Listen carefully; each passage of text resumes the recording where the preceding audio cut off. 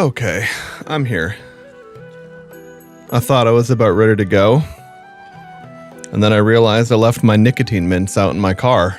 Had to go get that. Anyway, it is WoW time. Hello? Where the fuck is my volume? Oh, there it is. Okay. Anyway.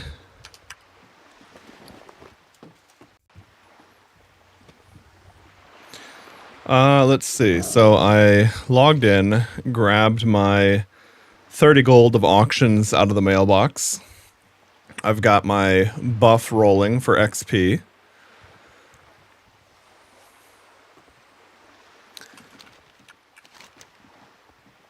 Oh, and I have... Wait, I've done all my Stranglethorn quests? Interesting. Well... where do I even want to go next?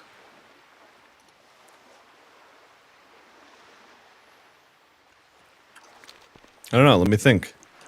I could go do a dungeon.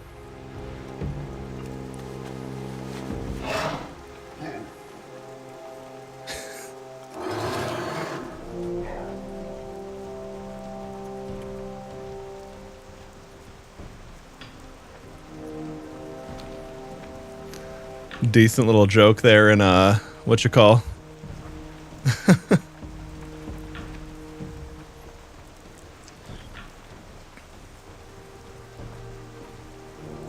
Newcomer chat, aka Global Barons.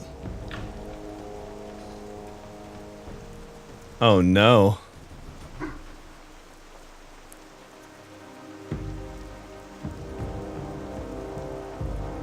Wait, this level 49 paladin died from a level 30 druid? Well, I guess you get what you deserve. Alright, so, I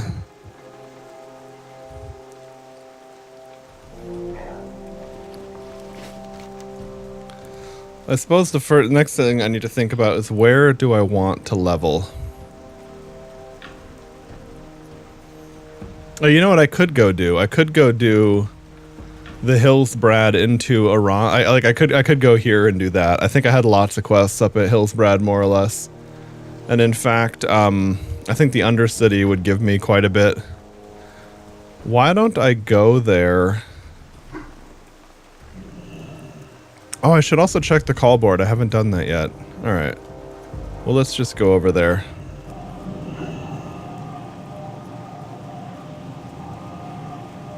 I realize being level 47, I might as well check out a battleground. I haven't even done any PvP on Ascension yet.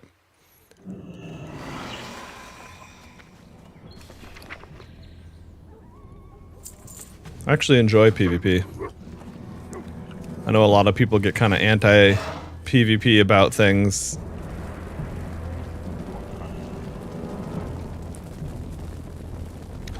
Okay, softwood plank. I should see if I have softwood and go sell it. Boiled clams. I think boiled clams are the regular clam meat, not the zesty clams.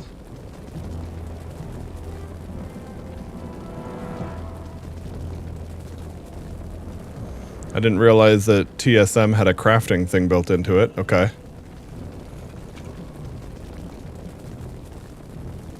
Okay. Yeah, goblin deviled clams are... that's the tangy clam. Oh, wait. I have zesty clam meat. I don't even think I have any recipes for that. Okay.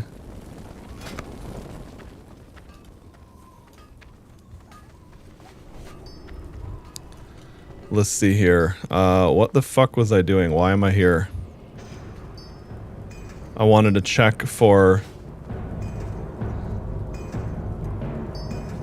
oh, right, the callboard PvP. I wanted to see if there's anything available for my level or not.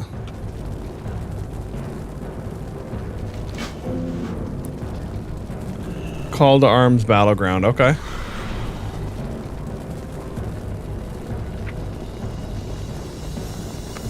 And am I in my feral spec? I am. Okay. Well, let's just give this a go then.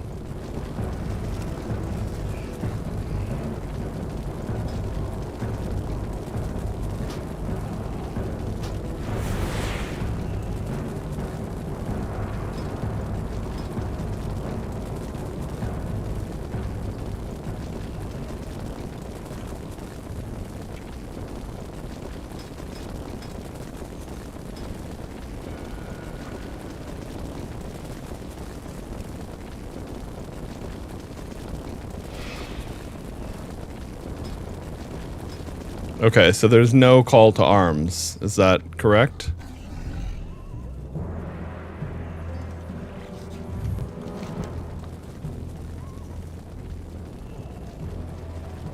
Oh, I see. Yeah, they're just using the terminology.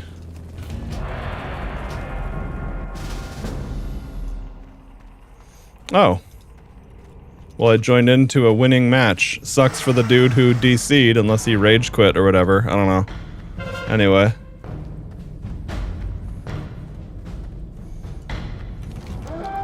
Where is my hovering map? I don't see it anywhere.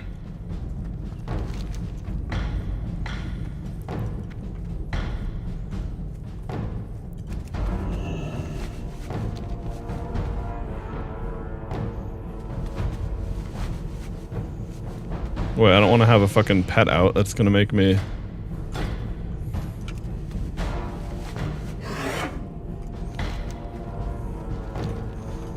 Okay, what is that? A 49? Oh god. People are rolling in hot. Yeah, I'm just... It's not worth trying to defend that. I don't know what that person's even thinking they're gonna go do, to be honest. Now, I will stay down here. If they're gonna roll in deep, we could defend over here.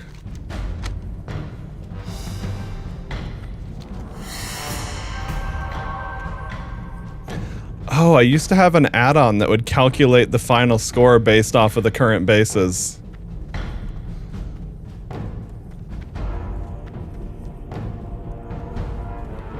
And now that I think about it, I might actually, even though it's more strategic to watch this point, I might actually have to get in combat. I don't know if they, like... Because, like, I didn't fight anyone yet. I joined into this BG late.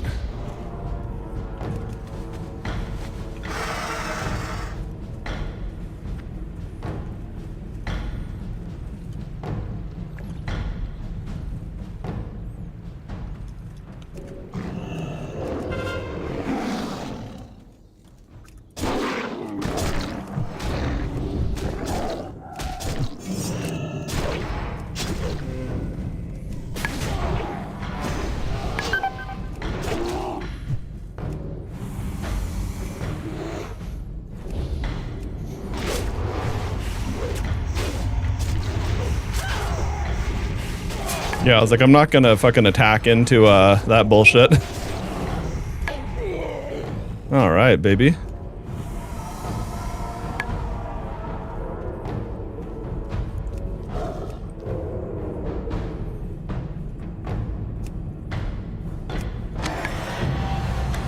Alright, we did it. Easy GG. How am I supposed to... There we go. Get these fucking achievements off my screen so I can leave the battleground. I don't give a fuck how many runes of Ascension I have, you assholes. There we go. Well, alright, so now we just go turn that in, right? No?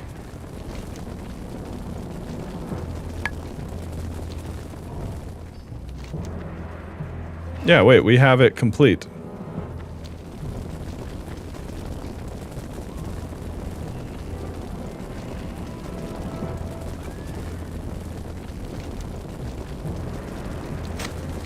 Okay, I was gonna say, what the fuck is that?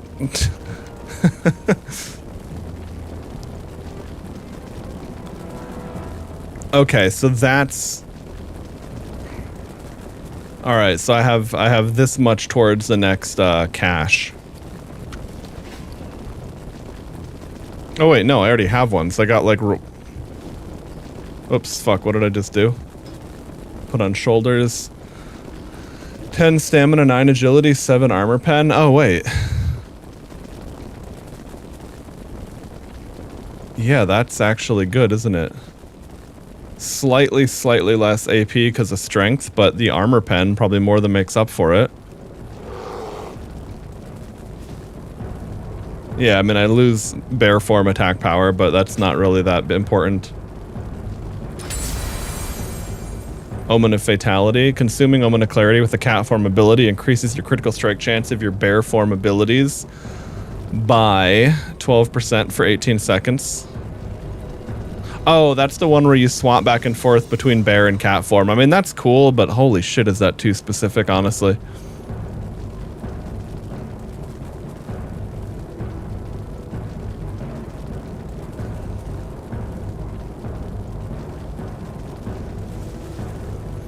Now, the reality, though... Oh, I do... Okay, I was gonna say, I had some shitty thing on. Now, this one is also kind of for leveling, but okay, at least Fairy Fire Feral grants energy and rage. That's actually very useful for any form of combat. Hell yeah, alright, well, let's go again. Oh, okay, so that's the honor point cap.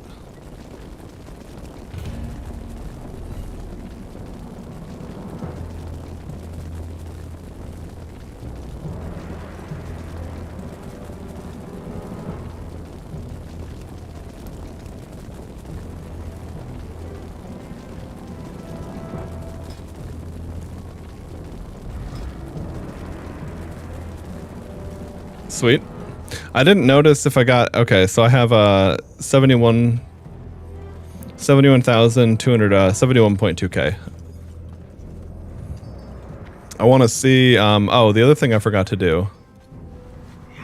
Let's get rid of my... We're going to take off the auctioning add-ons just to have less bullshit going on. No reason to have it calculating market values and trade... details in a BG. Just don't need that realistically.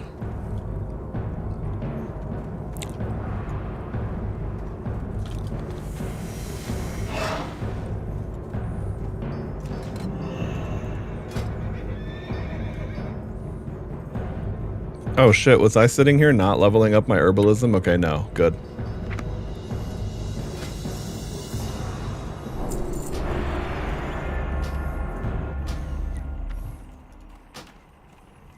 Nice, okay.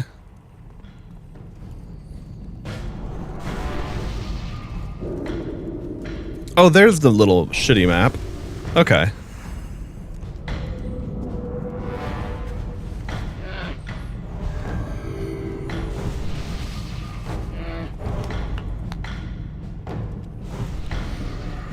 It's actually not terrible.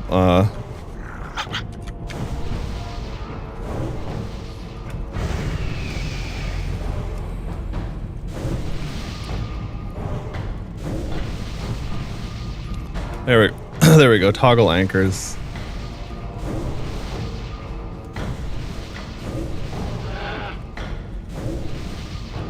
Oh, it's not even part of that. Okay.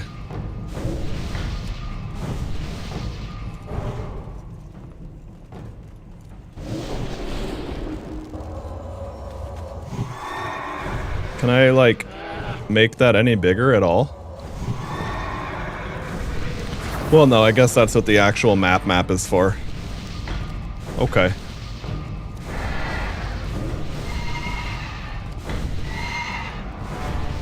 I guess I'll leave it here by my party frames.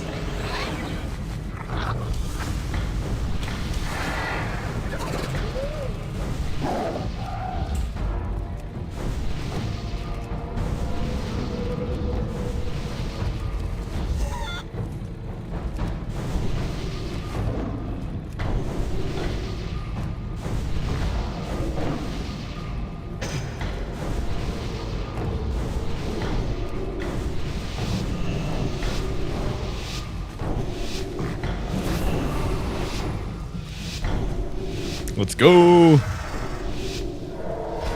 Man, this brings me back to like another era in life.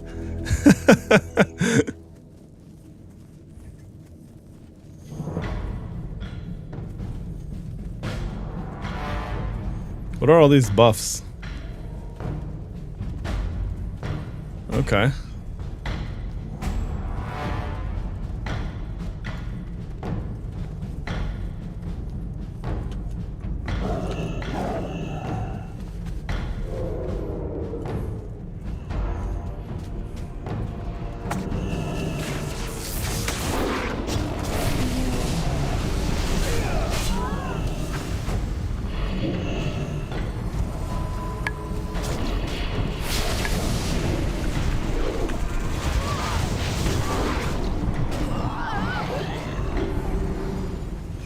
Oh no, it's this warlock I've played with before. And now you die. Sorry. Goat meal giveth and goat meal taketh away. But mostly that was the team. Alright, I'm gonna roll back over here to make sure we're not gonna get back capped or have any sneaky rogues sneak by like a shitter. Oh shit. Okay.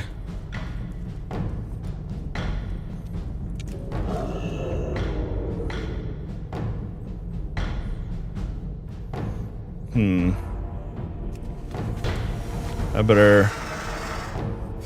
It's always such a tough call, like, do you leave? Well, hold on.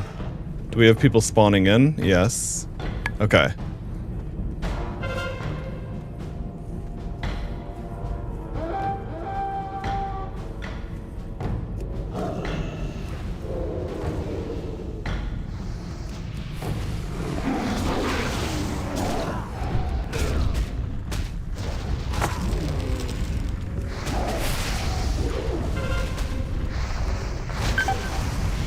Oh man, I got too much shit on me. I also realized I don't have a lot of shit keybound for PvP yet. I've just been kind of rolling with the fact that you can get away with clicking in PvE. Anyway, good motivation to finally adjust some of that.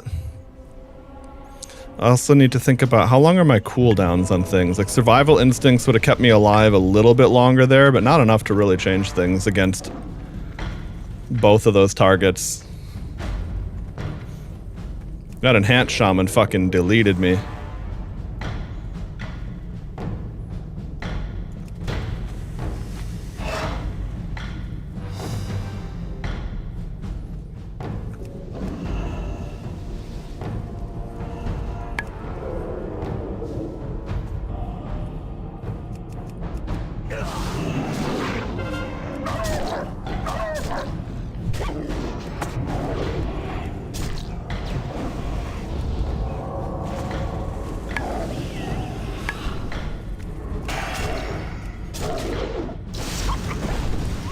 There we go.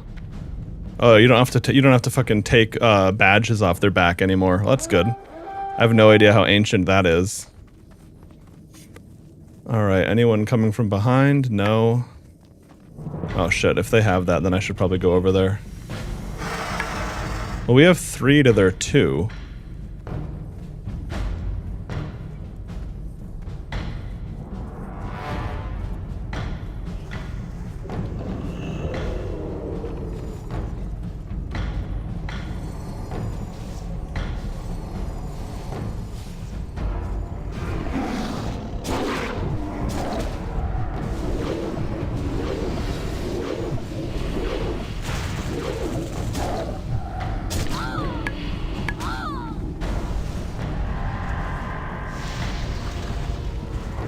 Damn, I'm gonna get fucking cooked here.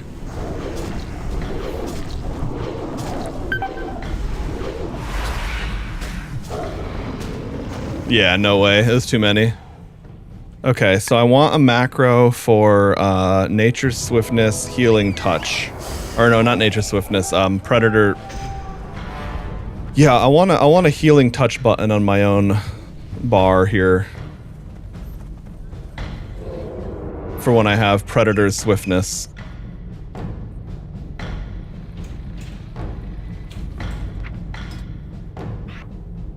I'm gonna put that there for the time being.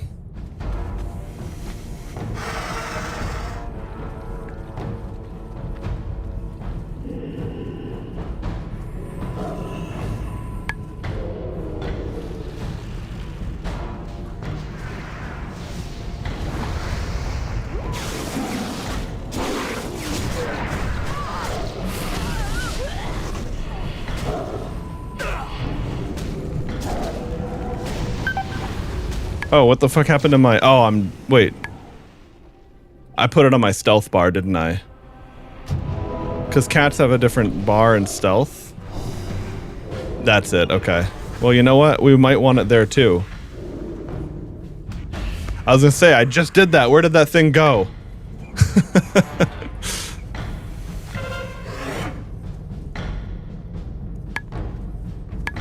Now, I definitely can feel the difference between... Hey, oh no, that's right, I'm red. Used to being like red equals bad, but no, this is Warcraft, so red equals horde. Alright.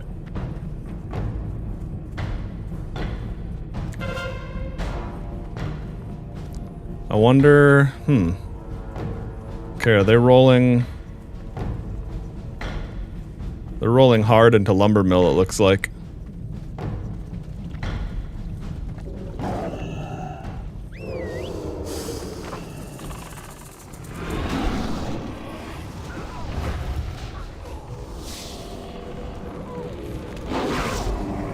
Oh, lovely. My stealth, or my stun missed.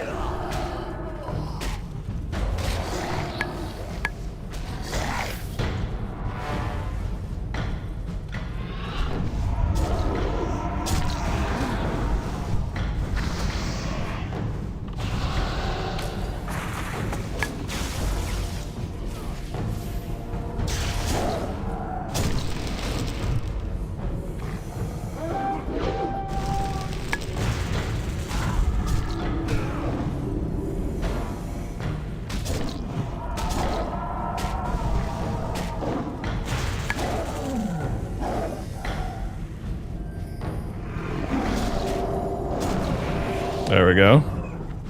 I could have Bearform Feral charged him. There's like so many things I haven't thought about in years when it comes to playing WoW PvP. But this is fun.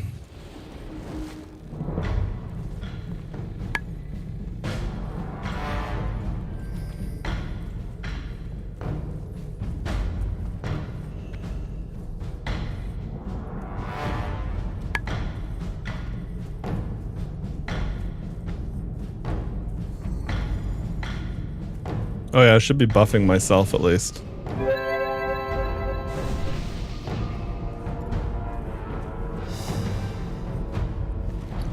Do I have water? I need water. For the time being, I'll just innervate myself.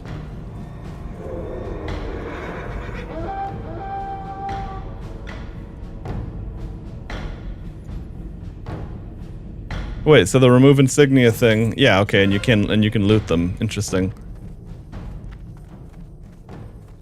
Okay, we have the farm.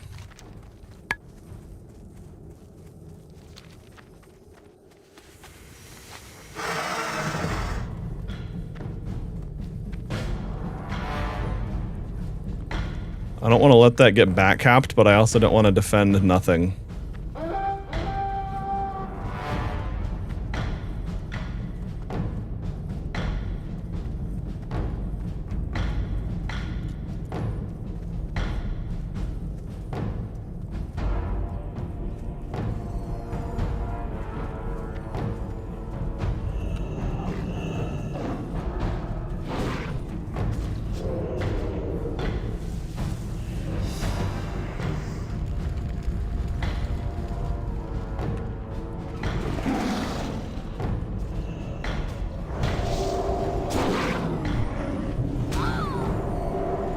Oh shit, I don't have... That's... Yeah, I can't do anything about that.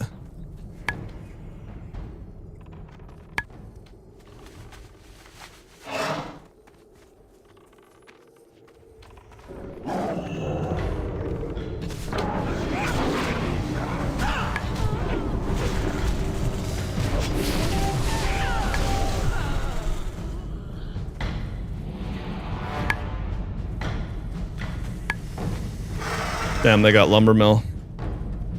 Got a lot of caps going back and forth. We do have the advantage though.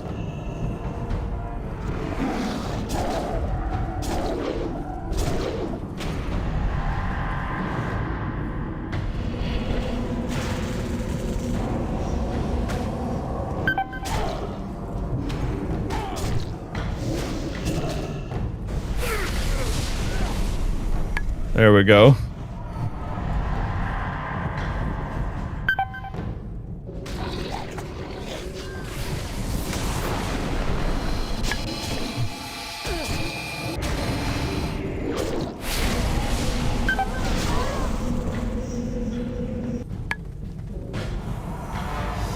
Damn. Okay, we couldn't have stolen that anyway. It would have, the flag would have burned off like that on the timer.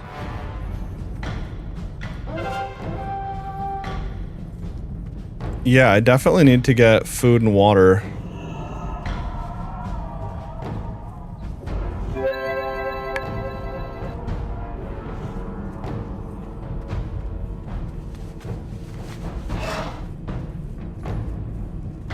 It'd be cool if they just gave you BG food.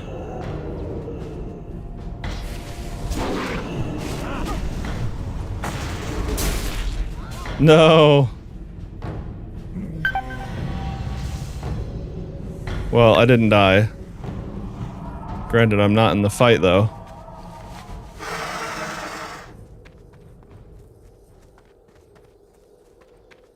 I forgot about that shaman knockback. I've done that myself a handful of times as a shaman. Just my least played class. Damn, I was trying to fucking interrupt him.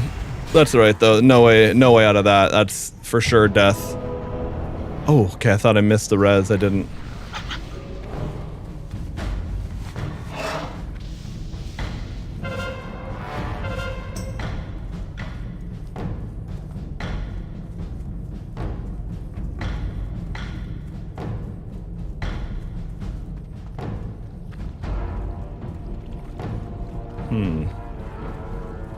Where to go now, I wonder. Well, if we're trying to fight this...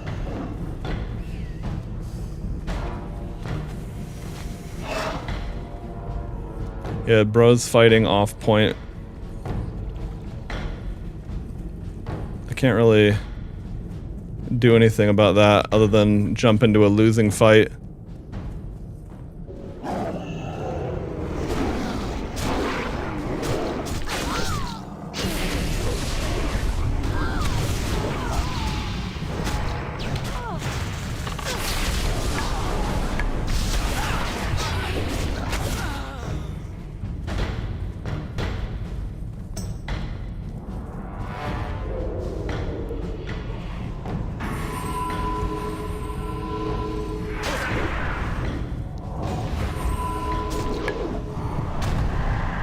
I don't have a PvP trinket either, which is a bummer.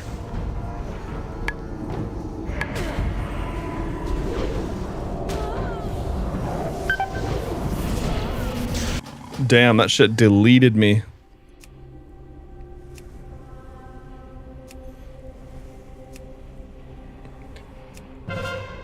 Yeah, it's another I realize it's another add-on. I don't have the ability to see more of an accurate recap of what actually happened without having to just go through all this bullshit.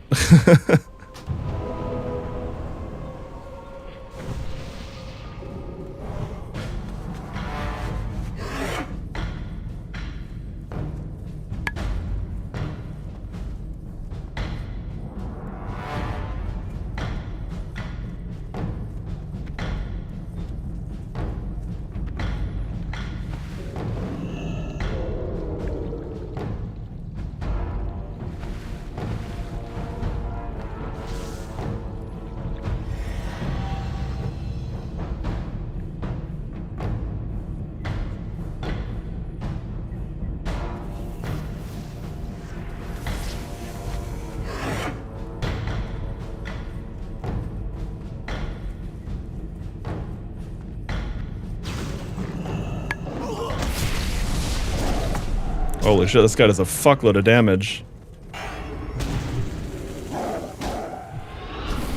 Oh well. I was gonna say, no way I'm getting out of that. They all respawned. I was gonna see if they weren't dead, if I could have ran around and stolen the cap.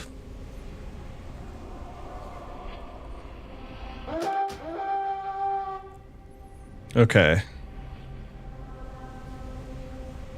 Yeah, we are definitely winning this though. Despite lots of back and forth and not much of holding any consistent points, like we're way ahead.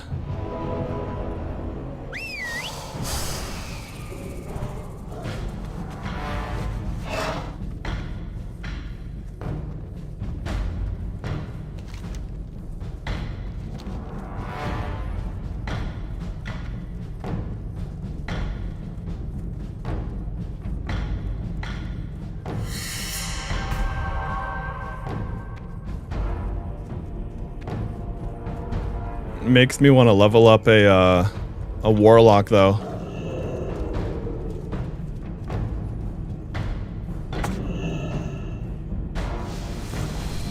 Oh, they smelled me. Okay. Yeah, I'm for sure dead. The whole wave is back. That's the only thing about the latency being in Hawaii, playing on an EU server, is like I'm never actually next to the target. Like I should have had multiple opportunities to pounce the guy, but I just couldn't. It wasn't like close enough or something. It's not literally unplayable, but it's one of those things that you do have to be careful of, and it does like I would not. I don't think I'd want to level a rogue, for example. That would just be too much bullshit to deal with, latency-wise.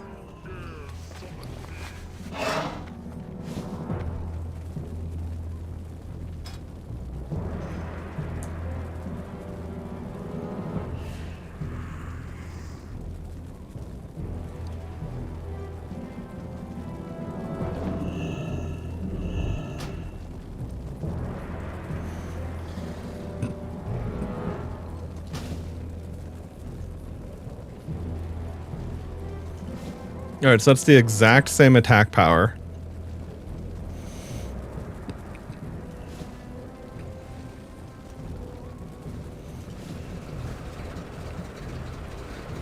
Ooh, but it is less crit because that has more agility and... Yeah, okay. I definitely want to keep the ones I have.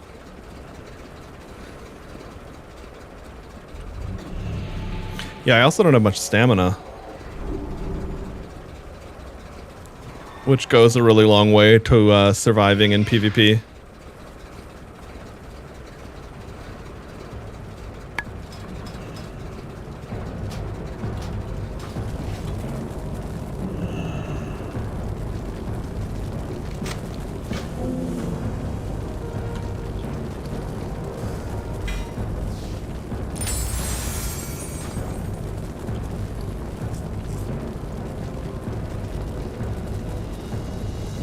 Oh, those are weird. They're like very hybrid-y.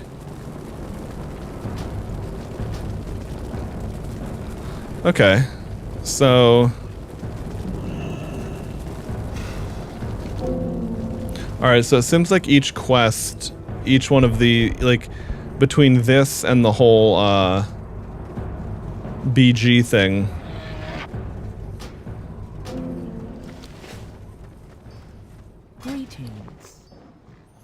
85.8k. Okay, so it's not terrible XP. But I bet, I mean, I did have 2 wins, and I bet if you're not winning every match, it could pretty easily feel not that worthwhile.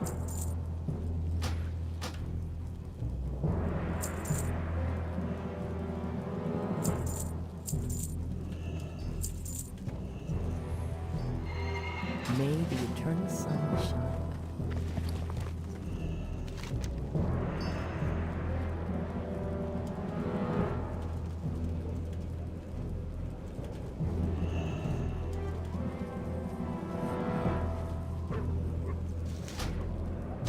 Okay, I already did the Serpent Bloom quest.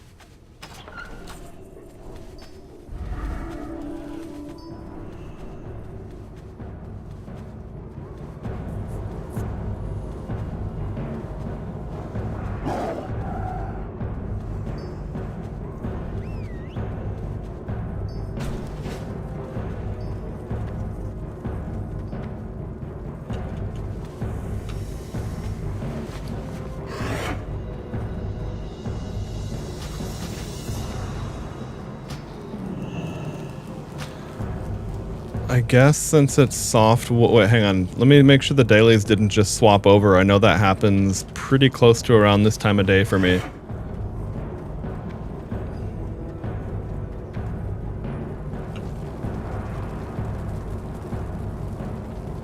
4 minutes, okay. I'll hold off on trying to list the softwood right now then. Security with my own blood. Is that good enough for you?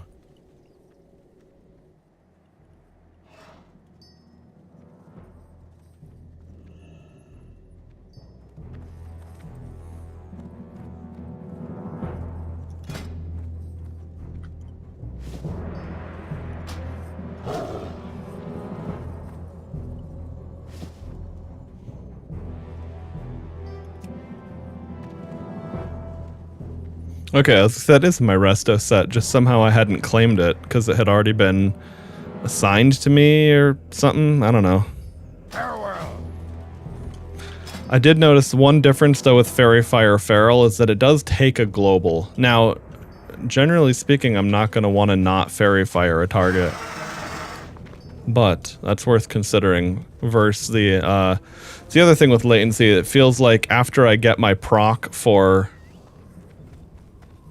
finishing a combo and then I get the ability to do the cat form Wrath, it just feels slightly longer of a delay than my global itself.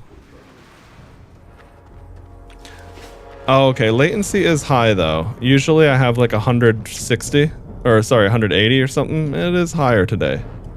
That makes sense. I can't see I can't see that thing. I guess those bars change when I'm in PvP.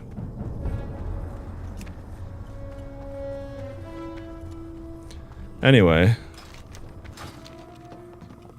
I suppose I should go to...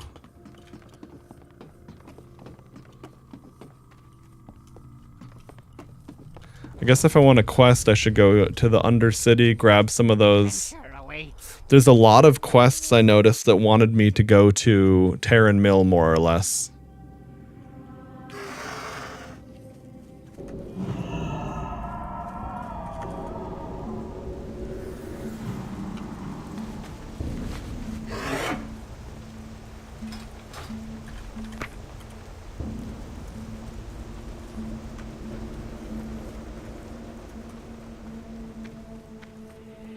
I wonder how many points it takes to buy gear, but the fact that you get arena points from BGs is interesting.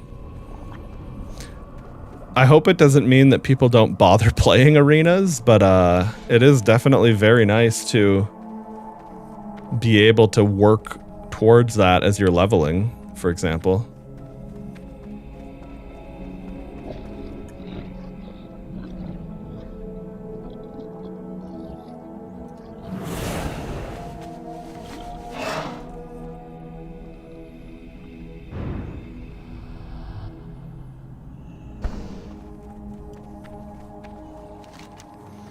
Oh yeah, my quest log is fucked though.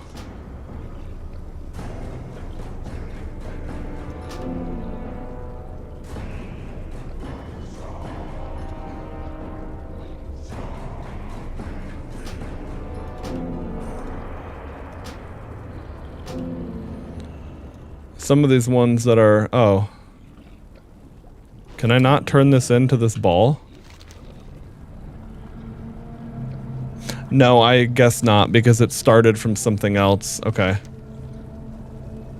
Oh, no, I have to go to Moonglade. Well, that makes sense. I mean, I don't know why I can't complete it at the ball, but I must have picked up the item from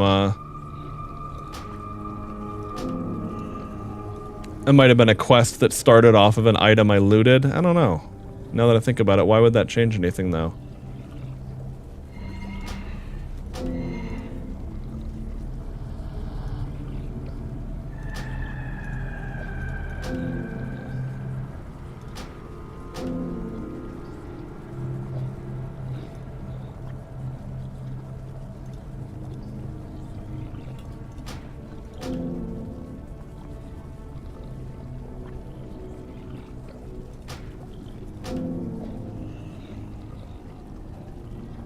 Okay, that's more than... that should be more than enough.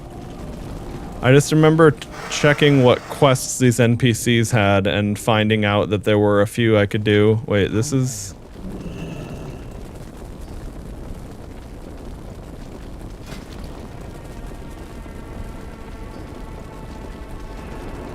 Oh, okay. You can buy heirlooms for these things too.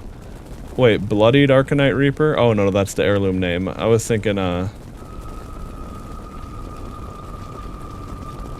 80,000, 160,000. Okay. I mean, that's a lot, but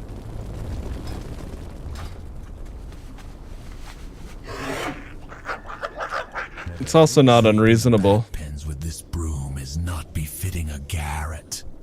I've earned a little coin from this accursed job, and I'm willing to spend it on you to better my station. The Garrett family weapon of choice is locked away in our chest in the South Common Hall of Uldaman, from when we Garretts toiled there as diggers. Without it, I will be stuck here forever, literally sweeping up after these infernal bats. Oh, Feralis might be a good place to bring it to me. To level as well. Restore my birthright. Wait, do I already have the quest I'm thinking a of? Tauren elder in Feralis sends a request for aid.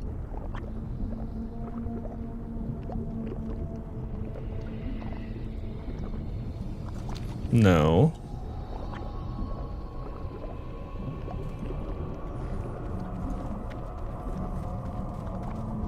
Dude, why can I not remember this? I feel like I was just here the other day. That's the Garrett dude I just talked to. And what was this dude saying? This is saying something about Camp Mohat. I'll just take that for now. I'll drop it if I change my mind. From both continents and points beyond Fuck. for your consideration.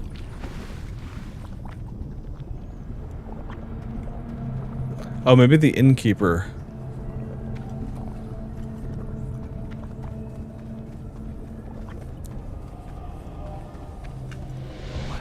Rest your weary bones for a spell. Excuse me, adventurer, but I'd like just a moment of your time if possible.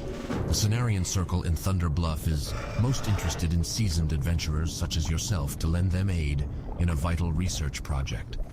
While I do not know the specifics, I can inform you that none other than Hamel Rune Totem is spearheading this research. Please, if you're interested, speak with him directly on the Elder Rise within Thunder Bluff proper. Okay, that's the Cloth Quartermaster. What is it? The Quel'Danil Lodge is a center of communication for the High Elves of the Hinterlands. Their ambassadors are working to establish relationships with other races with whom they share their knowledge of the Witherbark trolls that inhabit the area in the southern hinterlands. All of the documents regarding the communications are kept at the lodge. We don't need the High Vale building alliances with others, adventurer. Destroy the High Vale documents.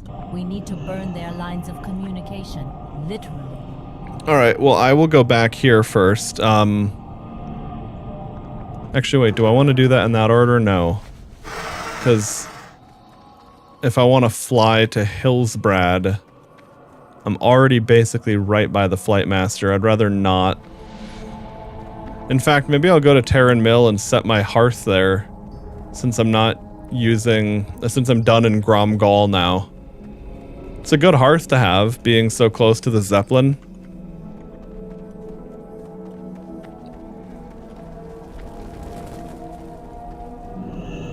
What? How may I be of service?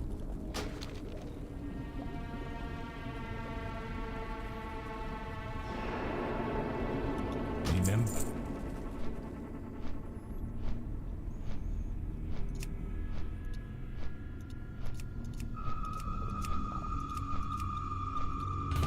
We'll see how quickly we get a queue to pop, because then we can skip the flight, and I don't mind doing a dungeon anyway. And if it doesn't pop and I don't feel like heading off, then okay. All good.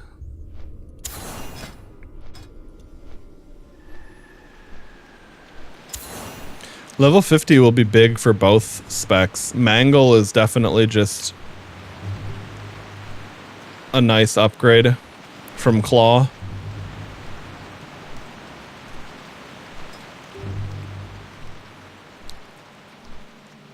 And on the resto side of things, we get Life Bloom and Tree of Life. Like, that'll be so nice.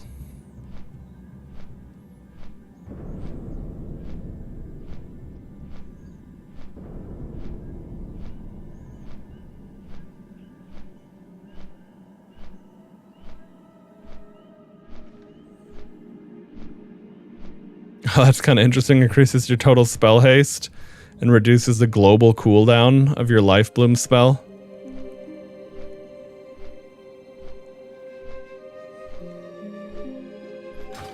Yeah, see, I never played modern Druid.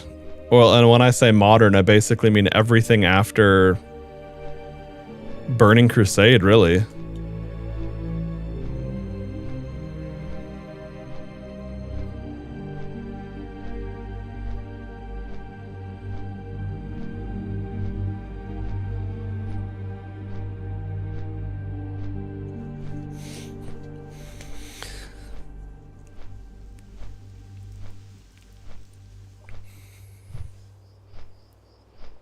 Well, watch the queue pop right when I fucking land.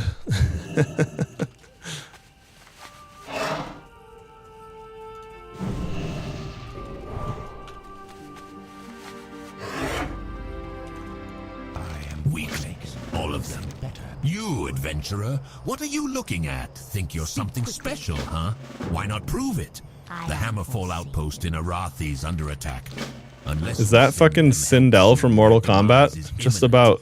But before you go rushing off, you may want to test your skills first. Northeast of Stromgard in Arathi is an ogre mound inhabited by the Boulder Fist tribe.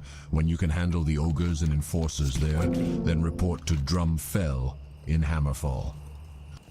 I hear you were enlisted by Darthalia to wage war on the humans of Hillsbrad. So jealous I am. While you're off having all the fun, slaying humans, pillaging the town, terrorizing innocent people, I'm stuck standing guard here in Tarran Mill. Perhaps you'll take pity on an old death guard like myself. You see, I am collecting human skulls, and you will be fighting humans for quite some time. Over the course of your long battle, bring me 30 skulls, and I will make it worth your while. Stand at attention while addressing me, adventurer. I am under direct command of Varimathras. We are to quell the human infestation until our apothecaries can develop the new plague. Our information leads us to believe that the town of Hillsbrad is vulnerable to attack. Your first assignment is aimed at disrupting their food supply and infrastructure. Travel west. Raid the northernmost farms of Hillsbrad Fields. Make sure that the landowners, Farmer Ray and Farmer Getz, are executed as well. At last we begin to hear word and rumor. Find evidence of Goldir's whereabouts. The humans have been moving him around, but we are narrowing down our search and focusing on the large syndicate camp just north of here. Go there, adventurer, and bring back whatever information you can get your hands on.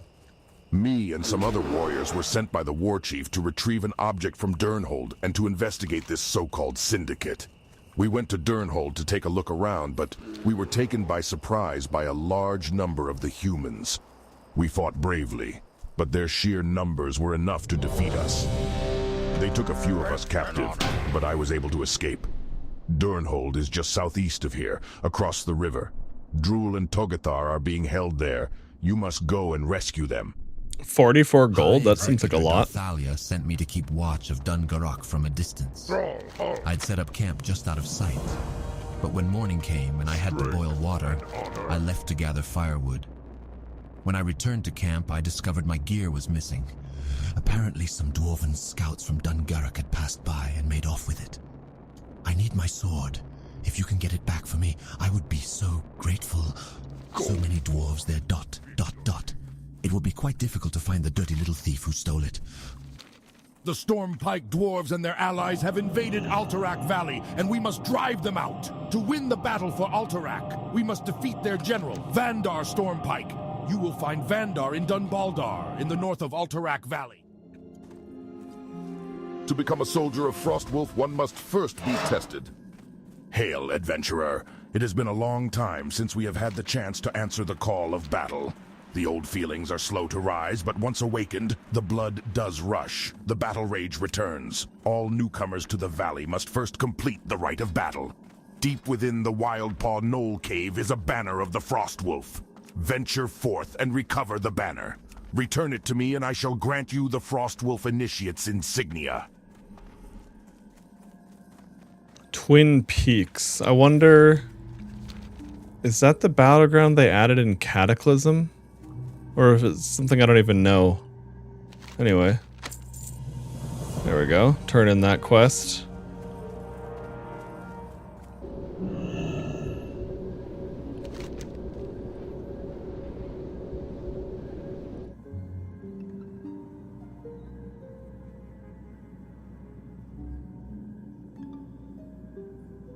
I think the Celebrian Diamond, isn't that?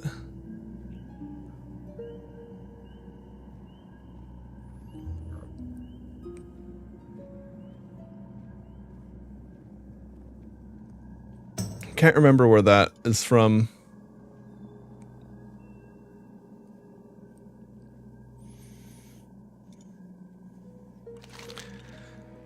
Is that outside of the Barrens?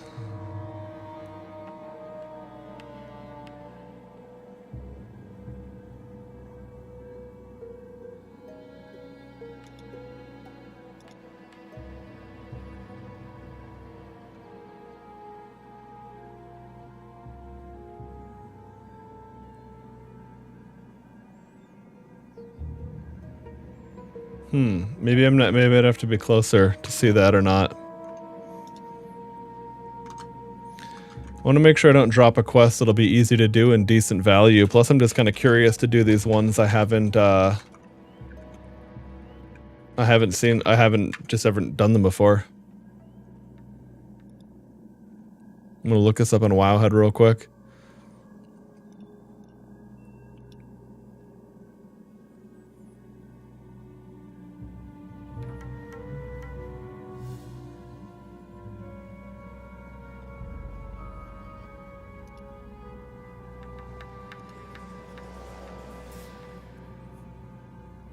Malkin is undead, not humanoid.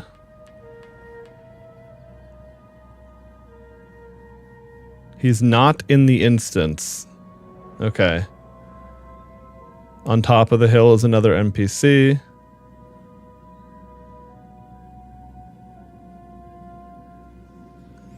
First tent is you enter the RFD thistled area. Okay. So yeah, he's not, that's what I thought. He's not in that area, he's just nearby.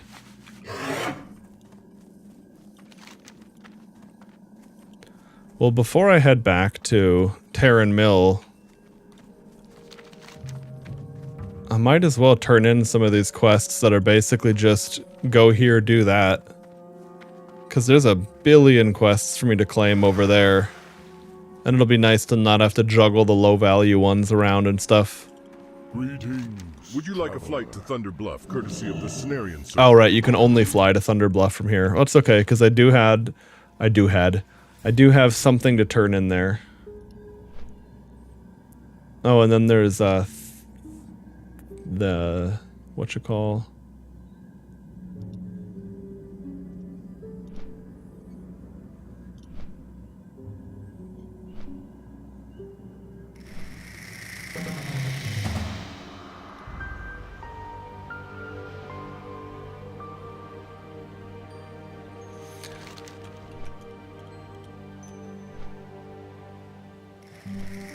Where are the Badlands again? Yeah, okay. Badlands is by...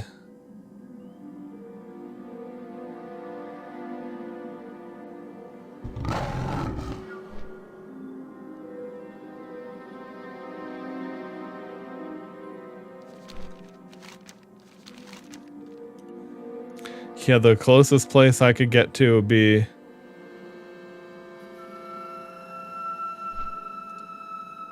Isn't there a boat that takes you to the wetlands? Oh, maybe it's Alliance only. I was gonna say, closest I've been might be Arathi Highlands. That's a ways away. Well, anyway, if so...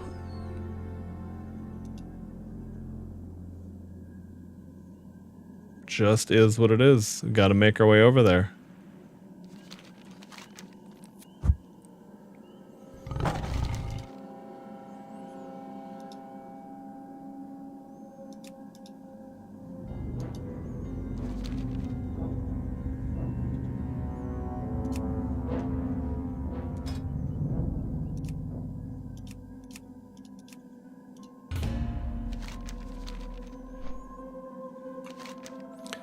I guess it would be annoying if I get a dungeon that I need quests for.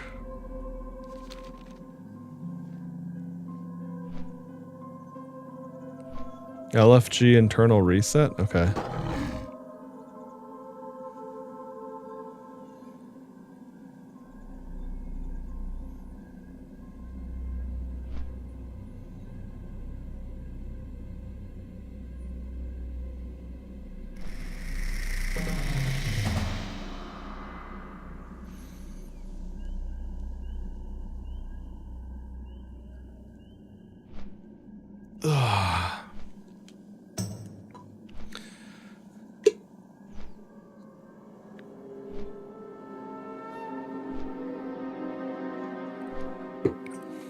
It's honestly some cozy gaming, though. Just playing WoW casually. Got the Path of Exile 2 patch on, what, Friday? Oh, I have to check the time zone of how that works, because if they mean New Zealand Friday, that might be my Thursday. We're both in the Pacific Ocean, but I'm pretty sure we're on different sides of the international date line.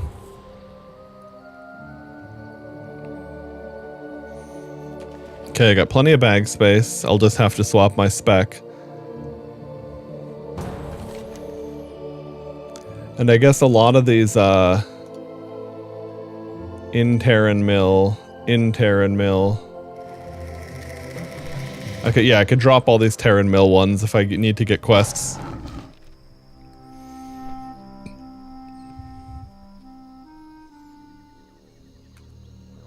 Either accept the queue or drop it, you asshole. He's probably AFK.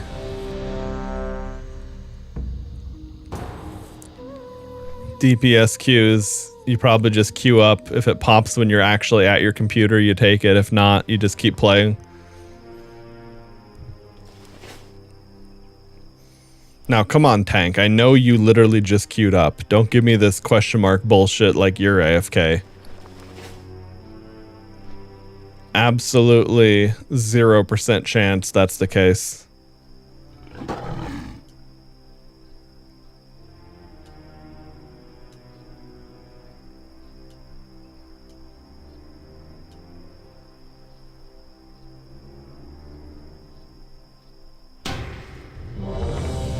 Come on, you assholes. There we go. Got another AFK DPS. There we go. Interesting. I've never just been dismounted from that before. Normally it teleports you to the tail end. That actually might be better for me, though.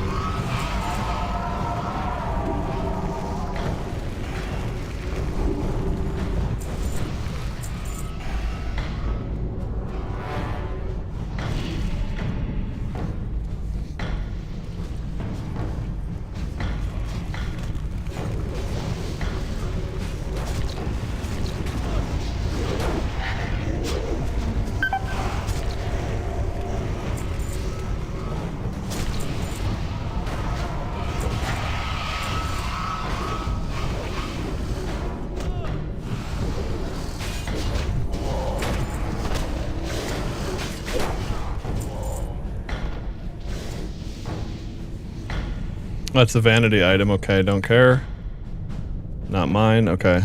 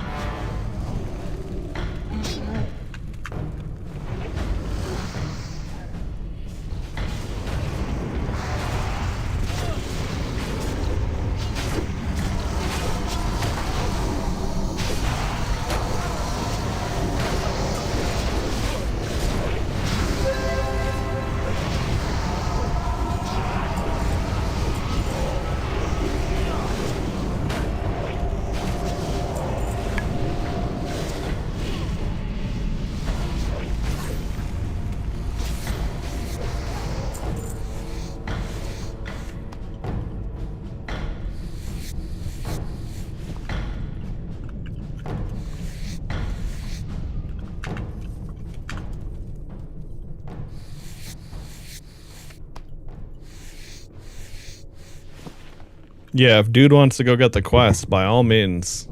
I mean, I get when you've been into a dungeon 20 times, you're over it, but like, I haven't, so...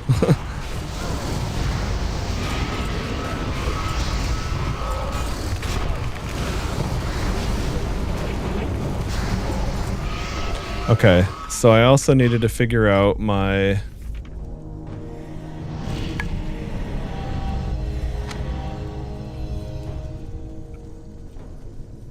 The stars of this time are bent on new paths, beacons of hope and strength for the coming ages.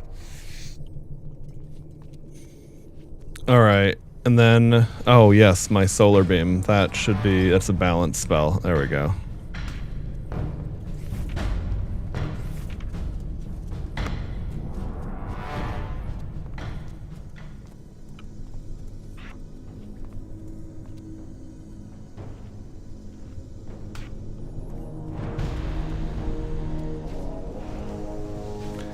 Avatar of Hakar still lingers in this temple.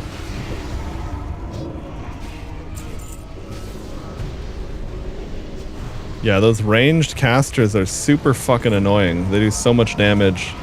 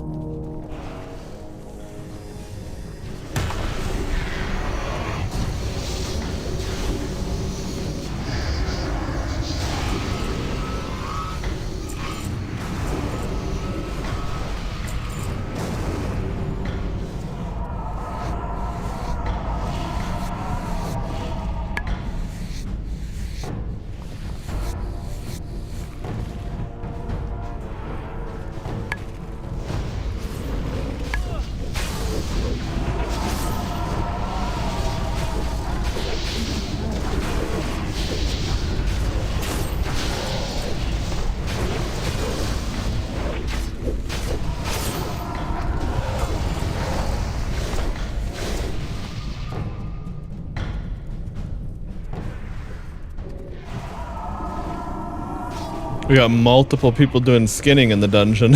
we're all fighting over loot. That's okay though. That just is what it is.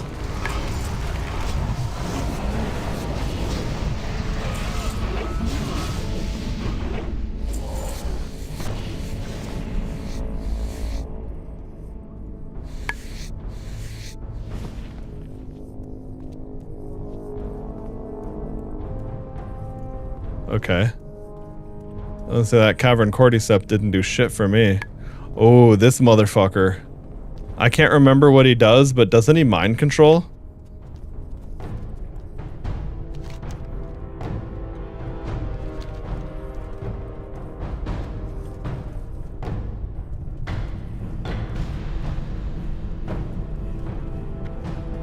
Okay. To awaken him, defeat Avatar of Hakar, Jamal... yeah, that's right. We gotta go downstairs. These Caverns Cordyceps to give you a movement speed boost in the dungeon.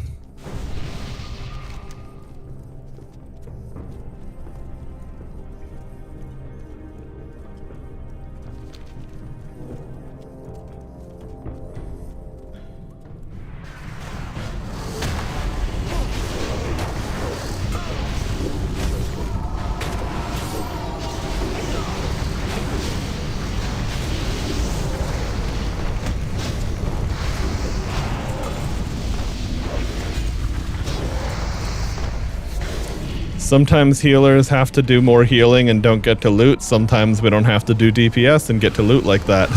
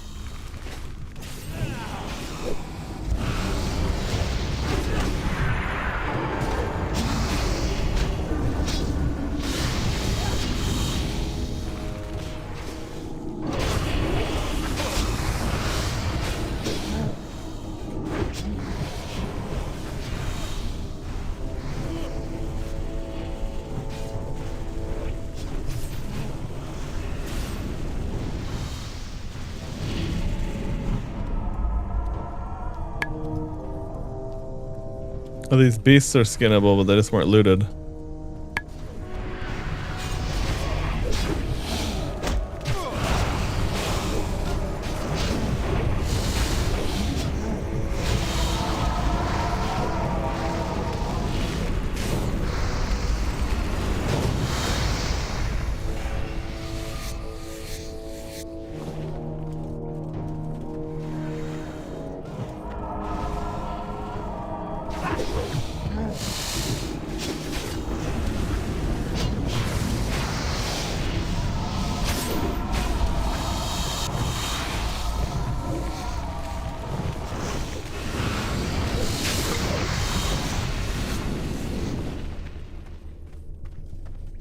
Ah, here we go.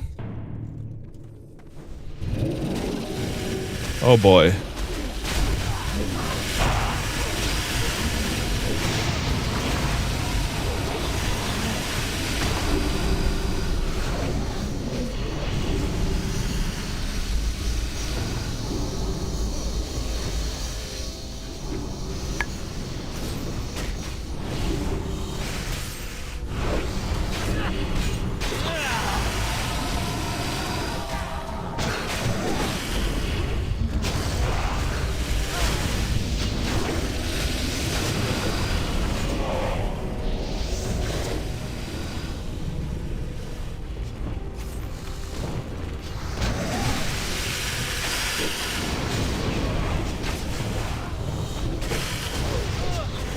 I feel like we don't want them channeling that shit on the boss.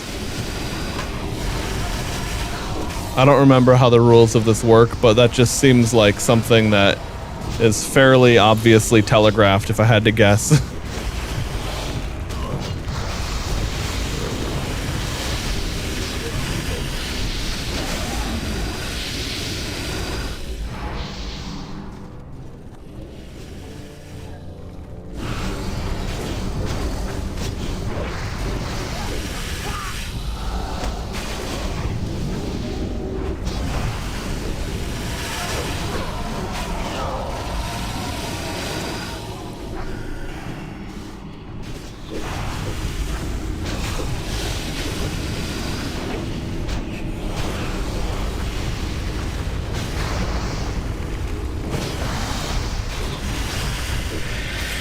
Oh boy.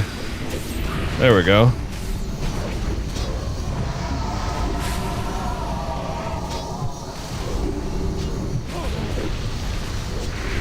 This guy have righteous? No?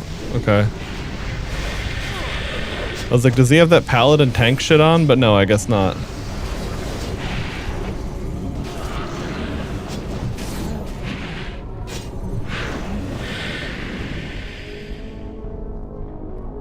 Okay, easy enough.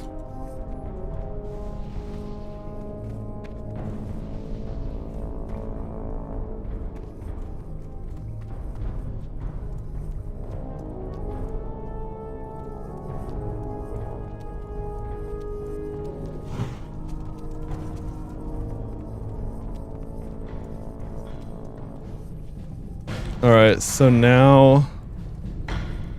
Oh yeah, I think we have to defeat this guy over here, and then we can do the boss. Shade of Aranicus. Yep.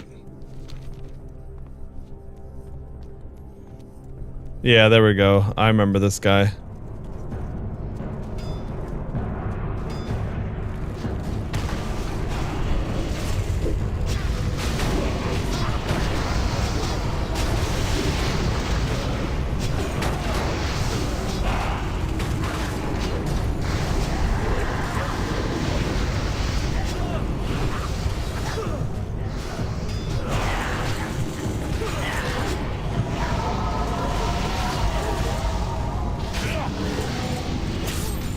I was gonna say, I don't know if we want to LOS this or what, but these casters are pretty spread out and pretty annoying.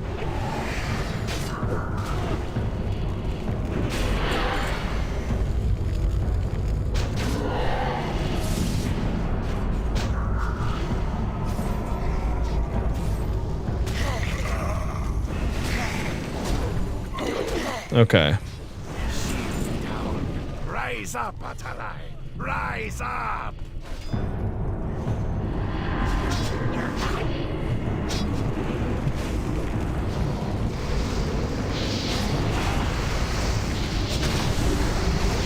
Oh, they've got anti-magic shell, basically. Cool.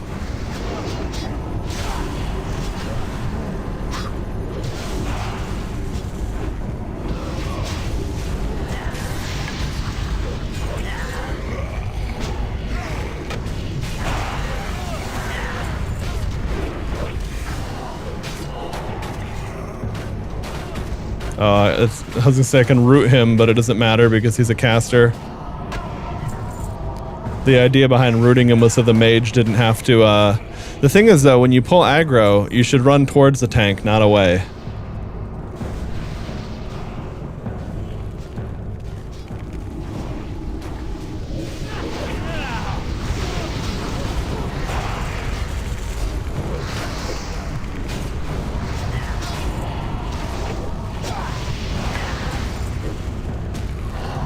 Let's see, let's get this fucking bot out of chat.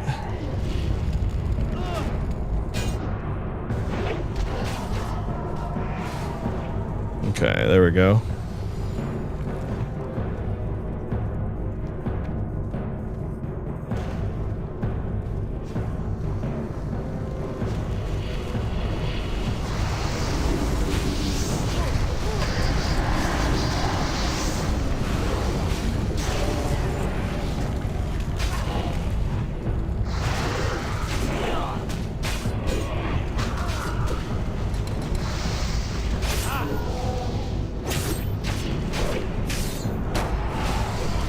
Hey, ND Beats.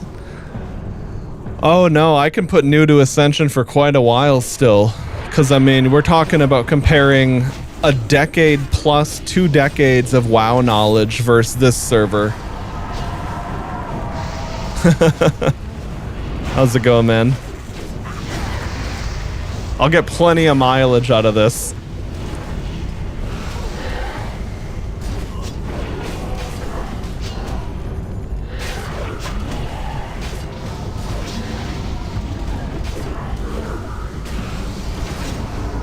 Yeah, I'm having a good time with it. I did a couple BGs earlier for the first time.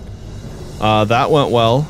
I mean, I definitely noticed a latency from Hawaii to Europe where the servers are. It's not ideal, but it's far from unplayable. And everything other than PvP isn't even an issue.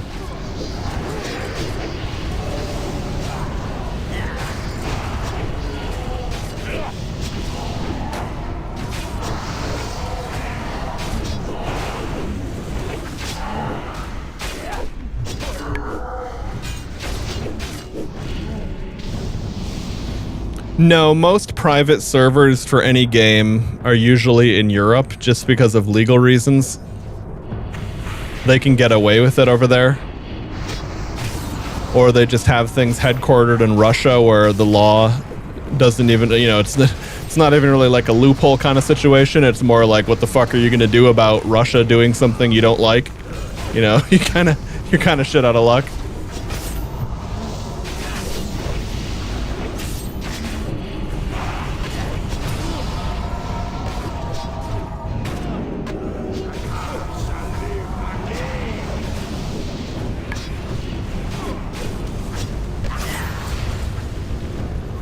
Hell yeah. Okay.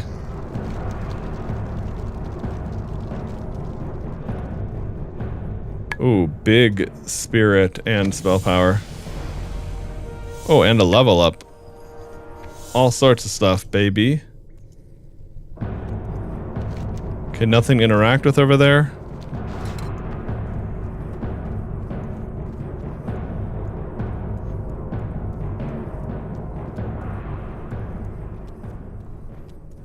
Okay, let me make sure I'm not missing anything from this. Spell power crit. Intellect spirit crit. But I have no spell power then.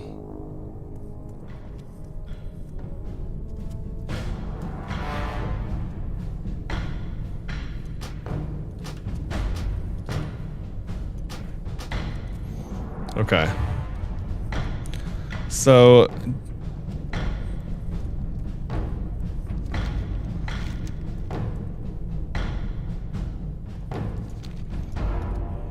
I don't know where we go, actually, to be honest.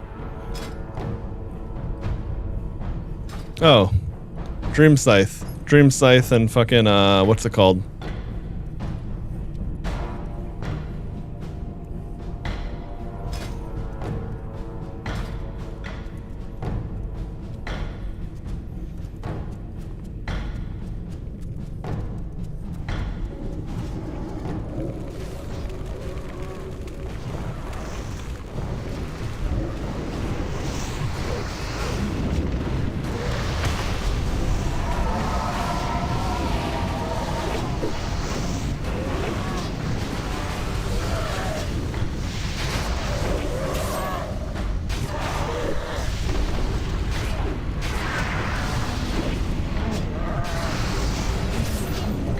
Remember the first time doing this dungeon way back in the day, seeing like the full dragon models, like these big ass dragons. It was such a moment.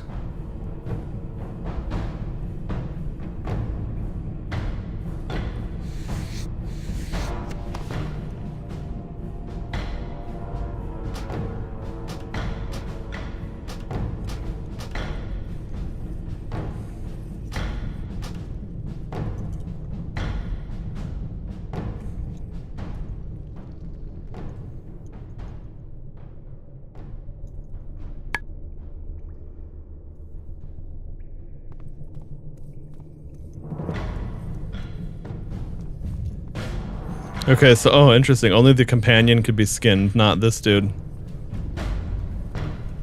Oh yeah, Morphus and Hazaz, I remember. Yeah, okay, all these names are coming back to me.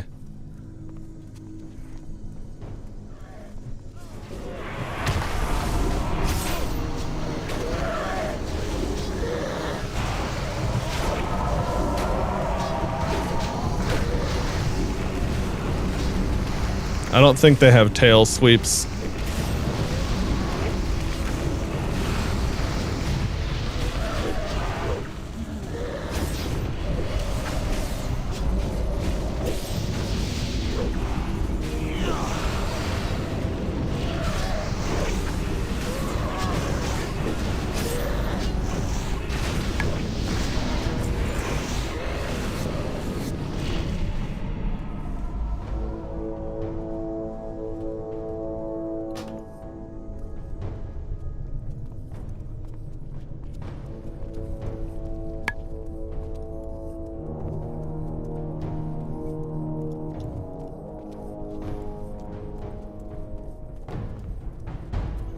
Is this it yet, then?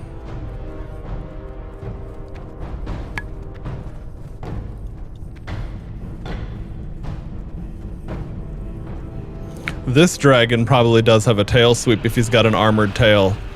This is like a true boss dragon model. Unless it's just the visuals and he doesn't actually have that mechanic.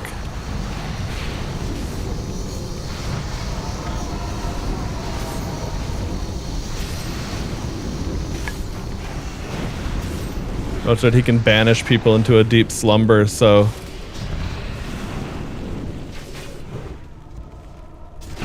I want to make sure I have the tank, like, double-hotted.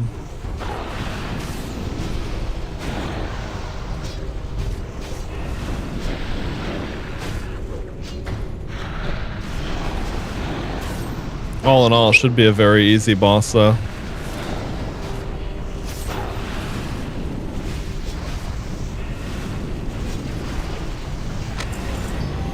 Alright, we did it. Holy shit, Dragon's Call. This used to be so fucking rare.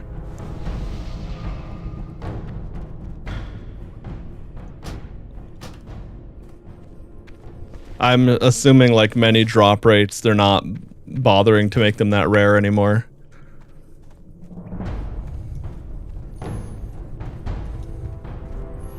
Is there anything to do with this? I guess not if you don't have a fucking quest.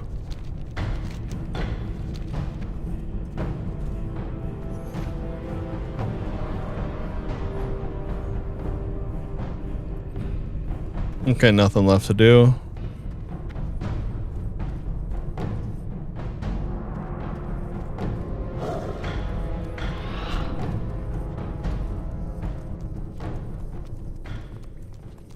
Let's see what we have in here.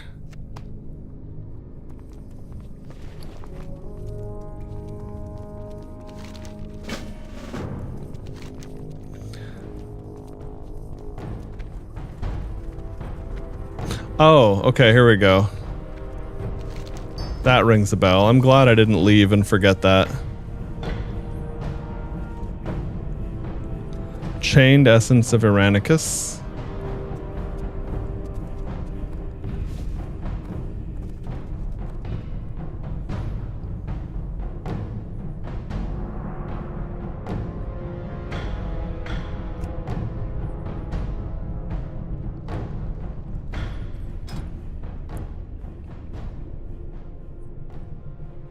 Okay, 16 spell power, 9 int, 8 spirit. 27 spirit, 9 spell power. Okay, so I lose a little bit of spell power and int, but I gain a crap ton of spirit, which is really, really worth it for me. Oh, here's the trinket. Okay. That's right. That's just a trinket that poisons people.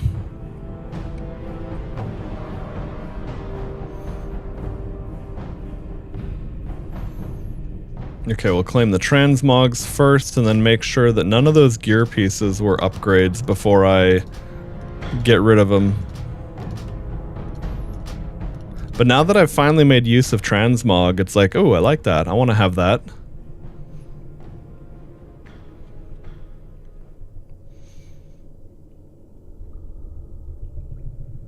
Seven stam, 17 intellect. Oh, no, I don't want to get rid of more spell power. Oh, right, these gloves. 10 stam, 9 spirit, 5 crit, 8 spell power. Intellect, spirit, stamina, spell power. Spirit, okay, so I drop intellect again. 10 stam, 9 spirit, 8 spell power. I have no idea what the crit difference is. I have to look that up.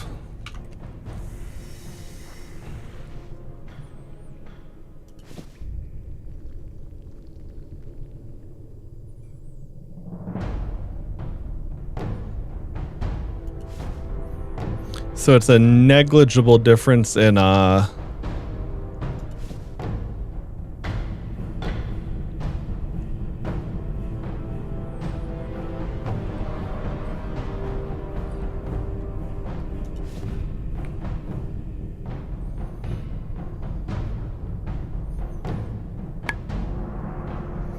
oh, because of the total difference to mana. I see. Okay.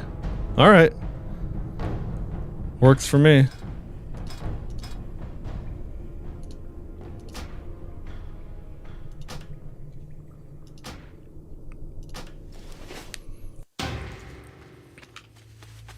Oh yeah, so where was I? I was flying over this place. There's a bunch of bristlebacks.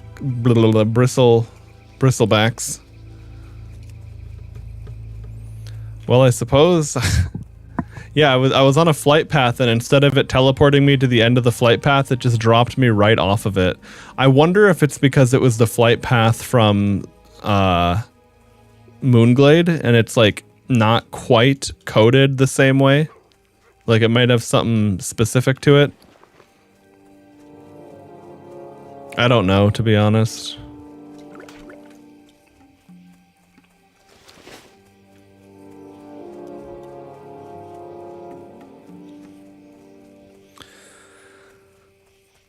That sugar modified preserved filled meat isn't real meat.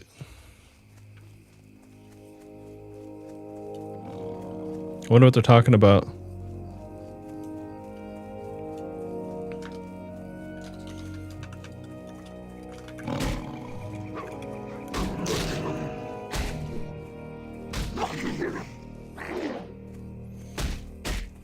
Damn it, I have to fight this, I guess.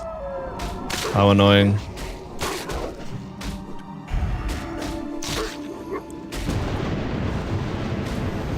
Clear casting proc into Hurricane is kind of nice. Wait, why the fuck? Oh, never mind, I misread that. I thought that was level 60 for a second. I'm like, how am I not dead? What is going on?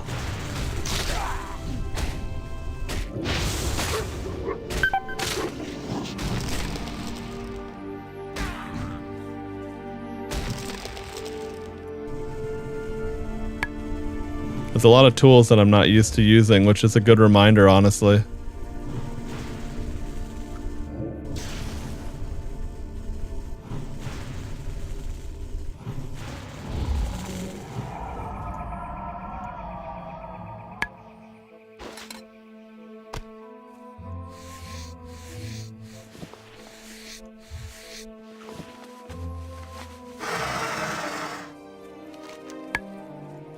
Alright, I guess the lifts should be over here, more or less.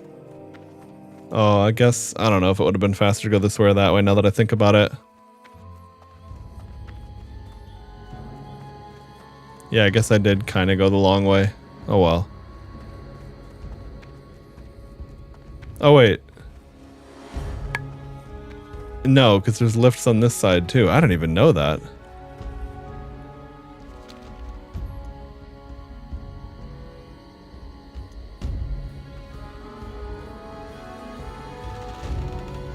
Okay, well, we'll get this quest turned in, then we can go fly down to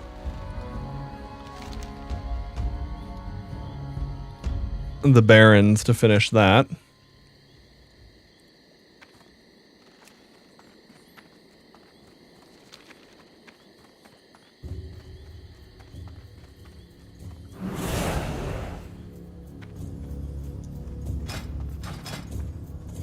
Oh yeah, where do I want to put this point?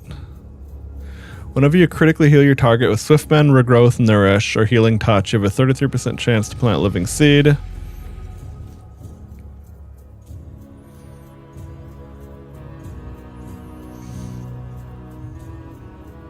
We're going to move some points around for sure, realistically.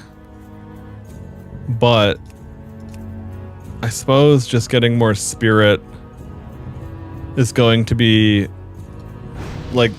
The Spirit talent is at least good for everything, even if it's lower value. It's like we don't have to question whether or not it has value.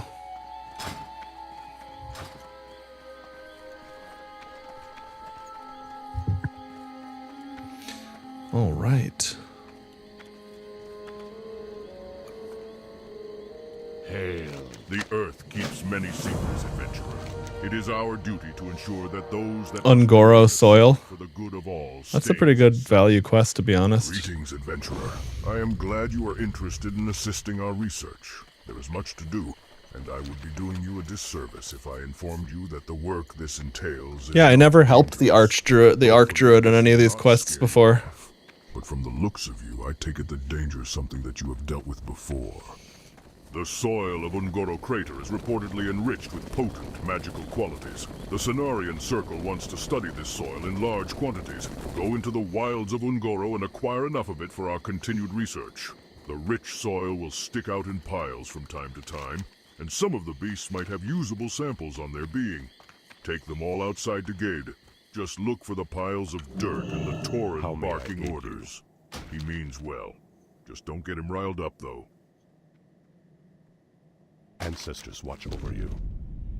Peace, friend. When mounted on the back of a Hang on, I guess the rider, question one sees is, that if its I'm in... reputation for strength and speed is well earned.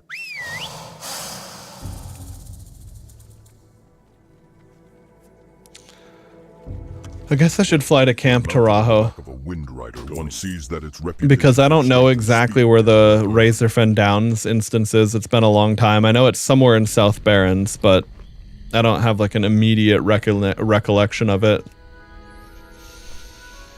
Oh, and I got shit to sell. Nice. Making some money.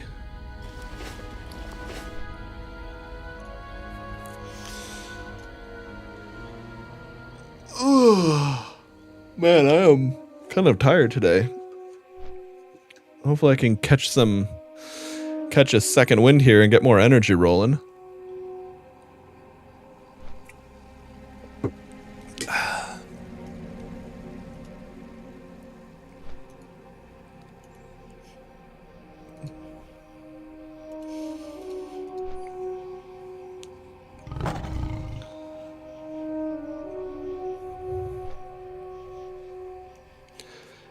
I don't know, I'm actually hungry today, which is odd.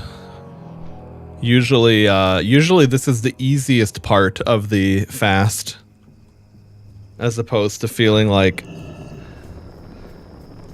I do like an intermittent fast every day, more or less. Oh no, never mind. That makes sense because I ate earlier yesterday, so now my body's thinking it's like food time already, and it's not for another few hours.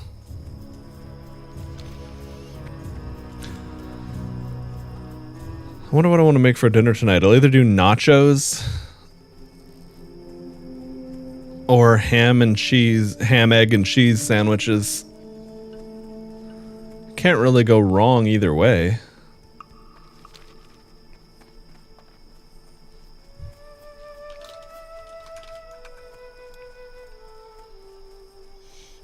Carnivore diet make you want to bite annoying people?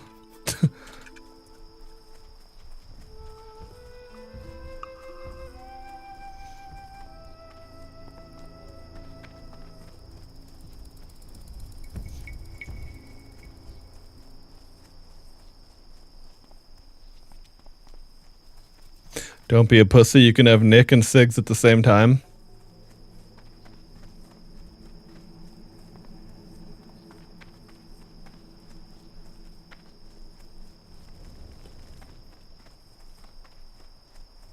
He's not wrong though. The cost of eating a lot of meat does add up pretty significantly.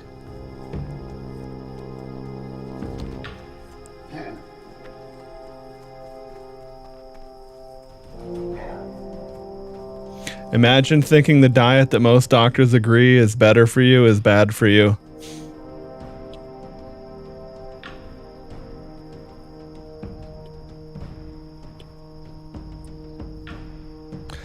Problem though, I was gonna say some doctors are more retarded than the people in this chat. That's the real problem.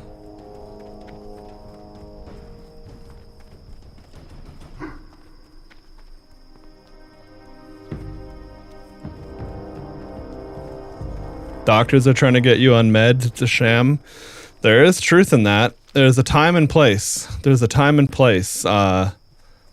Sometimes it's better off to be in that. I mean, there's a time where you need medicine. Like if you have certain types of infections and you're not using some form of penicillin or similar, like you're just being an idiot.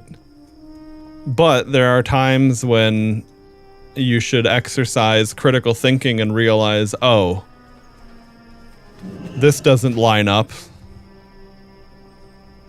Or this is an obvious conflict of interest.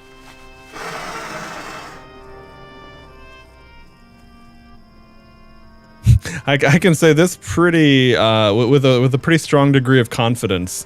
If I had either completely trusted in or completely disregarded modern medicine, I'd probably be dead by now. Because there was a time in life where it would have saved me, and there's a time in life where it would have doomed me if I had just blindly accepted everything as truth.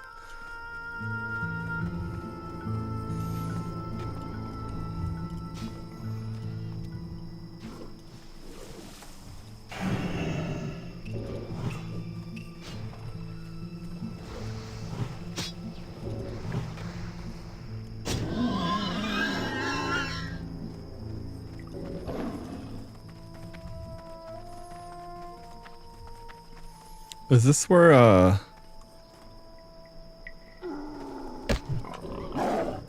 Fuck, wait, I'm still in my Resta spec like an idiot. Now I have to fight him like a caster.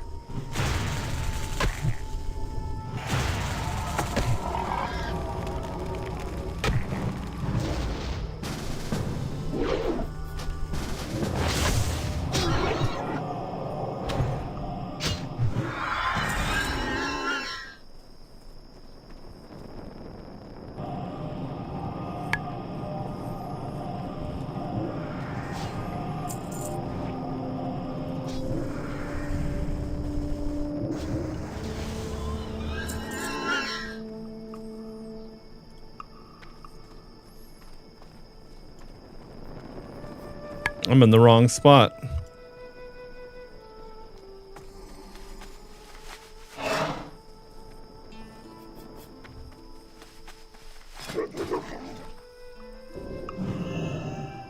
There you go. Give him some mana.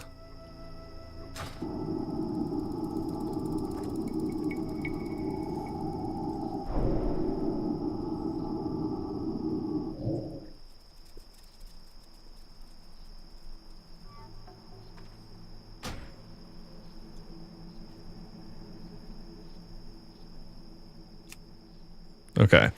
Yeah, I realize that I don't need to do anything in here.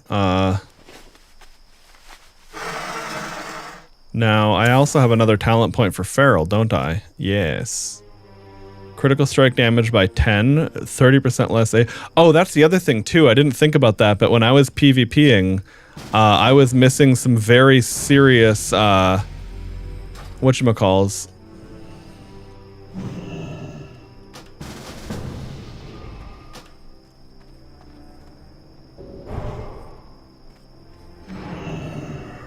Some talents that would be essential for PvP, basically.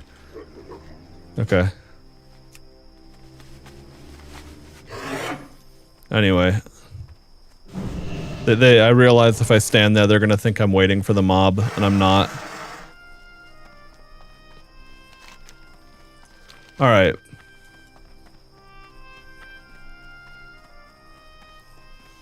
Is this where... I'm trying to remember where the fuck Razorfen Down starts.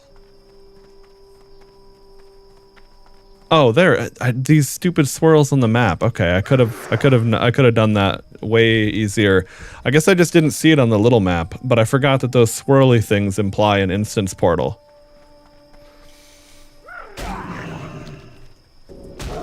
Hey, brother. Can you cut that shit out?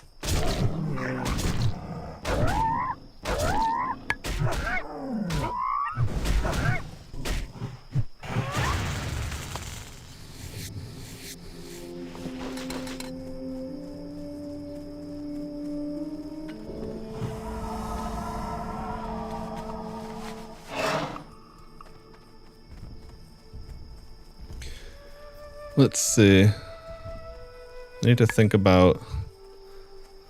Oh, maybe alt? Redruve, regrowth. I guess I need to think about that, but yeah, I could easily bind that to alt and then mouse buttons.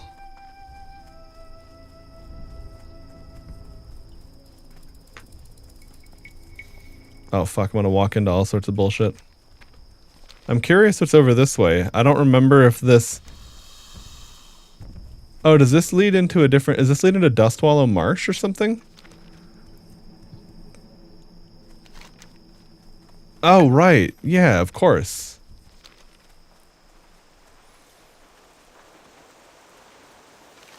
And then where does Dustwallow lead?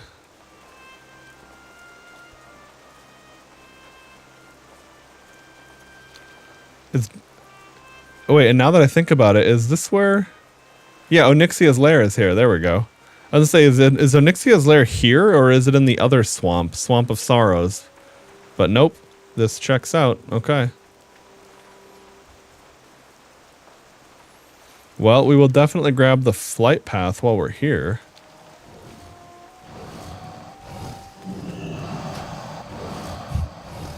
Crocolisk Hunter. It's actually not half bad.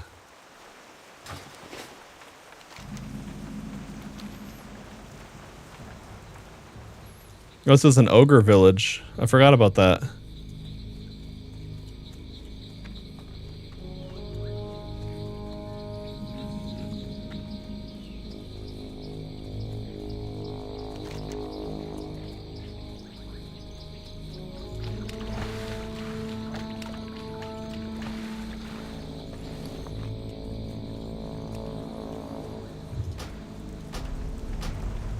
How does this look, I wonder?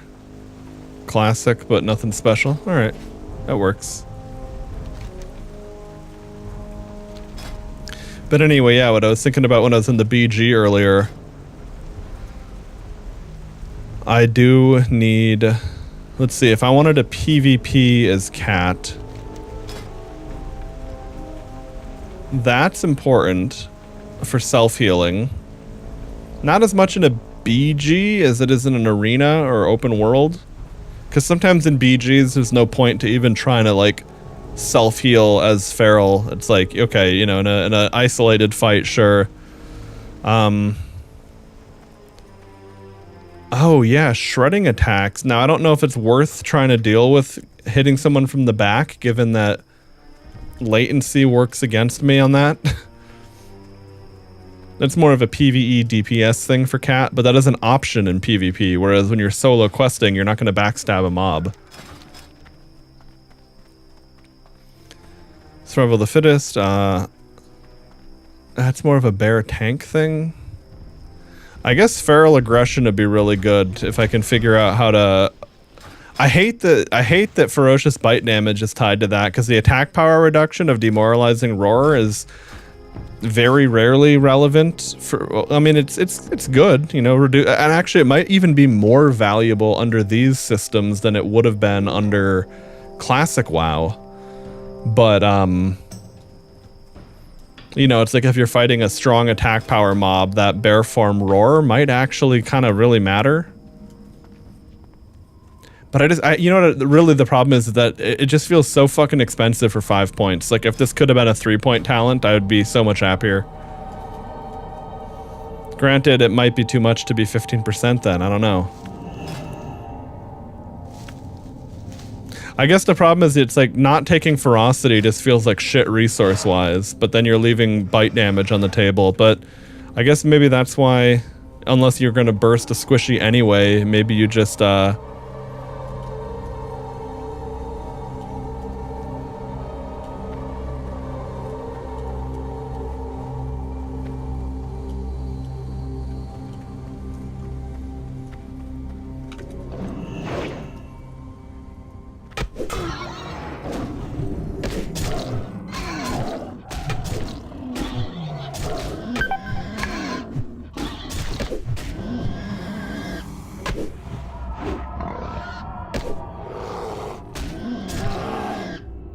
yeah, these guys hit way too hard.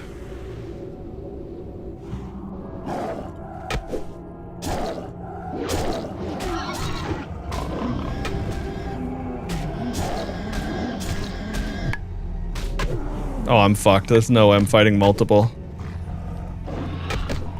No, the days. Fuck, he got it. I'm dead. That's alright. Yeah. So, I have to figure out where the fuck is this Ambassador Malkin guy? He's somewhere around there. Let me refer to the post I had. First tent as you enter the RFD thistled area. Take a right, final... Okay, so he has different places he could be. I'll just stealth around. I was just being lazy, thinking that I didn't have to care, but between level scaling and the fact that these are not only elites, but they seem to be dungeon elites, which, or like, it's not a... I fought elite mobs before that were not very hard to kill. This guy does way more damage than I was going to be realistically able to handle.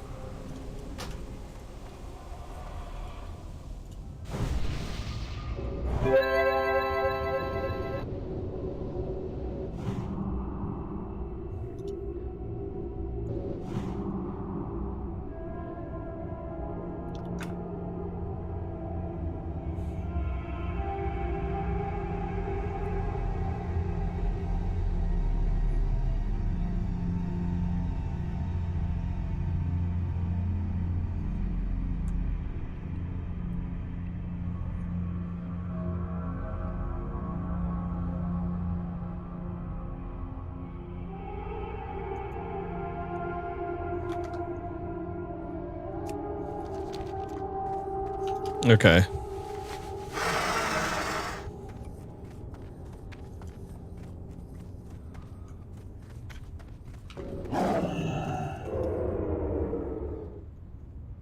No, the problem is if he's, I was gonna say if he's in there, fuck that. Like, I can't handle these motherfuckers. However, we'll have to, yeah, I guess we'll have to see if he's elite or not.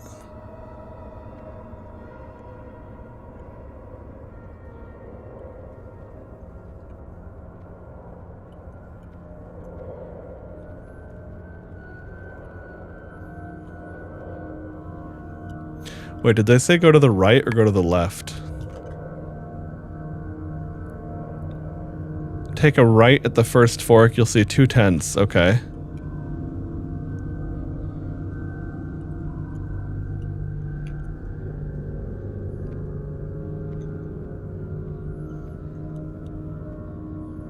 Problem is he's undead, so I can't track his name.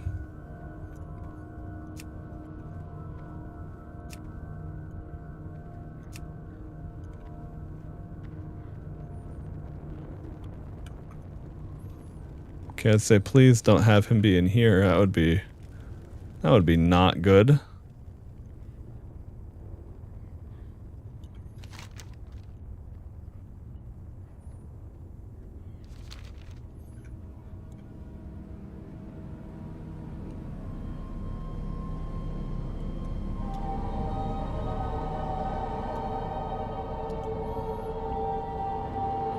This should be the entrance to the dungeon itself, right? Oh, and what's up with this? What could this quest be?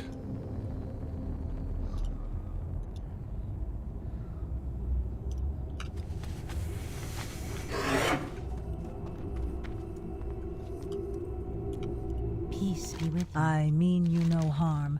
I am scouting the Quillbore and taking Okay. notes of their activities. My people have noticed something odd. Yeah, that's a quest you can get from the ball. I just haven't done it yet. Whereas this one is probably not.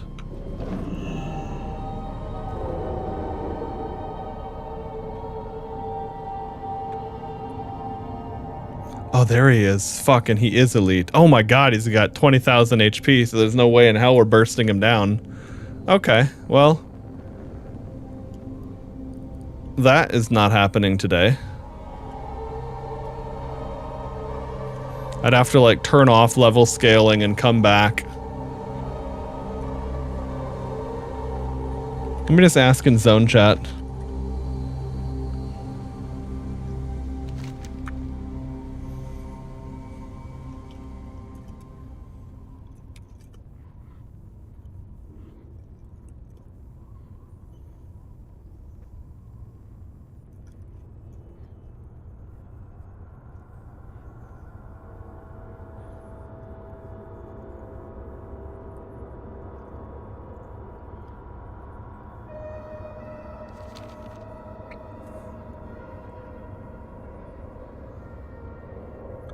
We'll see.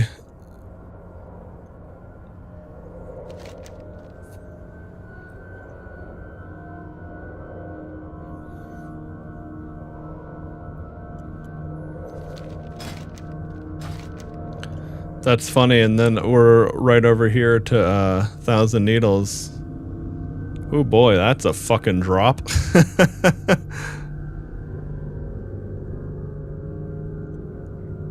Holy smokes.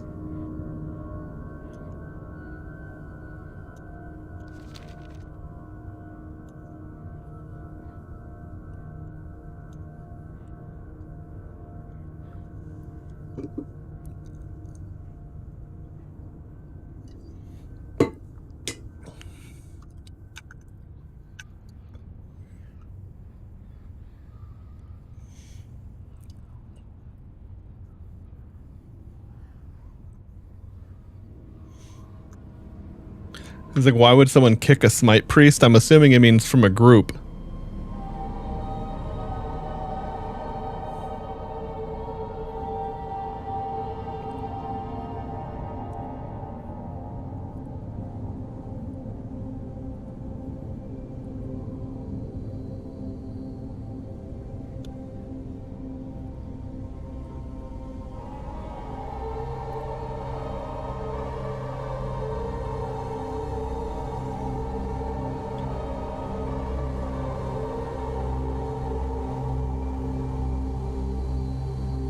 Yeah, I was gonna say, I was in a group once and someone was bitching about the smite priest I was grouped with. They're like, someone swap, we don't need 2 healers. And I'm like, that smite priest is out DPSing you.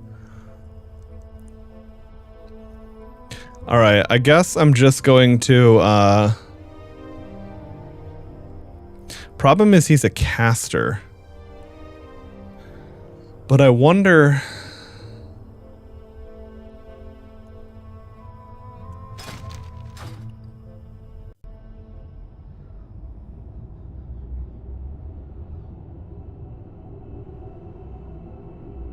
I wonder if I can pull him with Fairy Fire, or if he's gonna chain pull with all these dudes.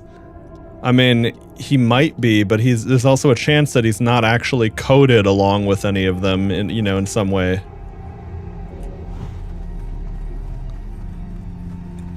Yep, nope, that's not gonna work.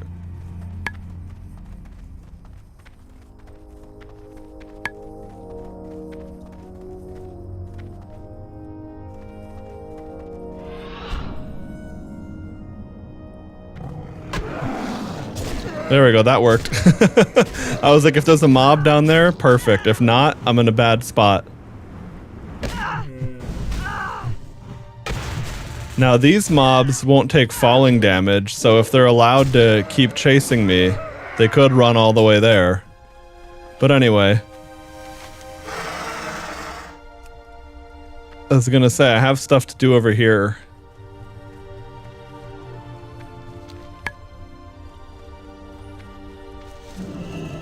But yeah, any kind of movement ability, like a charge, feral charge, etc. Blink before you hit the ground.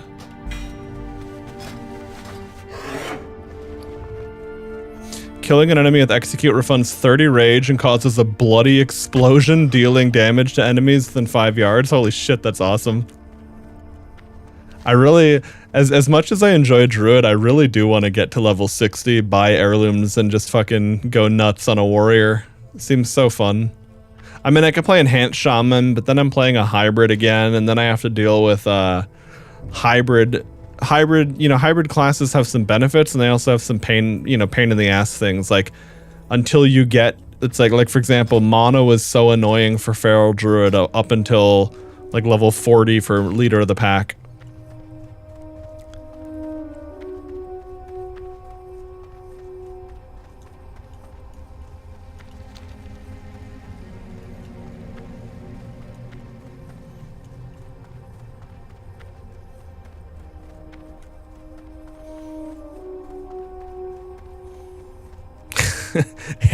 Look at newcomer chat. Any gay porno recommendations? I was gonna say my stream. And then not link it.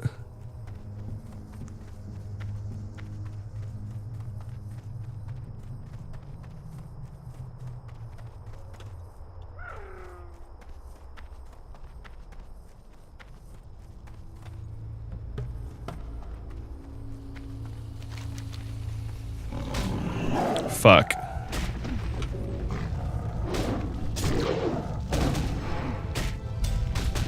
Oh boy. That was a lot of damn damage.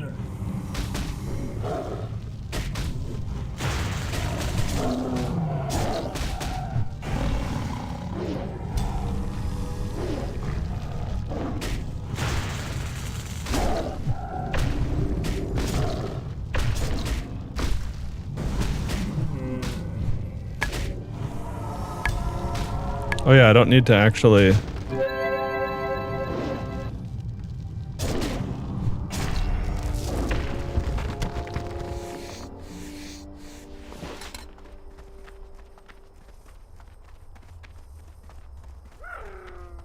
Bro, do you have to?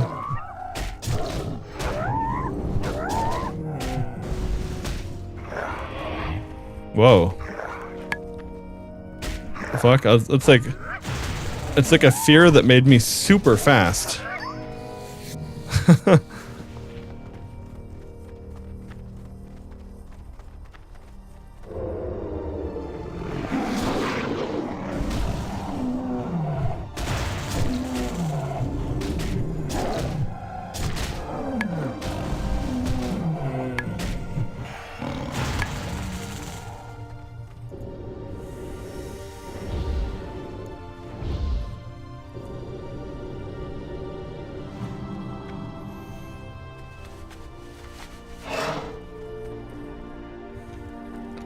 blood. Don't mind the thundering echoes off the mountain's walls. The goblins and gnomes are out among the flats, racing one another in atrocities created by what they call science. There are bigger threats here in Thousand Needles. What they call One which killed science. More than half my war party, but we remain here until we hear word from Belgrom in Orgrimmar. Until then, we hold our position. I wonder if there's here any and trees stay to cut down vigilant. here in the salt flats. Seems Belgrom thinks those monsters are a threat. He wants them pushed back into whatever depths they crawled up out of. I guess killing the dwarves sent by the Explorers League wasn't enough. Now I have to send a half-dead war party into another battle. We won't be able to do it ourselves, not while we're in this condition. The dig sites to the south of here. There shouldn't be any more dwarves. An extremely potent alcoholic beverage. Blade or staff and An doing your endless part to flask aid of us. moonshine. Jesus. Want to sell Gurubashi helm.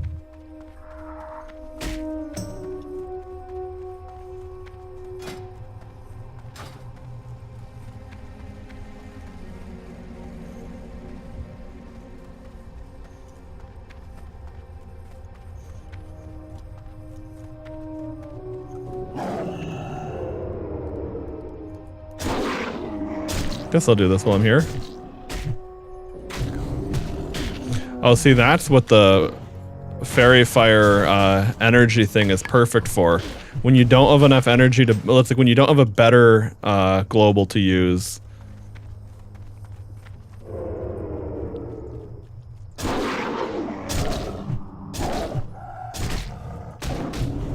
Or you don't have enough energy for your finisher, just pop that, call it a day.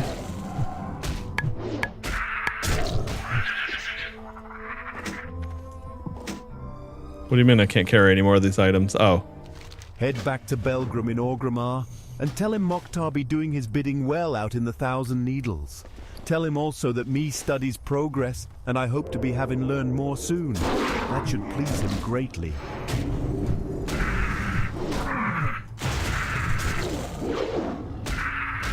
Oh, right, and that's right. I forgot that your bite scales with the amount of energy you dump into it, too. That's also good to know.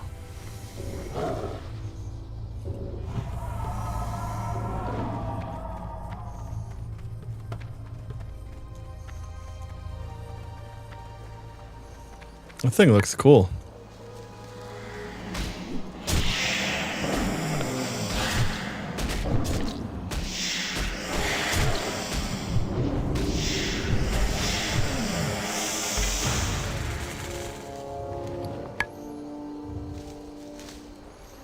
Defense? What the fuck was that? Defense of Thundarian? Dealing damage with Wind Fear grants you Defense of Thundarian, reduces magic damage taken by 3%, increases your armor by 10%. Oh. So that's a important tanking thing. That would make sense then why some... I was going to say, out of all the tanks I've played with, Shamans are the one I understand the least because I haven't played the class much, and like Shaman tank isn't a real thing in regular WoW. But I have had some Shaman tanks that feel like I barely need to watch their HP, and other ones it's like, oh my god, I'm healing a glass cannon. Oh, lovely.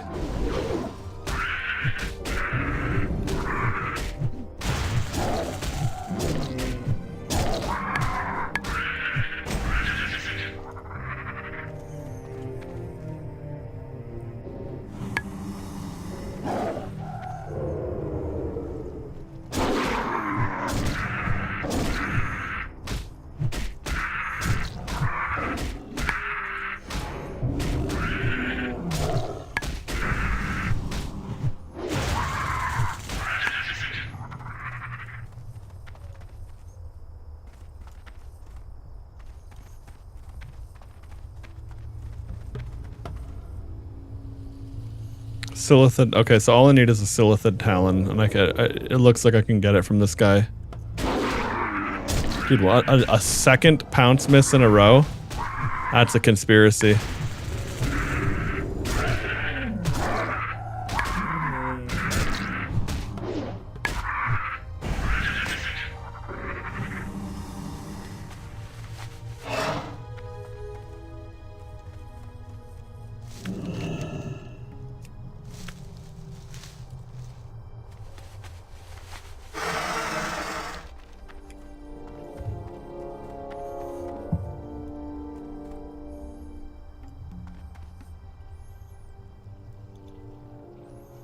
Blood Elf Rogue.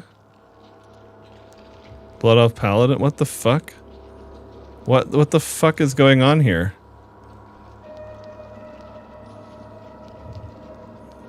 They must be what you call in mercenary mode or something.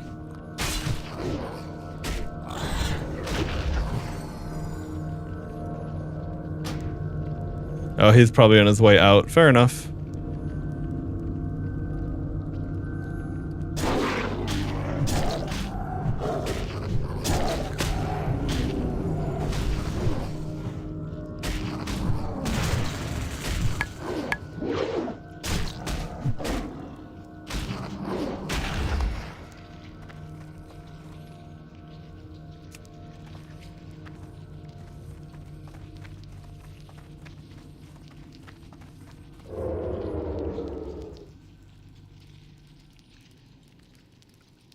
And what the fuck is this? Silithid Wall Creeper. Silithid Bug Blaster. Okay. Agility, Stamina, Crit. That's not a bad gun.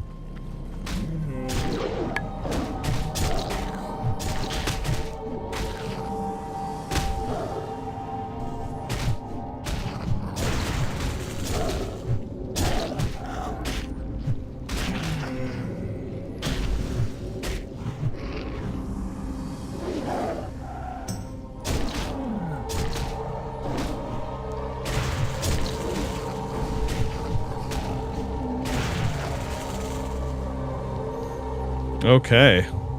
Physical damage taken is increased by 24%. That is an obnoxious asshole of a disease. 5-minute duration. Whoever designed this shit back in the day was a real asshole. I think if you have a class that can deal with that, great. If not, that is just such an insane detriment.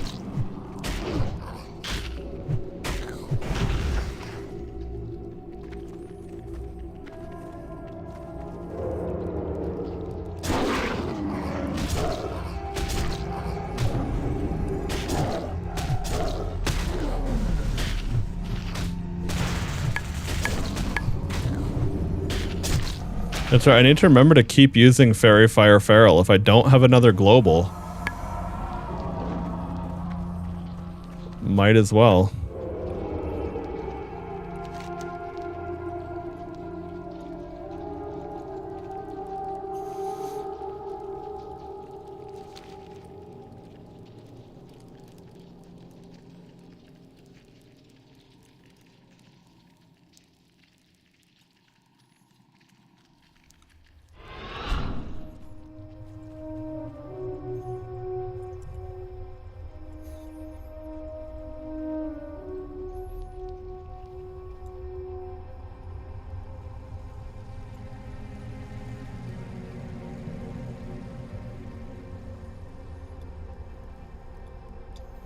So what is this? New player, newcomer, devotion aura. Yeah, he's a mercenary. Okay. Now level 33 shouldn't be a kill for me though, right? Or does it scale? No, I don't think so. Okay, well, I'm level 48. I'm not gonna go kill a 33. That seems nonsense.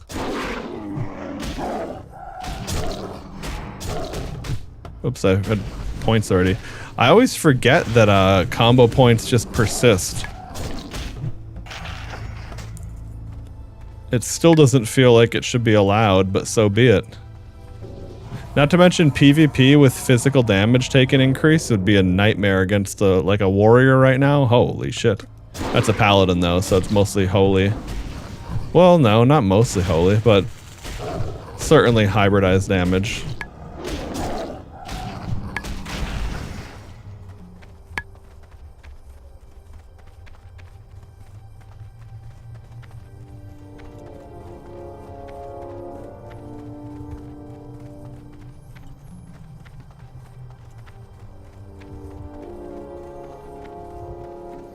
Why the fuck is this? Oh, I see. Because he's in PvE mode. I was like, why does that show up with that symbol?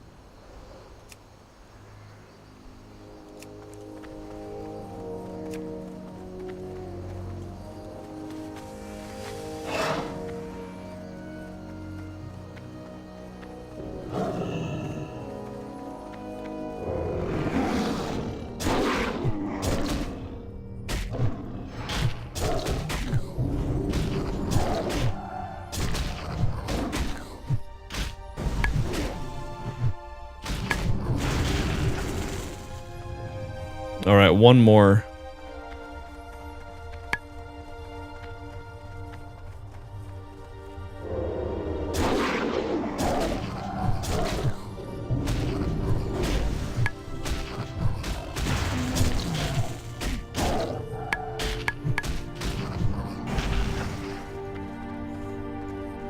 I was gonna give him a buff, but he's too far away.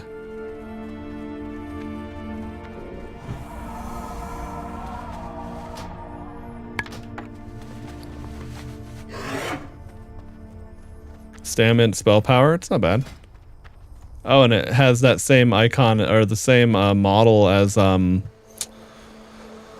what the hell is that?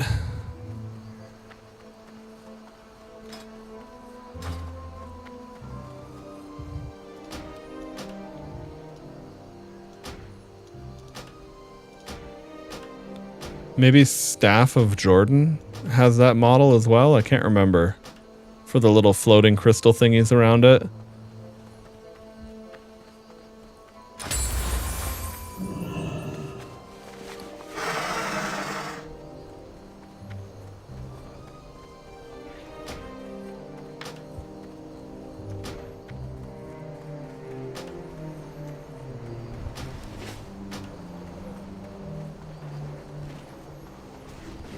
There you go, brother.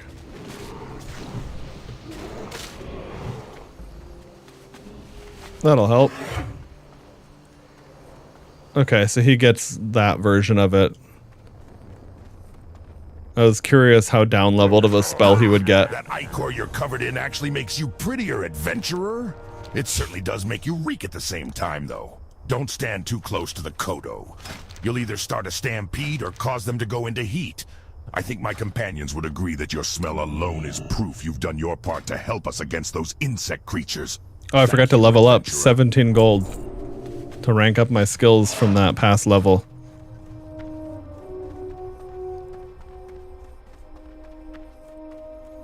At least you see that icon in this when you know it's time to do that.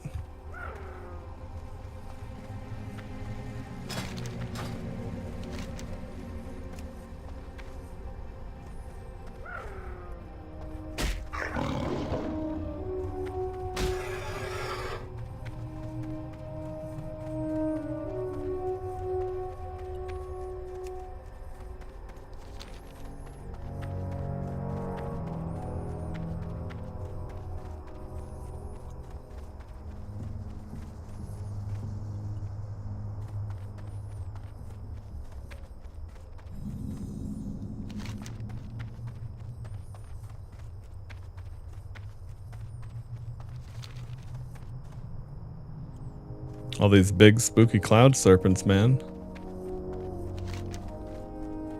Alright, so is this steel snapped rib thing? Is this No, okay, that's not an elite quest.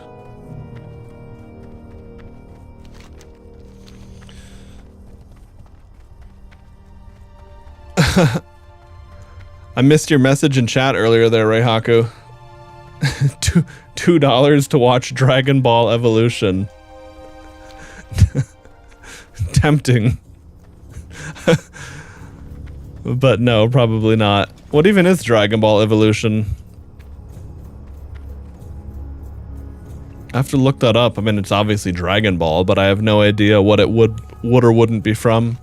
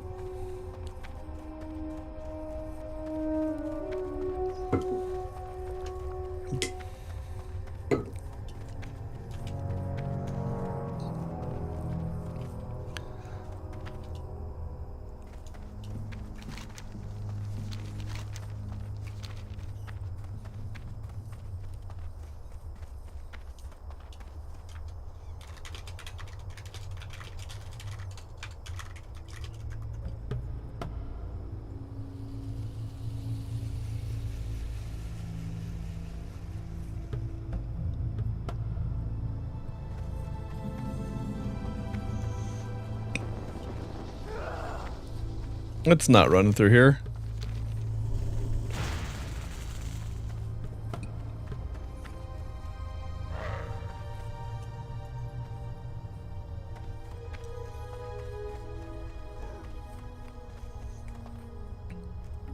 Preservatives and candy, and the processed sugar is killing you guys, and I want you to be around to play WoW.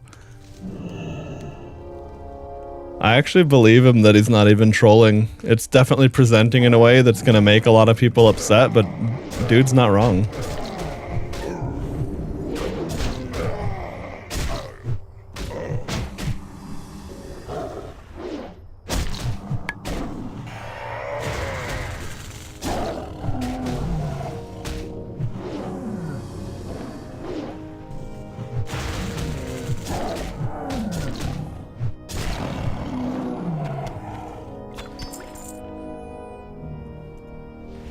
Oh right, my inventory is actually full. Gross.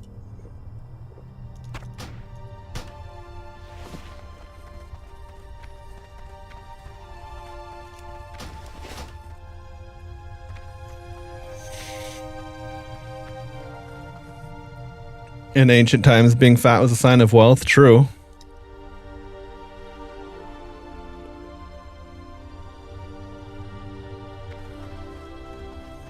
But in our times, it's really just a sign of lack of willpower. That's all there is to it.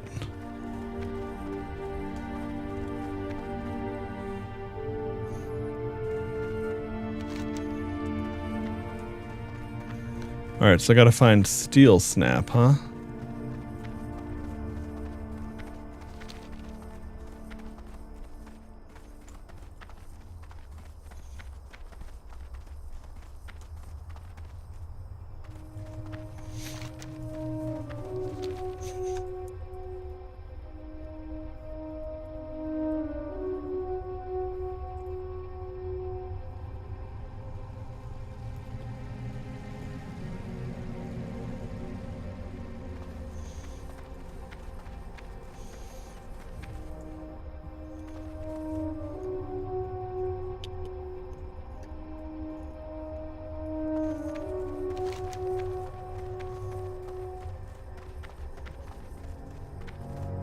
I'm only playing WoW between Nobel Prizes, not gonna lie.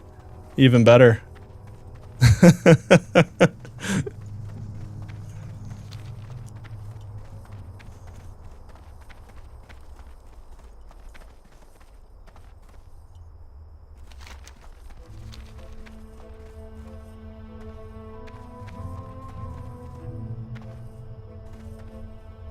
wish I had track beasts as a cat. But I can only track humanoids, sadly.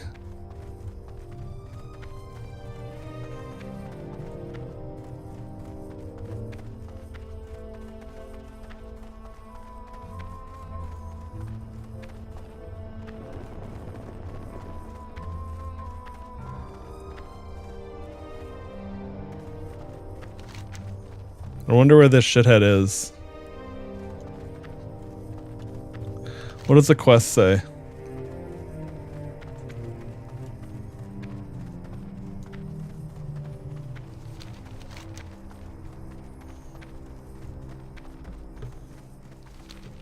I want to say it's just a hyena that roams around the area. I don't think that there's any, like, I don't think that he's up on any height. If I don't see him soon, I'll look it up.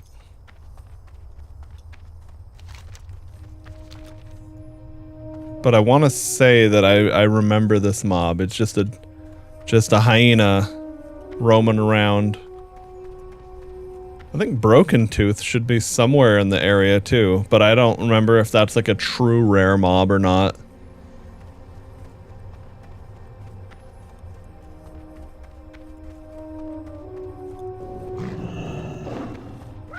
Fuck, there he is. Oh, my bar got all fucked.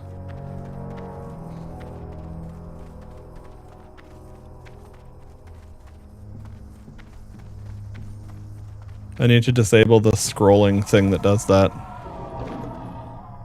Okay.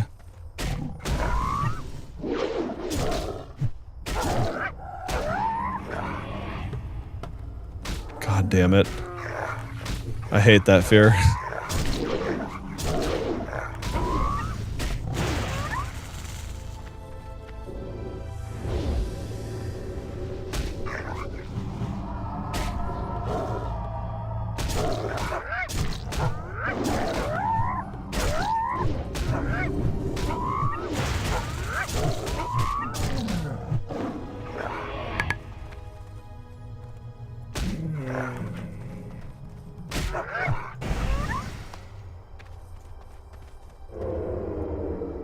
Okay, so he's not elite, he's just got a couple of shitheads with him.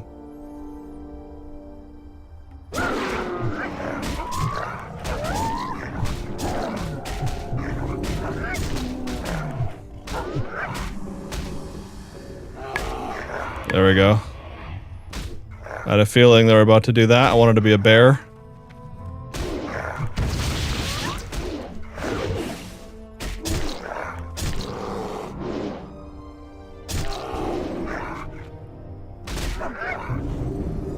Oh, right. And that bear form... Dude, that's so much rage. I forgot about that. I mean, it already does damage as a bear, so it's kind of worth recasting it.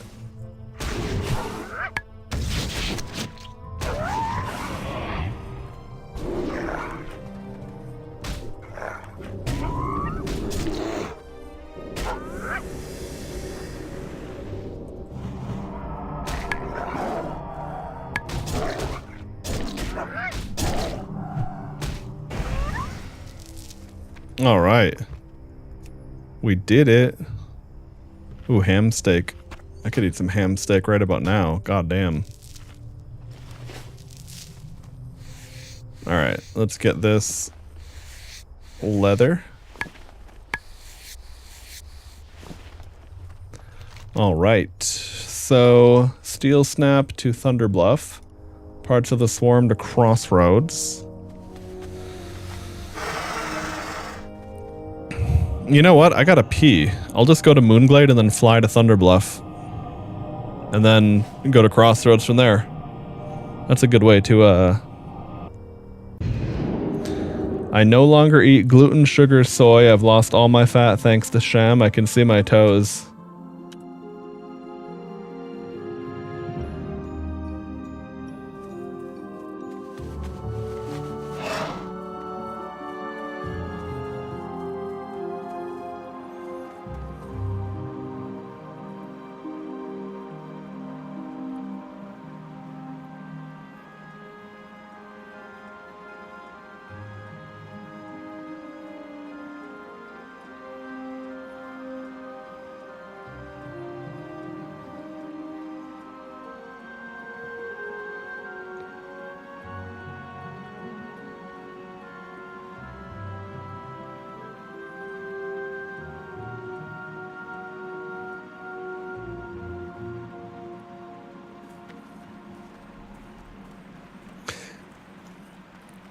But yeah, no, I was actually not kidding with that. I'll have like one chocolate chip cookie a month from Costco, and it's like, holy shit, this is so delicious.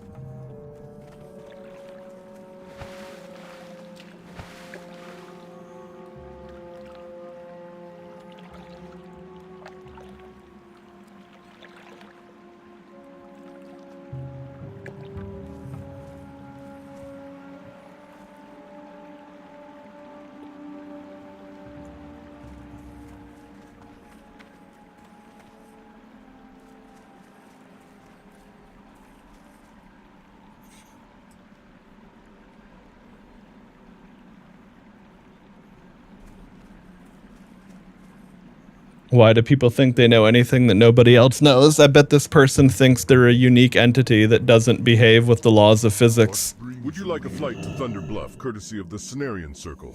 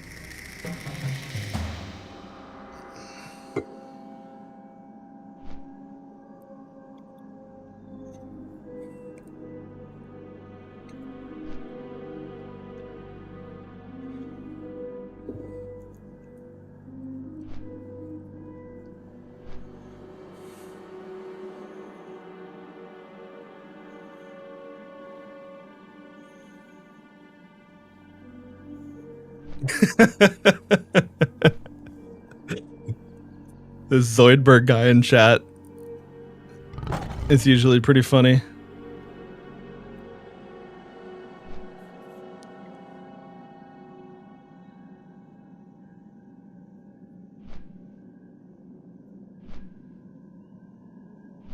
Oh yeah, I got too interested in talking shit in newcomers. Anyway, I'll be right back. I gotta take a piss. I'm gonna make more tea while I'm gone too, so it'll probably be a minute or two. Anyway.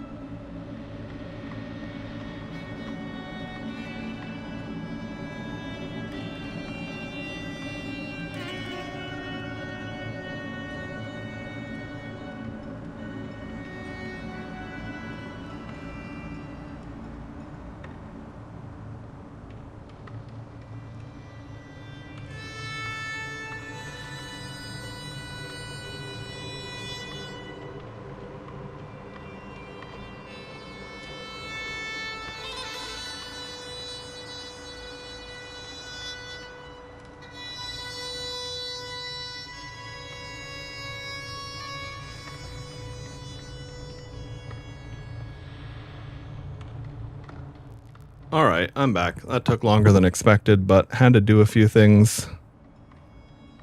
And I ended up joining a conversation that I kind of intended to just have a stray comment on and continue on my way. That does happen over here.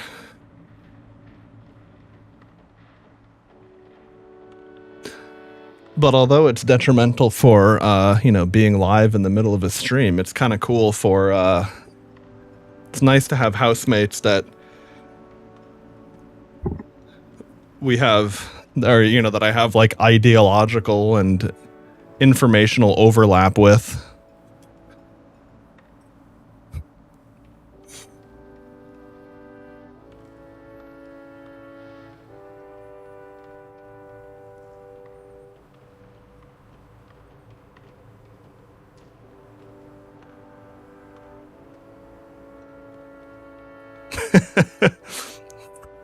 Looking for guild where everyone has heterochromia and speaks Esperanto. That's pretty funny.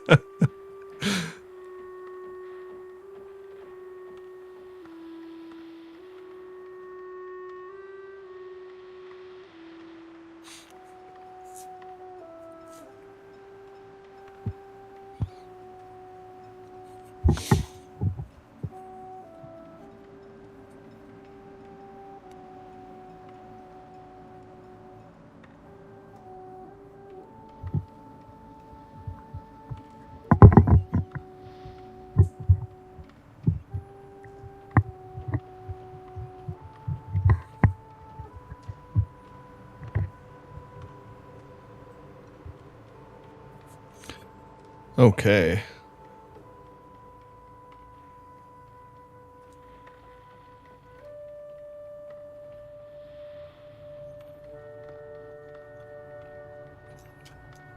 Had to align my keyboard and stuff. I don't know why things felt so weird, but I guess this is suitable.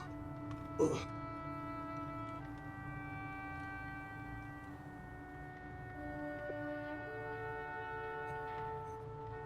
Anytime I get a blood elf in my random dungeon finder, I instantly start a vote kick for them. I'm okay with blood elves. Blood elves are alright in my book. Cut it out, Krem. Just trying to steal all the food. Hey, Krem.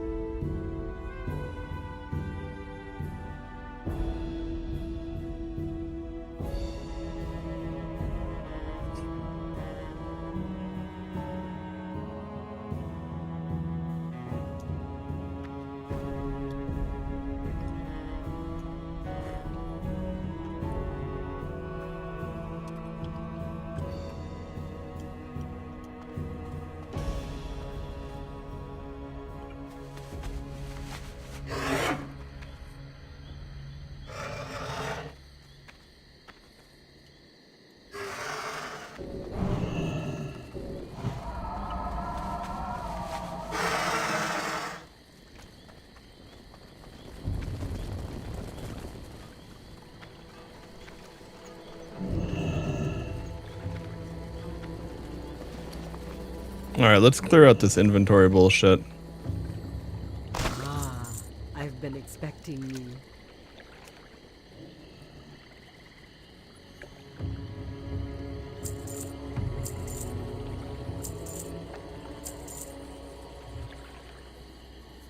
It's held in offhand, spell power, mana per 5.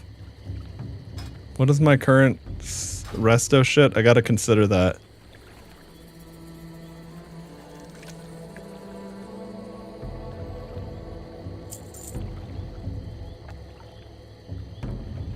We shall meet again. 20 spell power, 7 stam, 10 intellect. 20 spell power. Okay.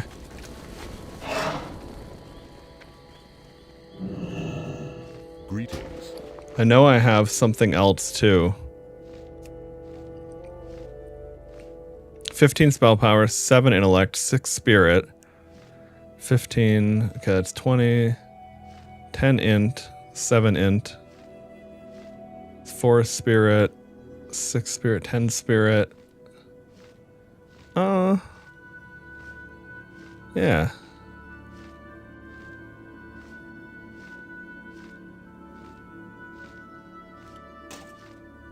Goodbye.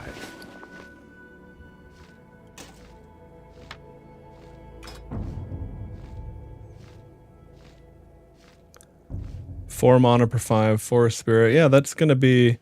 I lose 1 spell power, and then what is it? 3 int.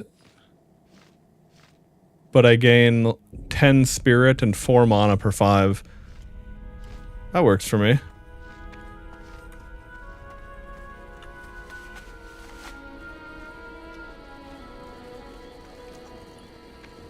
Oh wait, what? That's funny. So even with even changing the weapon. Now you still do it. I see you still do the animation. Oh, okay. No, I see. I just hold this bottle in my offhand, and then the dagger becomes this whole ass spear. Okay, that's funny. That works for me. And I guess I'm gonna swing. Oh, you know, the faster attack speed is technically a pretty big upgrade too, and that it's gonna be proccing way more.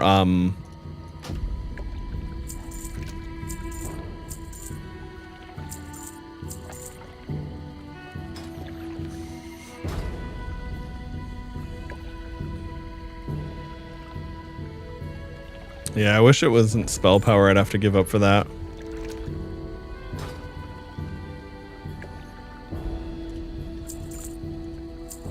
But I'm going to be able to proc way more clear casting procs. There we go. I was brain farting completely on what the hell I was thinking of.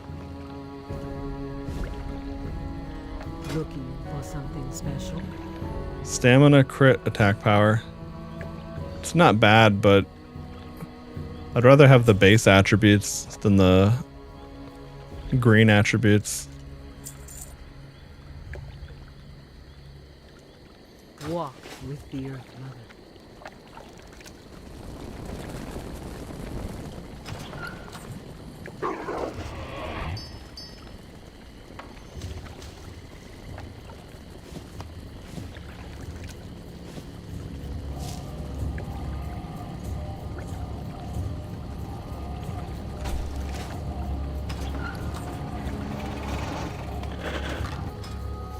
Oh, that's right. There was a better one over here. Almost the same thing, just slightly more power, and I lose 2 spirit. That's okay though. I think that's going to be worth it. Oh, hang on. I have to take it out of this first and then do that. Okay. It's even faster too.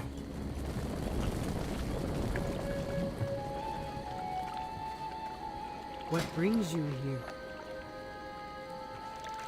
May the eternal sun shine upon thee.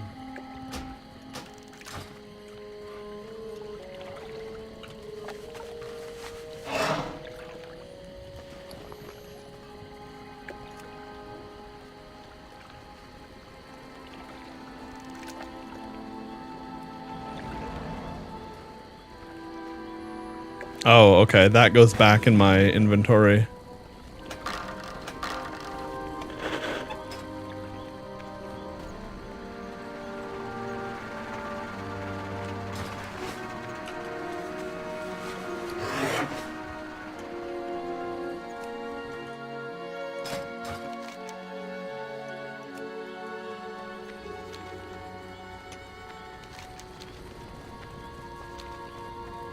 Alright, let's get that quest turned in.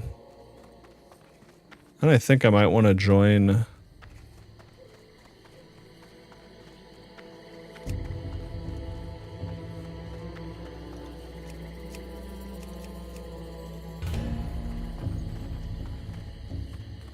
Do a dungeon. And defeating the creature Steel Snap. Oh fuck, I wasn't getting the XP buff thing. And It's that one of those is your bugs. lesson this day.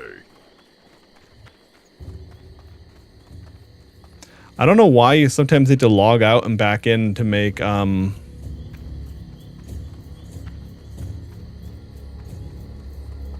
little buff, the rested buff, start like calculating. Deadmire is an ancient crocolisk in Dustwallow Marsh, and it is his time to die. Old bones grind as he pulls his huge body through the swamp, and although he still moves with the strength and speed of youth, his aging body tortures the great spirit within it, a spirit whose flame will not waver, yet now he lives in constant maddening pain. You must end the life of this noble creature, adventurer. You must lead Deadmire to peace. Adventurer, it is now time for you to travel to far-off lands. You are ready. You now hunt Frostmaw, a yeti in the Alterac Mountains. He is elusive, his white coat blending into the snows of his mountain home. He rarely shows himself, but I will show you how to entice a creature such as he. Here, take this scroll. On it I have written how Frostmaw may be lured. Now go, adventurer. Your journey is long, and many challenges lay waiting. When you return with Frostmaw's mane, only then is your task complete.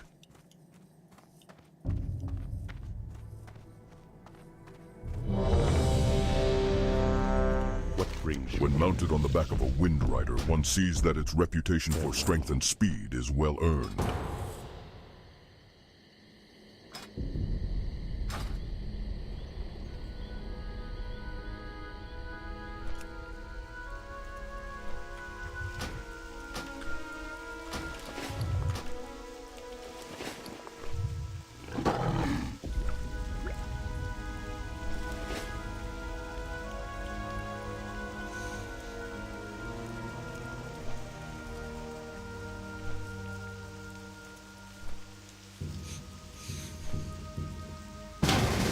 Hey, there we go. Q. Wait. Oh, right.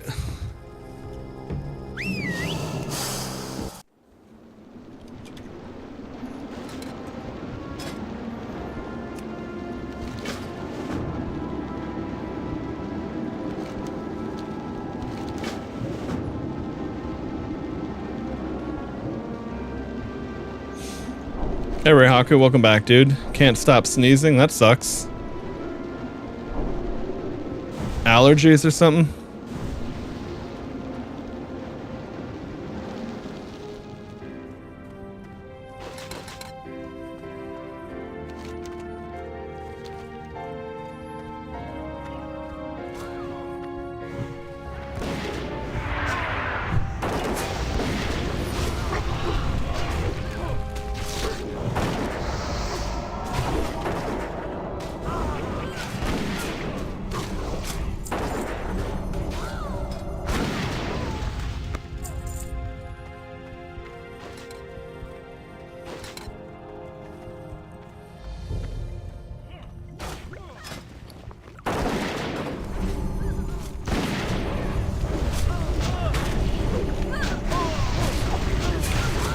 Fucking Scarlet Monastery Graveyard. I've never run this dungeon, I think, more times than I have in Ascension, to be honest.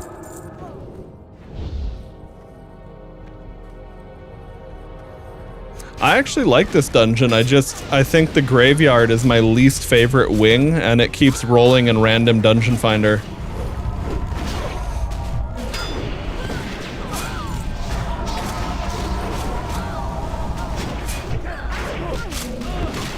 But hey, fair enough.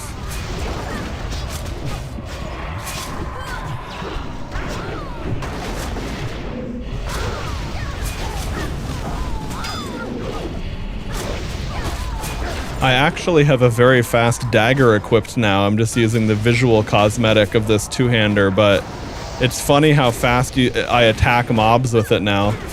Like, just animation-wise.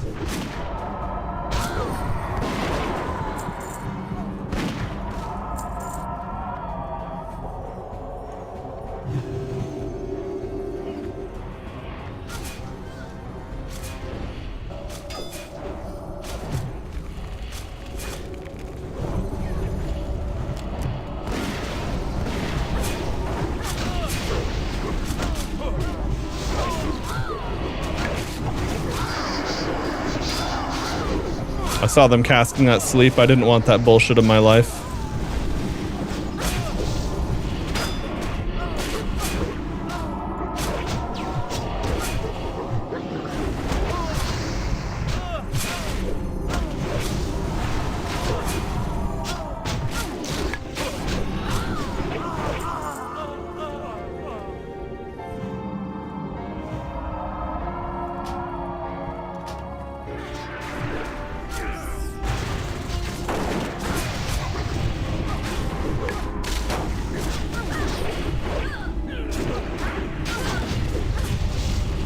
Oh, do I have another?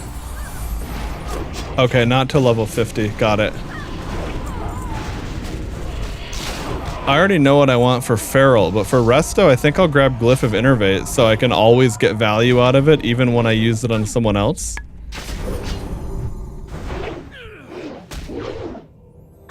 What the fuck is this?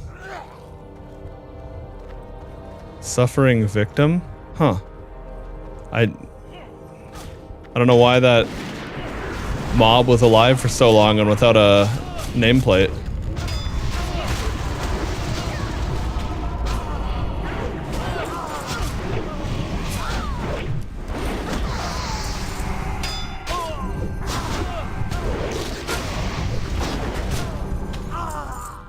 As much as I'm enjoying WoW though, I fucking can't wait for the PoE 2 patch.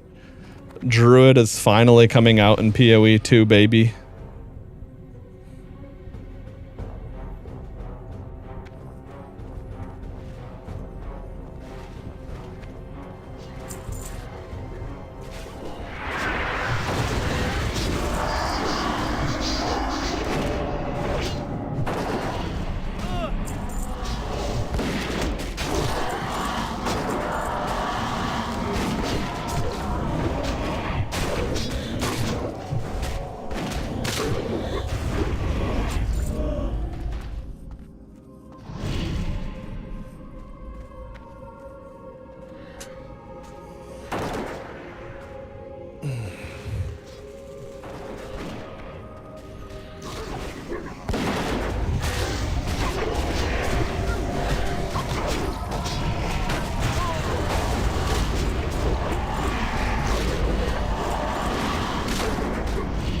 I have such insane crit for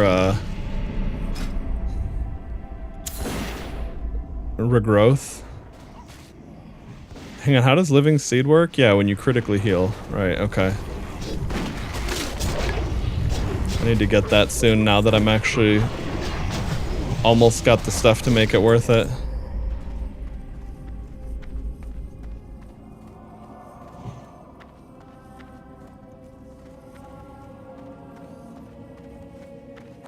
Nice, we're just going straight for the clear. We're not wasting time on every single boss. I don't mind doing full clears, but I've done enough of them on this dungeon now.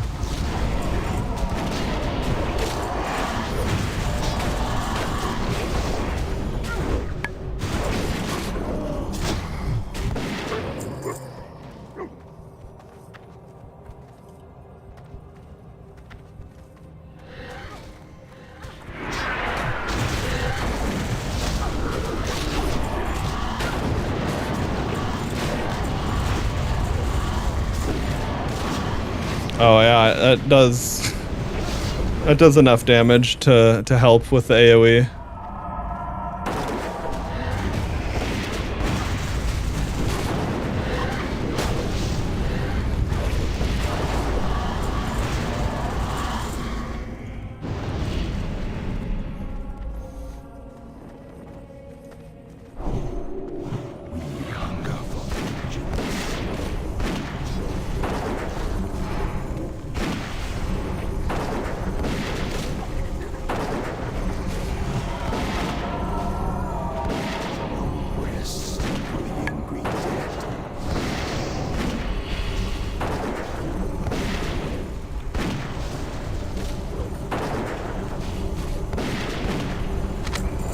There we go. I was top DPS on that fight while healing. I'll take it. Alright, intellect, spirit, crit. Intellect, spirit, crit. No, I don't need that. Oh, no, I don't need that. Okay. No, I'm good. I'm gonna bail.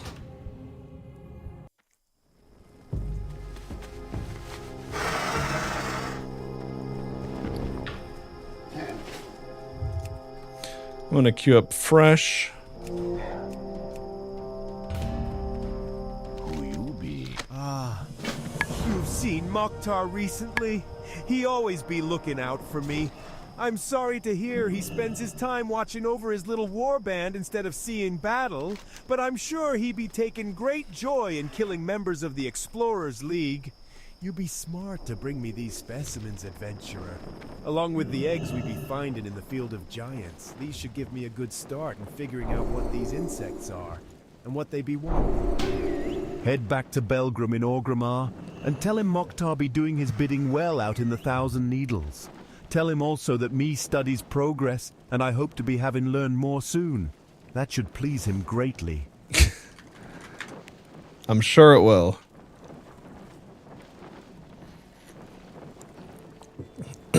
All right, let me find. Let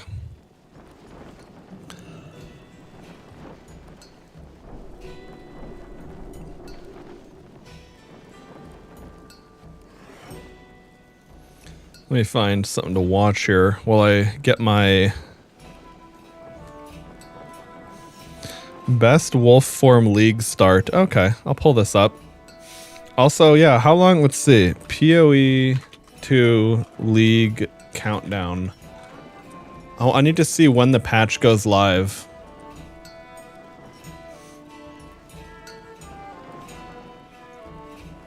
One day, 13 hours, 30 minutes. Okay. So, oh, I reinstalled my monitor today, so I need to reinitiate the display capture. There we go.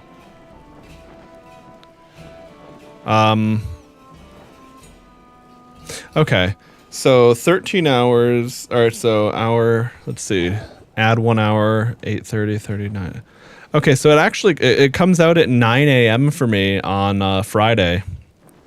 That's really not bad. Now it's a little like I'm almost never going to be awake and ready to go that early, but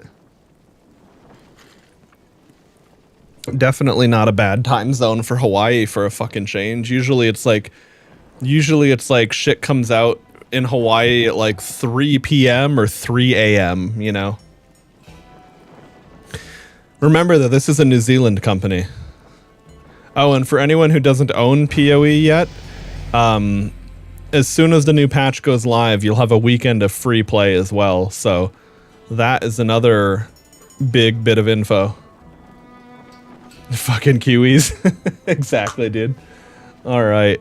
Now, let me see what Moxie has to say here about the best wolf form league guys, start. What is up? Moxie here with another Path of Exile 2 video, and today we're going to be going over my plans to league start a wolf form build. Now, I'm actually not currently planning on playing the Druid Ascendancy. What? And I kind of want to talk about the different Ascendancy options, which ones I think are going to be best for the wolf form, as well as some synergies. No, but see, that's the crazy thing about Path of Exile is that you could use wolf form just by equipping the talisman weapon. Like, you don't need to be a mage to use a staff and cast a fireball. You can put a staff on a warrior and cast a fireball. You're just going to be bad at it, just like a mage is going to be bad at bench pressing. Specific uniques.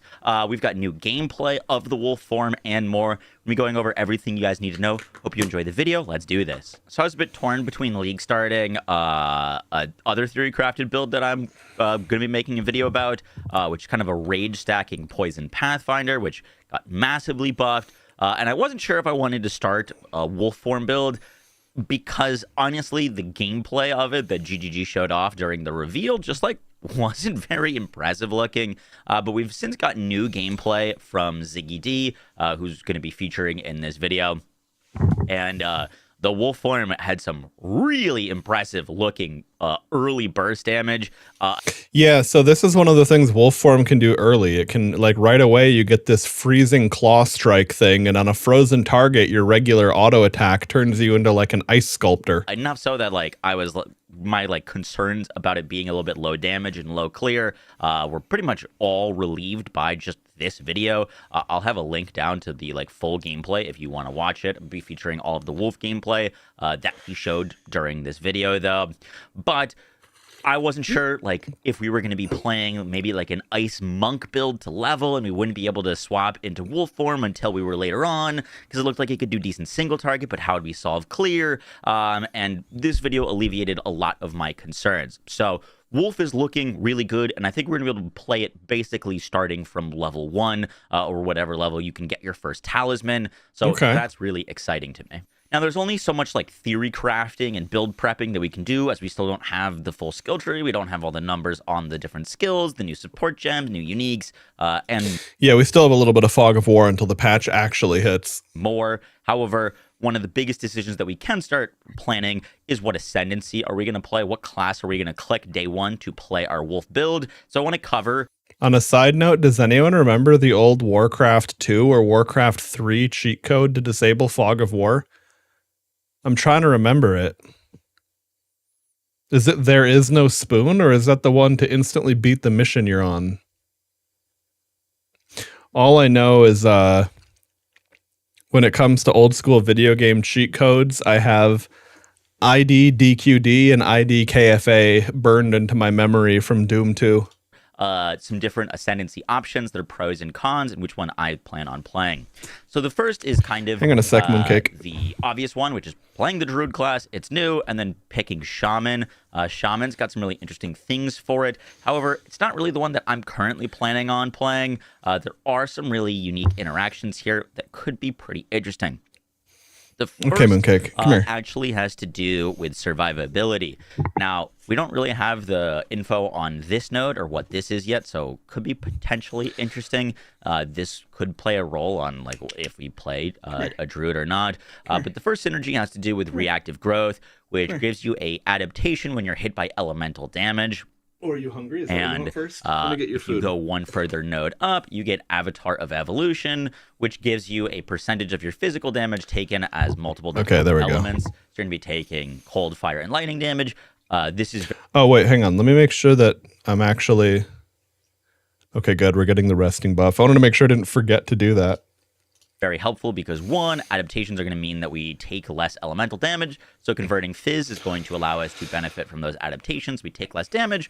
Plus, you have elemental resistances, so you're taking even less damage from that conversion. So this is very good survivability and should help keep us tanky. However, there's even more interactions past that. The first is that we know there is a wolf form buff that gives you a blessing that gives you like added cold damage, and that blessing scales off of how much rage you have and lasts longer if you have more rage. By starting on the druid side, we're going to be closer to the nodes for like rage on melee hit. And if we pick up the Nagamuhu's chosen route. Dude, if you mispronounce this, do you just get banned on Twitch? No. The funniest part about this, I don't know if it's like an old Hawaiian word or a modern Hawaiian slang or what, but Mahu is also a fun word in Hawaii as well. This gives us, whenever we take fire damage from a hit, we have a chance to grant up to our maximum rage on use. Anytime we're taking physical damage now with that node, we're going to be guaranteed taking fire damage. So if enemies are hitting us, we're going to be possibly gaining our full rage, which could be really, really helpful for keeping up our buffs. And rage inherently also gives you more attack damage.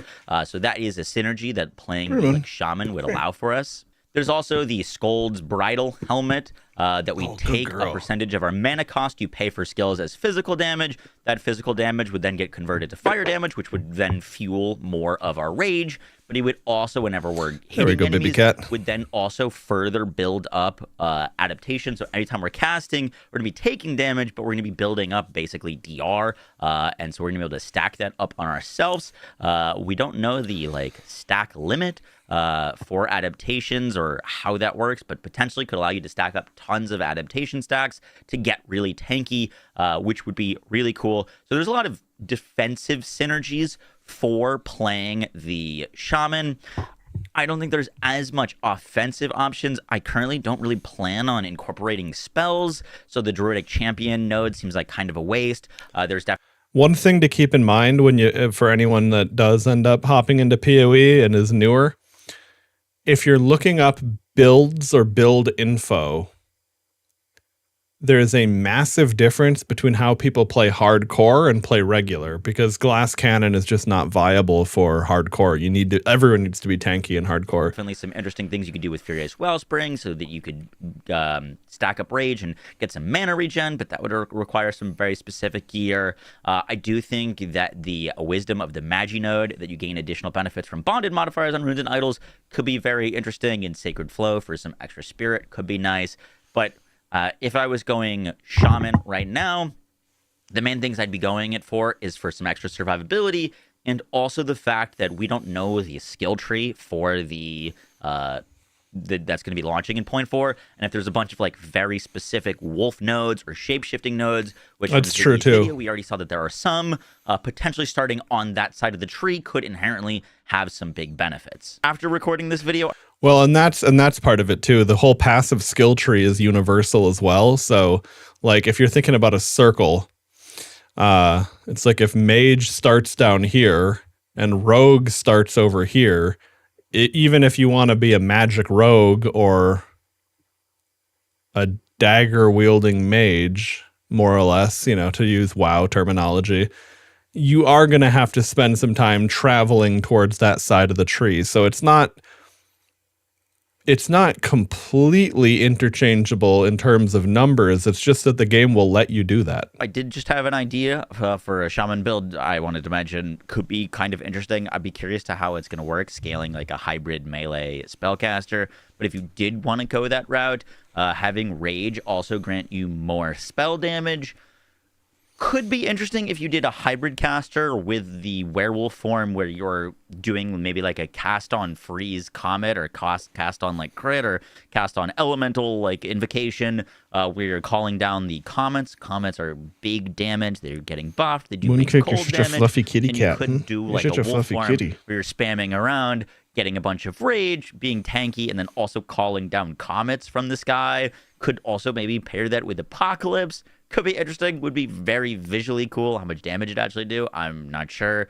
But would be a cool way to justify going shaman, is if you incorporated like comets and Apocalypse and the rage applying to your spells, so that you're actually hitting decent damage with your like cast on comet setup. Could be pretty interesting. Now the ascendancy that I'm currently I love the idea of playing as like a lunar werewolf that calls down comets from the sky. That's awesome as fuck. Now, if there is no druid ascendancy that adds cat form to the mix, I am really hoping that the microtransaction shop has because they have skins for your gear and character, but also for your abilities. I really hope they have a feline thingo for that. The only problem though is, canines and felines animate very differently. If they just make a werecat animate like a werewolf, it might be kind of shitty. But unless it if they have the option at all, I'm probably going to pick it up. I don't usually buy cosmetic microtransactions because I just don't give a shit, but that one would pull me into it. But for people that enjoy that kind of stuff and don't mind spending money or have tons of money to burn, yeah, they have crazy shit. Like you can make, you can change your fire to, they have simple kind of color palette swap options, and then they have ones that are entirely different particles and animations. It's pretty cool shit, honestly. Planning on playing would be Amazon. I think Amazon's going to be really good with wolf form for a lot of reasons. That's interesting. Critical strike node. Yes. This gives us let me zoom in a little bit more. Our chance to hit with attacks can exceed 100%. We gain additional critical hit chance equal to 15% of excess chance to hit with attacks. This is going to enable us to stack up crit chance a whole lot easier. Getting to crit cap in PoE2 is a lot harder than it is in PoE 1, and I think this node is very powerful for helping us get crit, because I think we're going to be mainly scaling like melee, cold, and crit, and so getting more crit damage is pretty huge from that. The other nodes that I'm very excited. The other option too is that you could play like a mace warrior and utilize bear form skills, or you know, play as a druid but utilize warrior war shout stuff. The options are there. About on Amazon are the Mystic Harvest. Your life leech recovers based on your elemental damage as well as physical damage. This is a big increase to our survivability. Leech is all right in PoE 2. It's not the strongest thing. However, with the Ascension Sanguis gloves, which I believe are going to be made more rare in this upcoming patch, so definitely something to keep a note of. But our life leech is converted to energy shield, so if we're getting elemental leech. Oh, see, now that's cool. Then all of our elemental damage, which we're mainly going to be focusing on, is going to be regenerating our energy shield instead of our life, which is kind of massive. Energy shield is a very strong defensive layer, but it needs a certain amount of time to basically not get hit to in order to recover. Yes. This would allow us to have constantly recovering energy shield, protecting our life, which would be really massive. And yeah, that would be Amazon, huge. Enables that playstyle. So I think that's a really, really powerful synergy. The other node is Stalking Panther. This gives our evasion rating from our equipped helmet, gloves, and boots being doubled, and the evasion rating from our body armor is halved. This is another nice defensive layer. Basically, we'd go full energy shield chest piece, and then big evasion on our helmet, gloves, and boots, which we'll talk about our helmet in a second. I haven't played with evasion before, so I don't really know, but I have played a lot with energy shield. And I can definitely say that even though that's a defensive option, if you have a good amount of life leech to convert, if you have life leech going on converting to energy shield, it's kind of one of those defensive. It's like life steal with more layers that aren't necessary. Like if you know PoE, you already get it. If you don't, we're not gonna go into a tangential lesson here. But yeah, that would enable you to have a lot more aggression and uptime on a target, and be able to tank things that you'd otherwise have to be like playing slow and getting ready to dodge out of the way of. And then the last thing we would do is I'm potentially planning on going Predatory Instinct, so you get 50% more damage against enemies within open weakness. So we just have more damage against rares and uniques. So we're getting 2 damage nodes, 2 survivability nodes. I think it'd be pretty balanced. Mooncake's purring so hard, she's drooling. Starting spot playing in Amazon. There's a lot of different nodes here that are really good, but particularly on the wolf form, some of the nodes that I'm most interested in are more up on this upper side. Once again, we don't know the skill tree for like the druid side, but Heavy Frost I think is going to be a big pickup. Hits ignore non-negative elemental resistances on frozen enemies. From what we've seen, we're basically going to be freezing everything.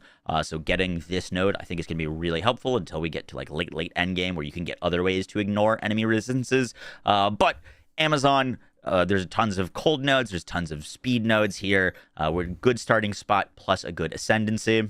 The other ascendancy that I think is kind of interesting is Invoker Monk. I think the wolf form is going to play a lot like a cold monk, and on Invoker Monk, you can get I Am the Blizzard, which gives you extra damage as cold. This isn't like all that impressive to me. We've got like other ways of creating chilled ground just inherently with the wolf skills. 10% of extra damage as cold is good. I've really wanted to play a monk for a while, too. I think I'm almost certainly going to start on a druid myself, like in an actual druid, but we'll see. But there's like plenty of ways to get all these extra damages. I Shall Rage giving us Unbound Avatars, a 40% more elemental damage increase. That's really good. I like that. I can't imagine this will work because the shapeshift abilities come from a talisman, which is a weapon type. But there is something called Hollow Palm where you don't use a weapon. I have no idea how that works gearing wise. Do you equip a weapon but just not use it? Does it do something to make up for the stats? Because a lot of your power comes from your weapon too. Anyway, Fred was mentioning something about wanting to try that idea, and that'd be dude, if you can hollow paw is what I've been calling it. If you can hollow paw as a wolf or a bear, it sounds incredible. There's a node for Lead Me Through Grace. We get a bunch of extra spirit from our body armor. which would be nice. And then there's also Sunder My Enemies, which critical hits ignore non-negative enemy monster elemental resistances. As I said, there's like that cold node. So this is... How are we doing on our buff? Oh, okay. We just finished it. Okay. Well, why don't we... we'll get through this. But I think Invoker Monk is going to be pretty like natural playstyle because it's already got a very cold focused build. I think this would be a solid ascendancy. I just don't think Invoker Monk is going to scale as well, like with really crazy gear and hyper endgame as well as Amazon would. To be honest, I think Amazon's just kind of a stronger ascendancy, although I do think Invoker Monk with like low gear investment would be really solid. So that kind of covers it for ascendancies. There is the option of going, for example, like Tactician, if you wanted to scale the damage of the werewolves. I just haven't seen much support in actually making the werewolves do a lot of damage, as they seem to be kind of like something that you can only summon through activations of other things rather than something that you can always have active. So I don't know if they're going to be super reliable. Oh yeah, and there's also going to be some type of minion-focused druid build where your wolf abilities are summoning like a pack of allied wolf minions to fight with you. I always love minions in ARPG. For damage scaling, however, I do plan on using the like werewolves that you can summon as utility, and a big part of that is an interaction I'm about to go over, which is with the Starkanja head. I think it's very fitting that this is going to be, I think, one of the best. Evasion rating, critical chance, dexterity, increased global evasion on low life. 15% of damage from hits is taken from your damageable companion. Oh wow, okay. So yeah, that's huge. 15% of damage. Dude, there was some fucking insane thing in the first PoE 2 patch where the Molten Hound you could have as an Infernalist would take some absurd degree of damage from you. And it was a super tanky minion, so it was just insanely useful to have that. Lot uniques to go pick up. For Wolf form, it's going to give us increased evasion rating, increased crit chance, added dexterity, increased evasion rating when we're on low life, and the big thing is 15% of damage from hits is taken from your damageable companion's life before you. This should allow our wolves to soak up 15% of the damage that we would take, which is huge, and it's got like good evasion rating base. It's like really good for everything that we're going to want to do, and will allow our wolves to soak up some damage for us. Now, to pair with the Starkanja hood, I plan on also using the Umbilicus Immortalis until we get something like a Headhunter, which would be later on. But I think this is going to be really interesting because while we have the Umbilicus Immortalis on, we have reduced flask effect duration. However, our minion Increased maximum life. Minions cannot die while affected by a flask. I used this exact thing on my witch the other season. Get up to 30% increased max life. Our life flask also apply to our minions, so they're gonna be taking damage from the Starkanja, but they're gonna have more life, and we're gonna be able to heal them. And our minions cannot die while affected by a life flask. This, in theory, gives us a permanent, basically, we just take only 85% damage from hits rather than 100% damage from hits, which is going to be an additional defensive layer, and also keeping up the minions and keeping them alive will, one, increase our damage, but also increase our survivability. I love it. More things up. See, this is the shit I love about Path of Exile. It's just like all of that deep synergy.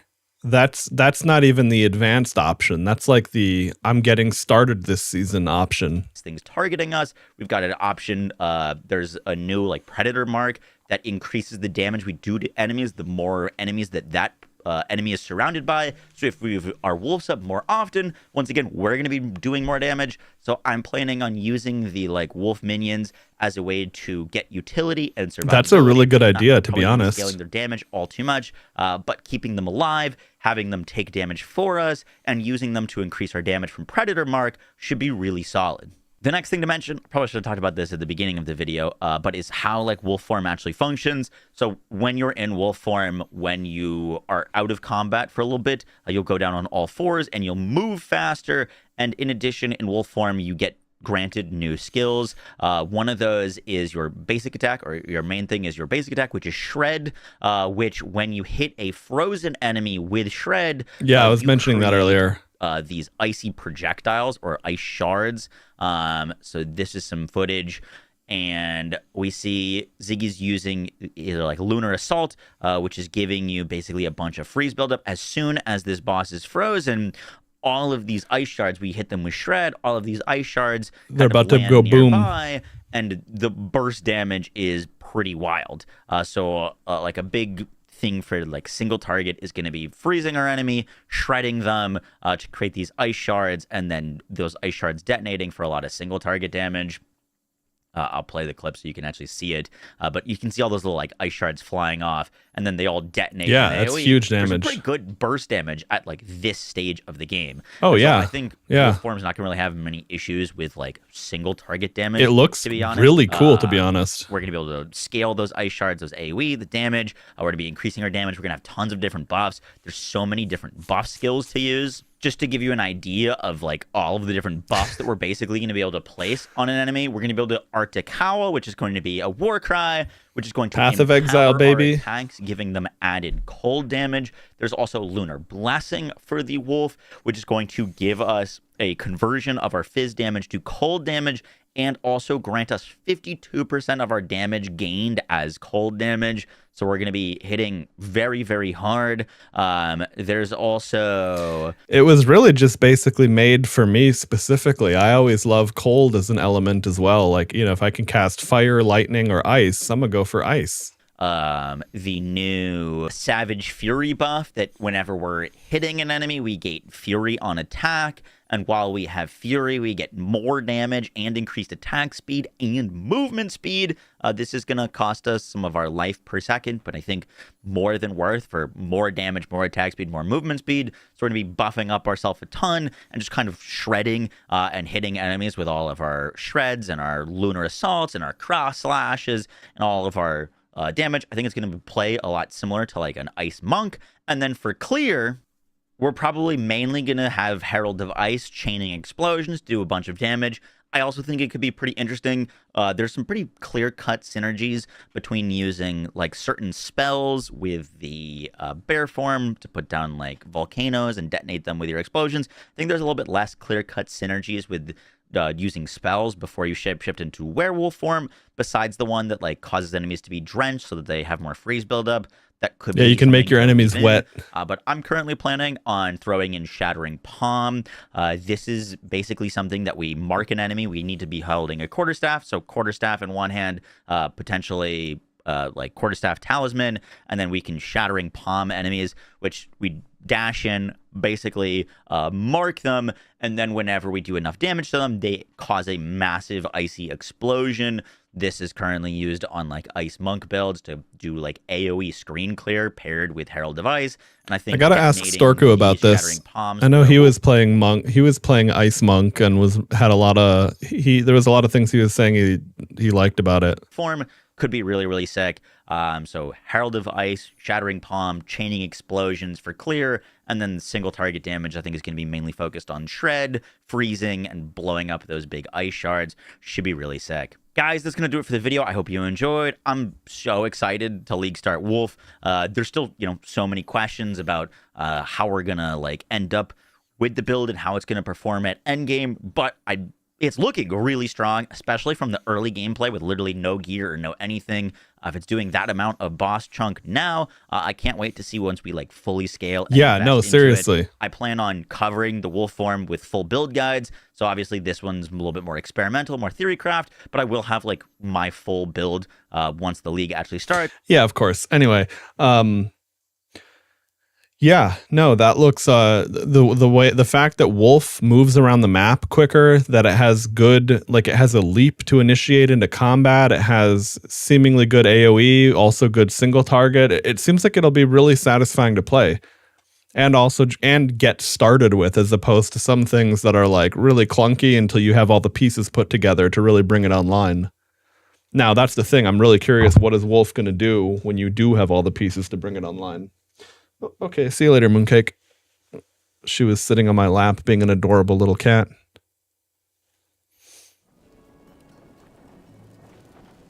I'll be streaming. Oh, and here, let me, if anyone wants the video we just watched. There you go.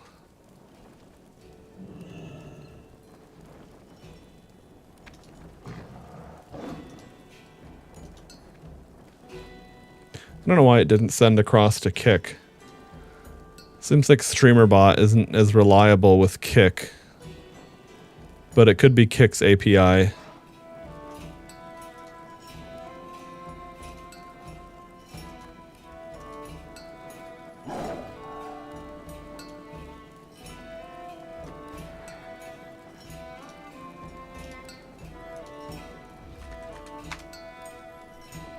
There we go, that worked. I don't know.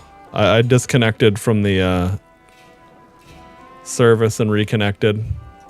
But anyway, 1 day and 13 hours and 2 minutes until that PoE update is live. Now, where were we?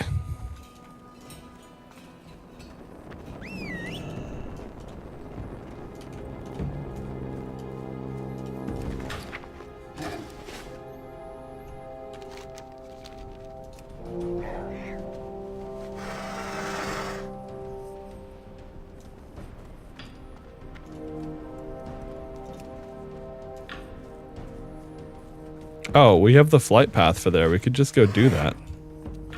But wait, hang on. Why am I here? What else was I gonna do? I don't know. Fuck it. Who cares? Let's just go. My wind riders are trained to fly quickly through the hot Baron's air.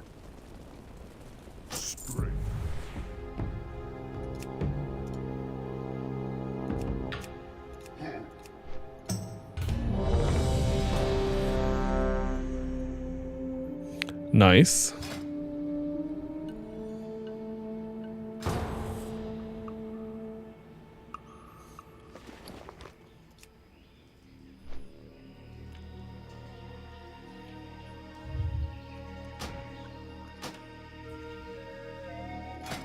A large throwing knife. That is a pretty big throwing knife, I guess.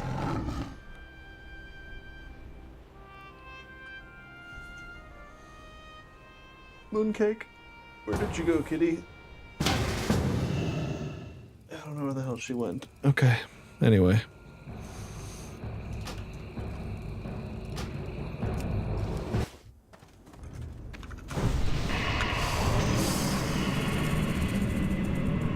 Oh wait, no, I'm already in my spec. Never mind.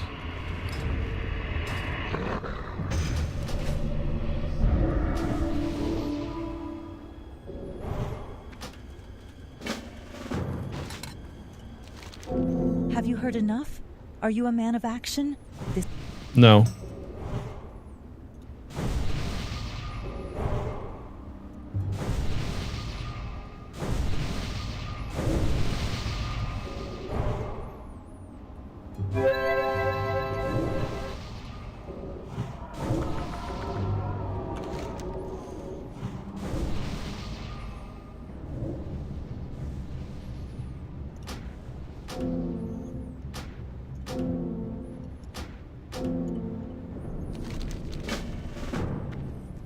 Alright, sweet. That'll do.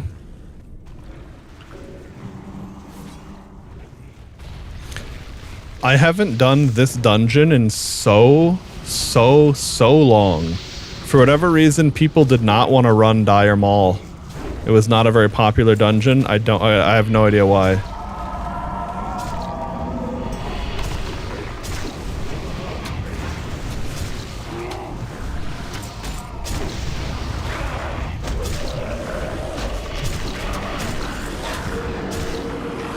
Oh. Well, we are frozen.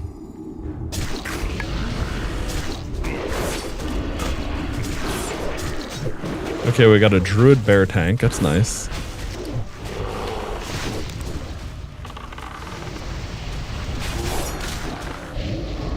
Okay, I've got inventory space. Am I forgetting something? I feel like I am, but I don't. I guess I'm not. Melee haste increased by 20% just as a passive? That's incredible. Is that really? What? Really? That's that seems to me like an insane buff. I don't know what to do here.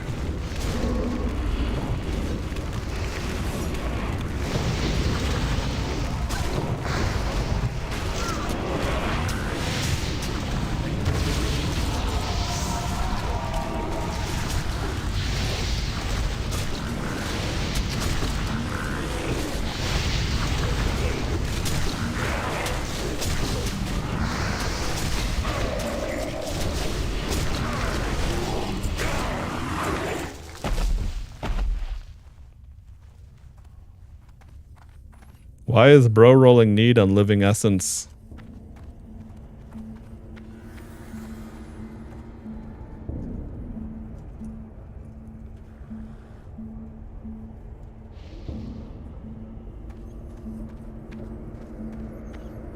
I know that some loot has certain rules on it from the old school days where everyone would just kind of agree to roll need, but if the dude actually needs it for a specific recipe, I guess it's one thing, but I don't know.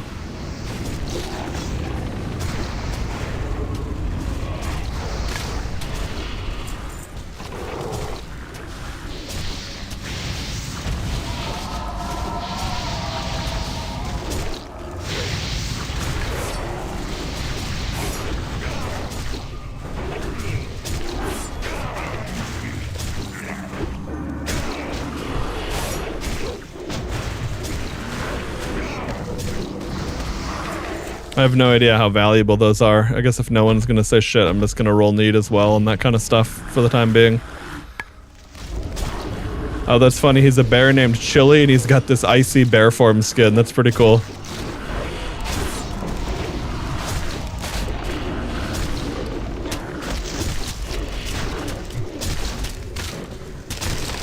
Okay, this guy just need rolls everything. Well, I can do the same thing. I don't care.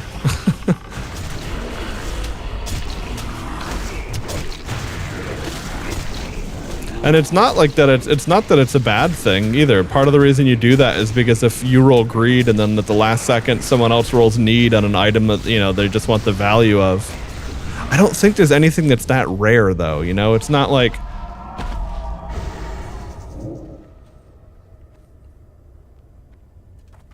okay, if he's passing on this, I'm gonna pass as well because it has a vendor price of 1 copper.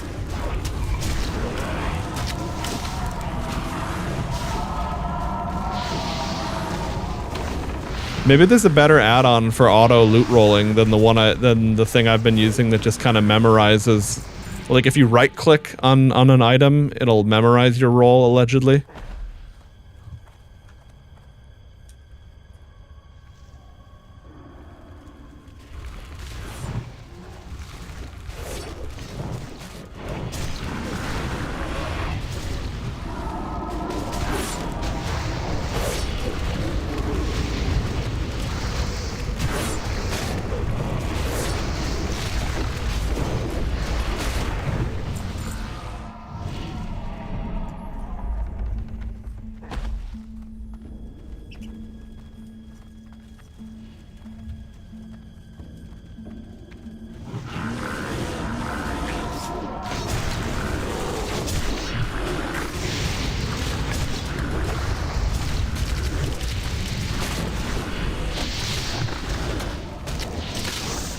Forgot to have my loot bot out. I wonder what the range on it picking up the stuff I missed is.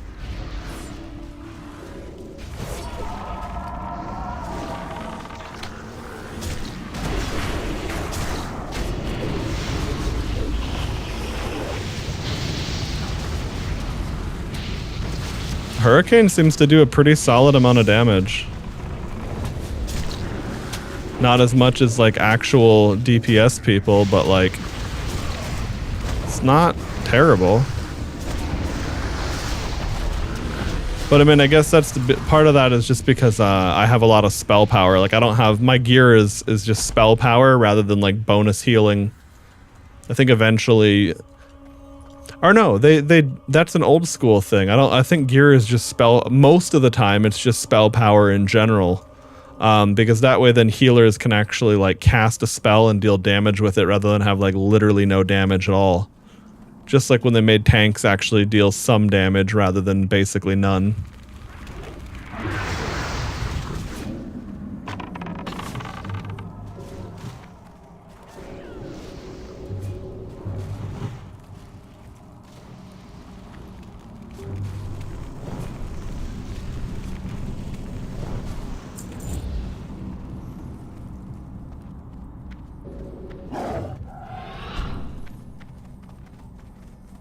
That mage probably shouldn't have attacked like that and just let the tank hold aggro, but...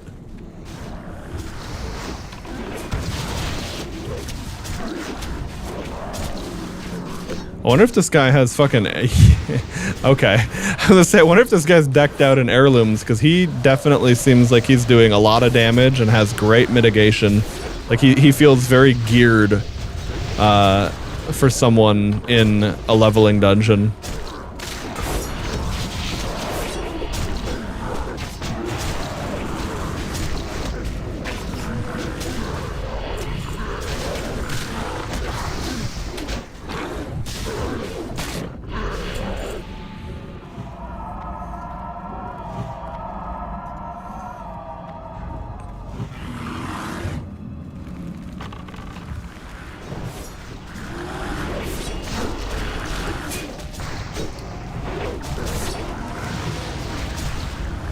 Yep, if you get aggro, run to your tank. What do I need for this? Ghost mushroom? Requires herbalism? I have herbalism.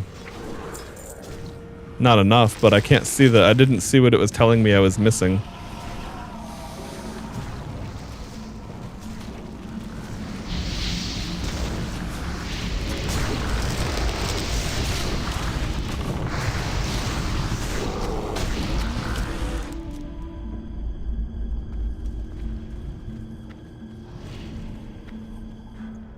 $245. Okay, there we go. I didn't see that earlier. And what's mine? Like 220 something? Oh, 203. I'm pretty far away from that, to be honest.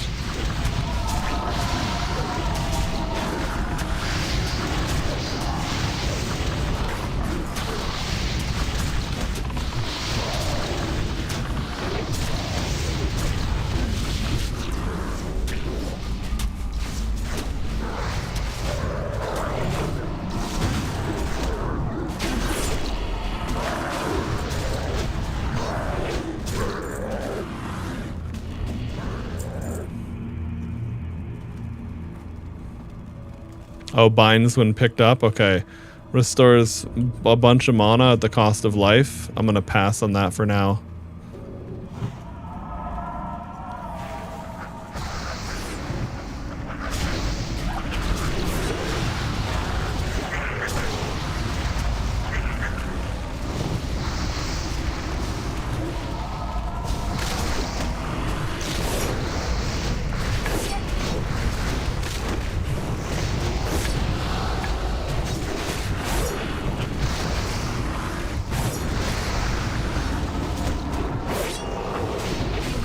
This mob might not hold any threat.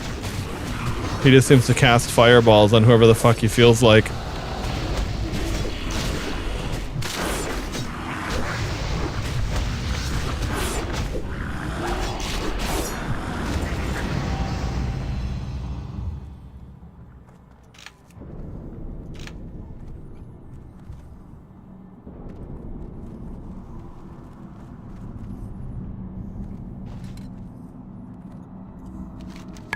You have found it. A curse upon that miserable imp. Alas, my material possessions are meager at best. You may choose from what I have to offer. Oh, I want that recipe. I actually do have maxed out cooking.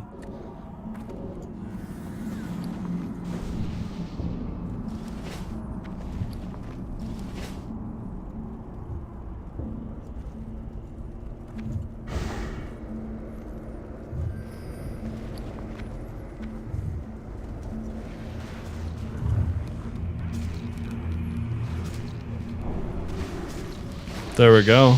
Now I know how to make run tum tuber surprise. Hell yeah.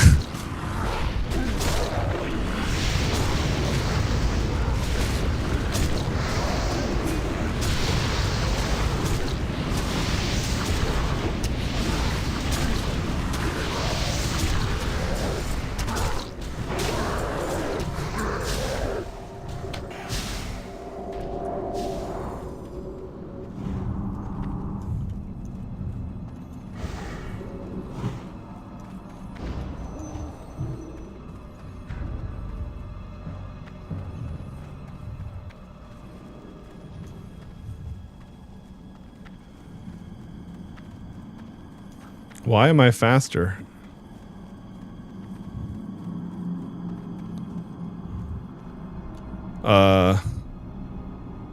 Okay, I was like, I was like, I don't know if you know, I don't know where I'm going. I'm gonna let him lead. He's the tank.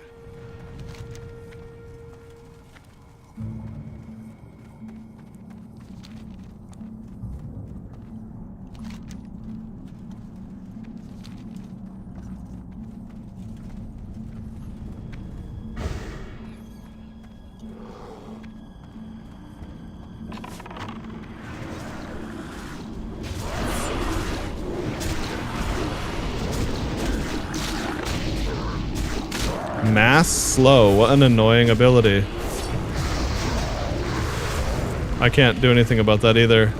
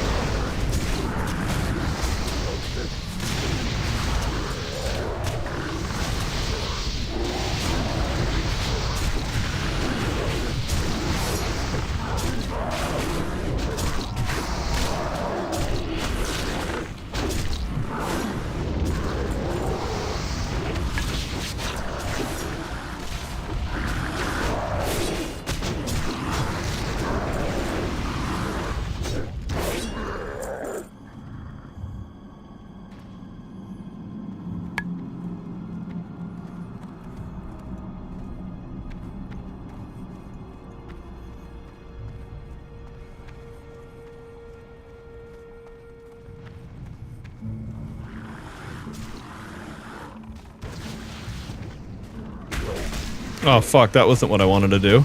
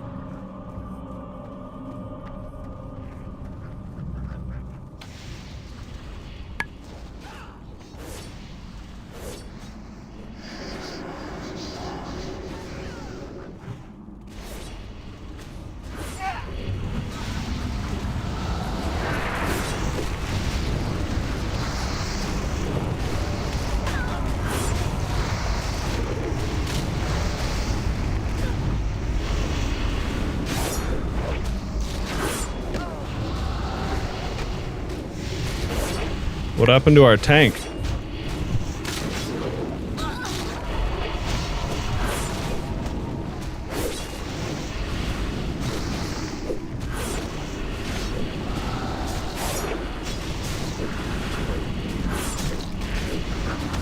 There he is, okay.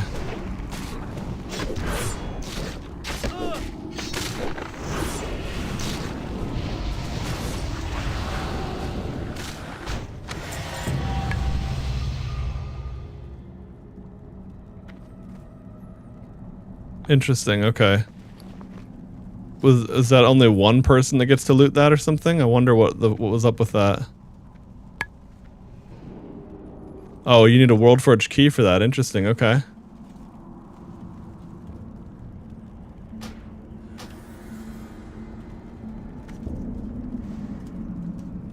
Why is this guy rolling need on that? That's very odd.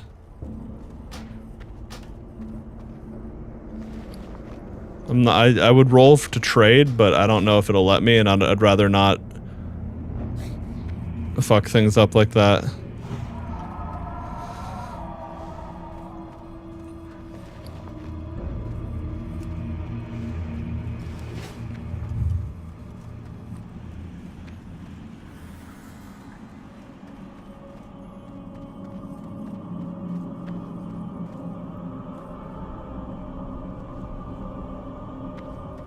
I know I've done this dungeon before, but yeah, it's interesting how little I remember about it.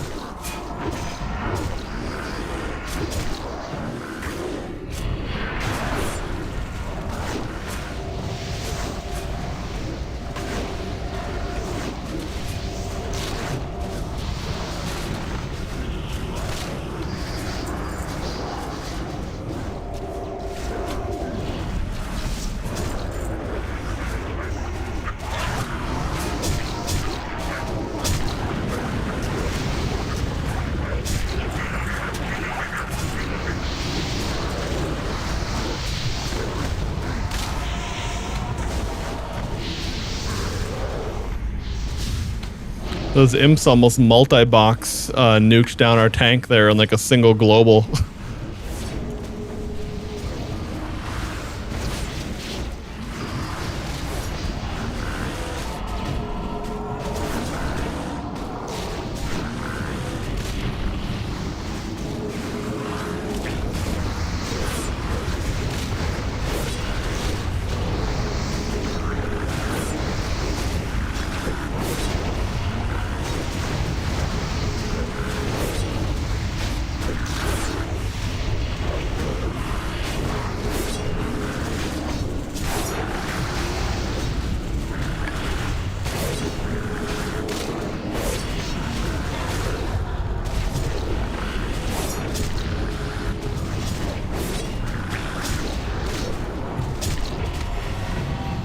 All right, that wasn't the boss either. We got to defeat someone called Aslan. Okay, I can't pick any of these herbs.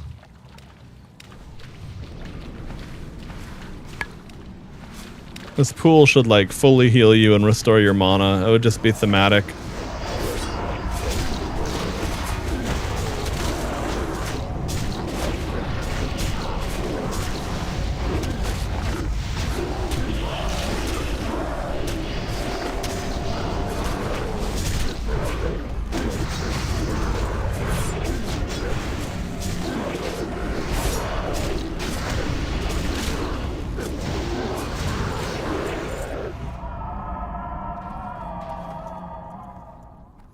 The nice thing is, if this tank does skip on an item, it's pretty safe to assume it doesn't have value, because that seems to be a big deal of how he's kind of choosing things.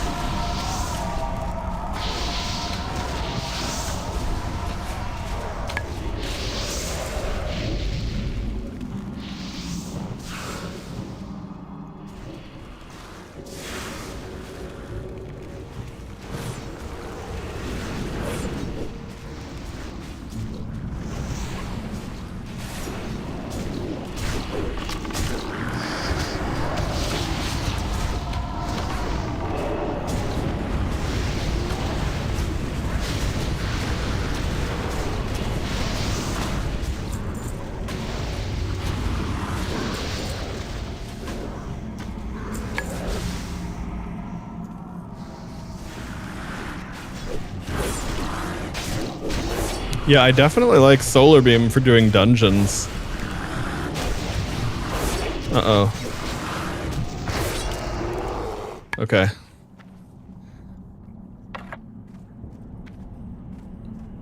I had a phone call coming in, I had to silence it. But I have to go check after this.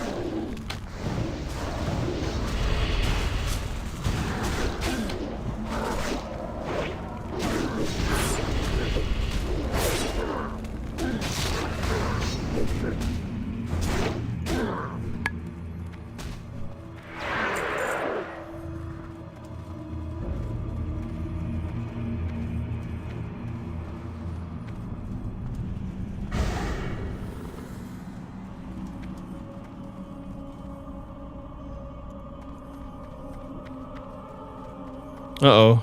Tank is getting hit by something. There we go.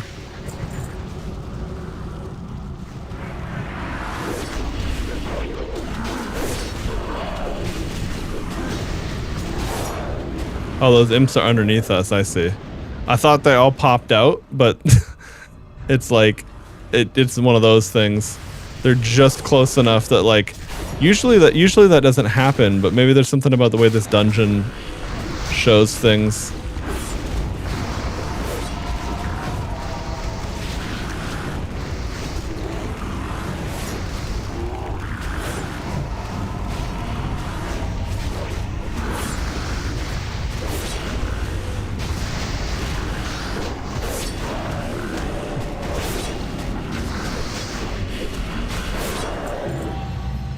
All right, is that it? Nope, but still not it.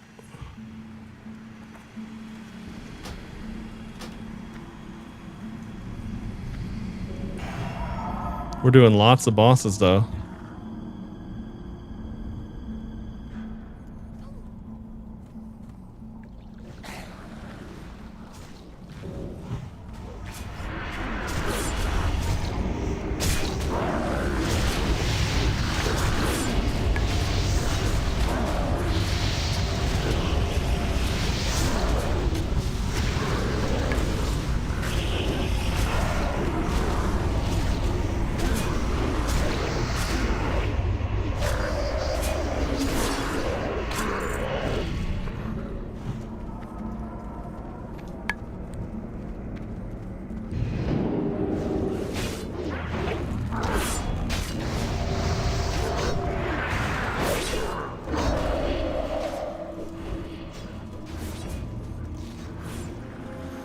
Oh, this is cool as hell.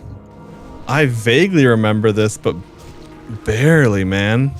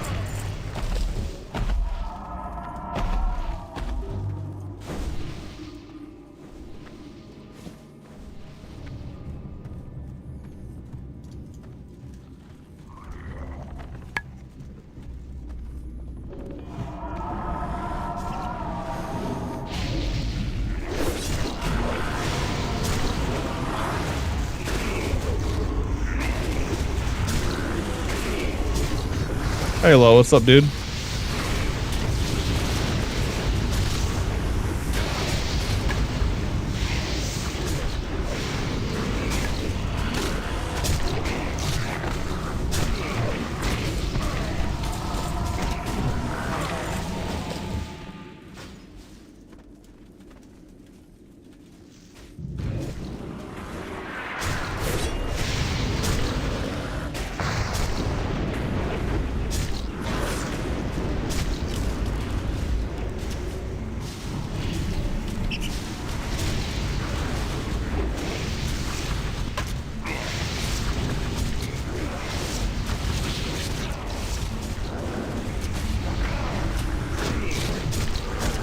Healing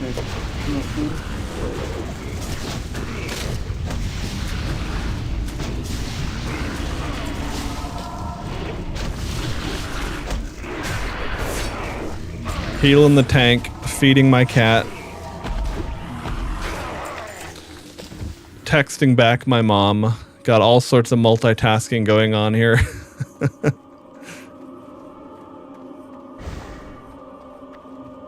Ironbark the Redeemed hit the door and died. Rip.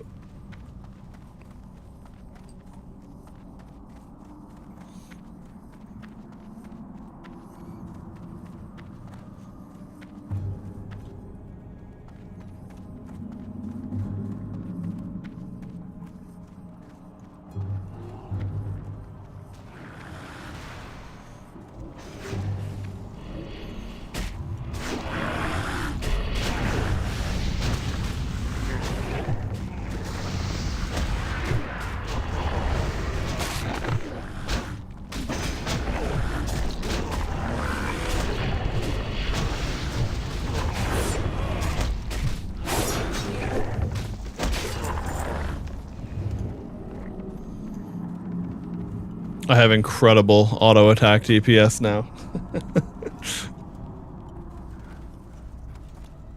That's the dude we need to kill. That son of a bitch. Okay.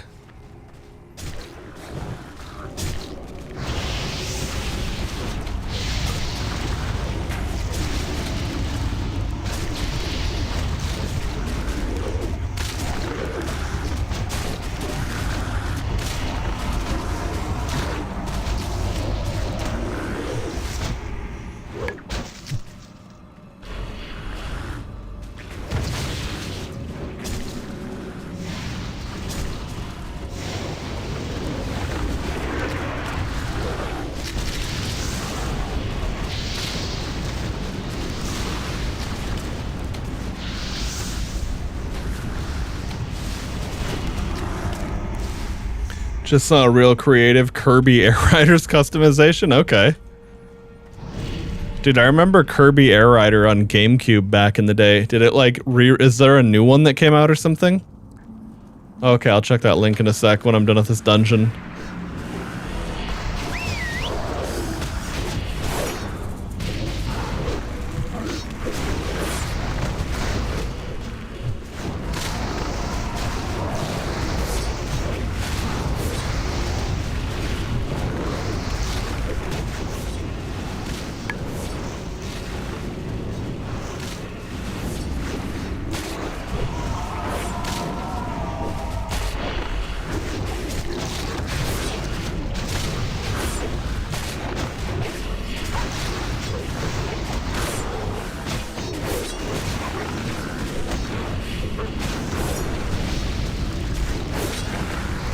Oh, boy.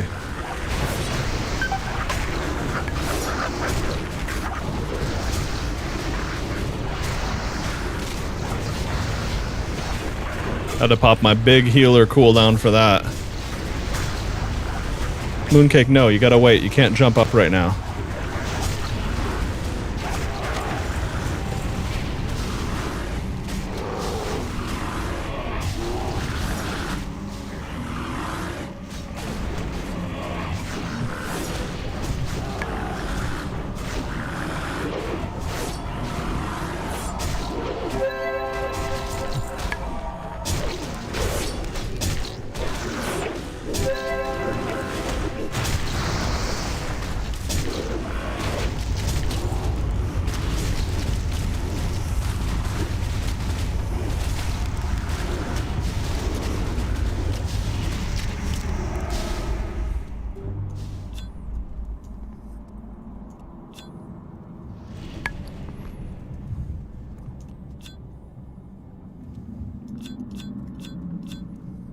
Do I already have that or something?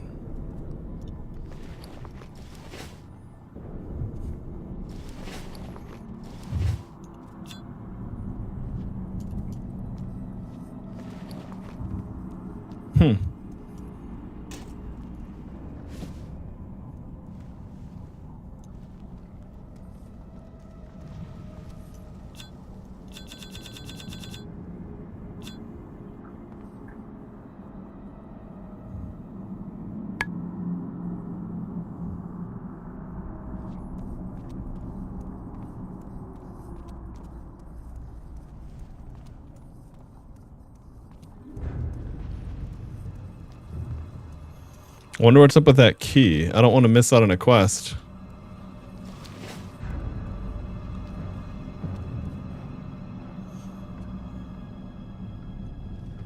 Who's in combat? We all are.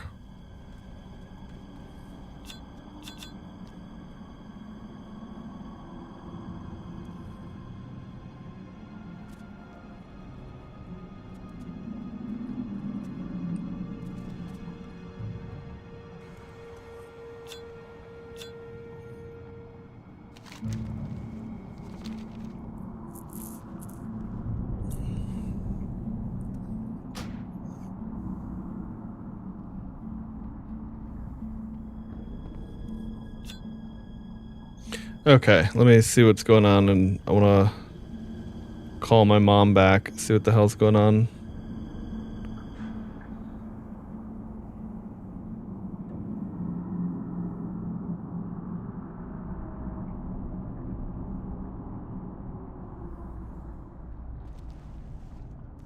Okay.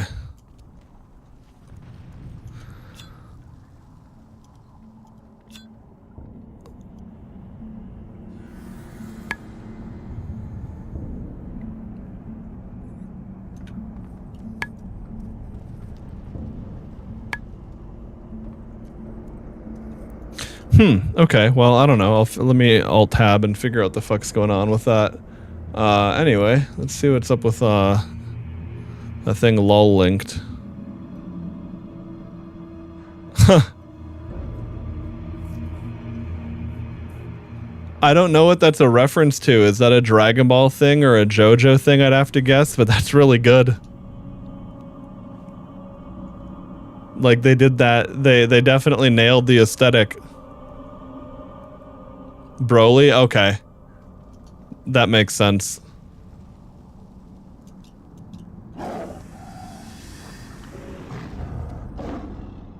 Yeah, I still can't fucking shapeshift, or I still can't go stealth, or I'm stuck in combat here.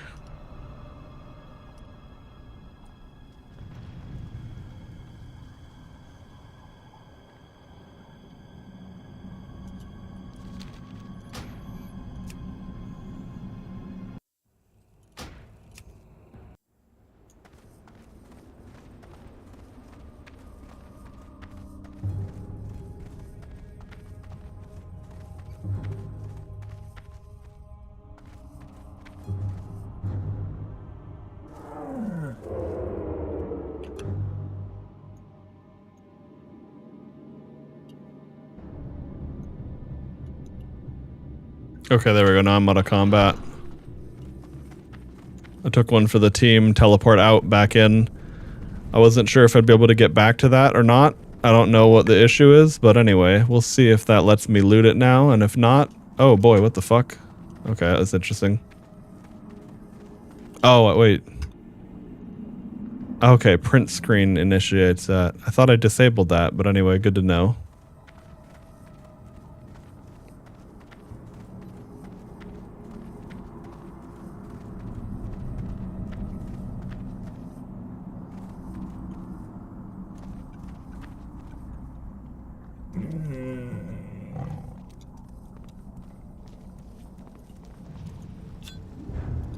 You can't carry any more of those. Okay, so I did at least get it. It's just bugged or something. Alright. That's all I cared about. As long as I got it, works for me.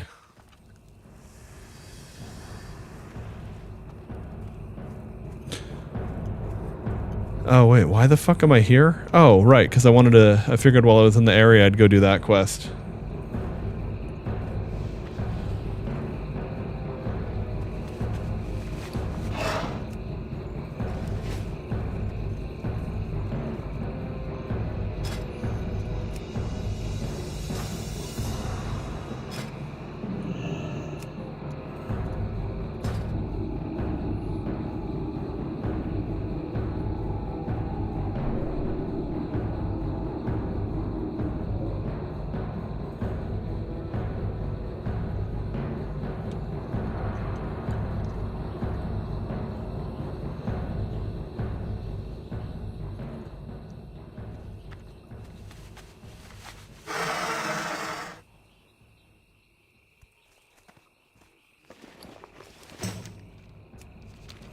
All right, well, I'll go here and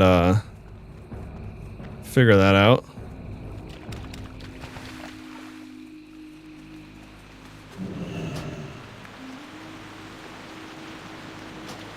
Sure, why not?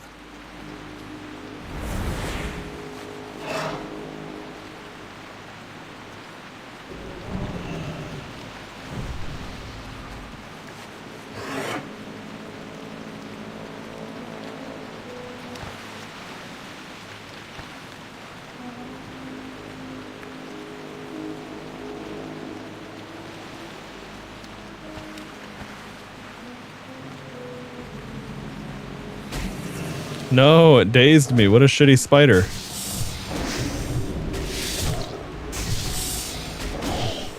Just instantly fucking dazed me. Well, now you die. Why would you take that fight, spider, huh?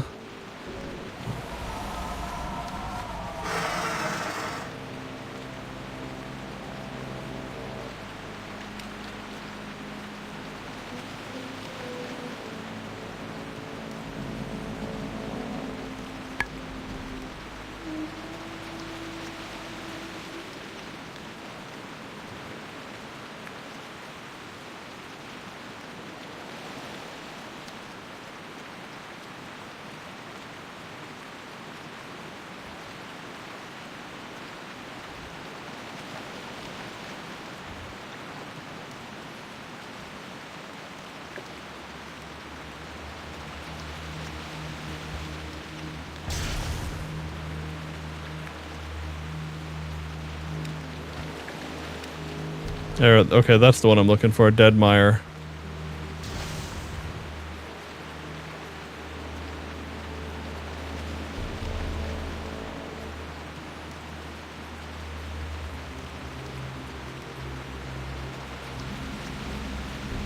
Good day to you.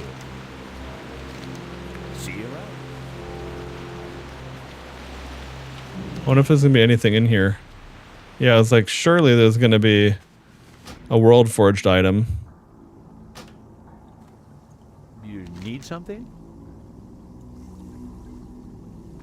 Need help? Your errand must mean much, adventurer, to draw you Go so with deep into the honor, marsh. friend. Long ago I possessed a beautiful piece of jewelry, the Tiara of the Deep. And not only was it pretty, it held great power for those with the knowledge to use it. So when word of the tiara reached the hydromancer Velratha, she had That's to right. have it. That's a Zulfaric quest.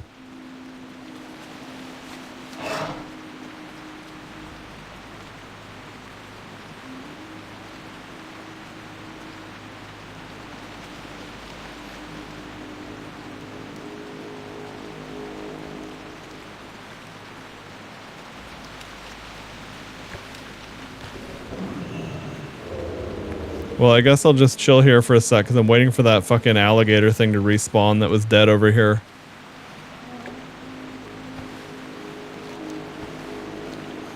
He respawns right over here.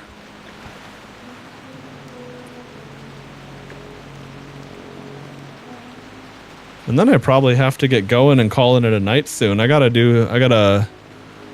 eat. I'm getting hungry.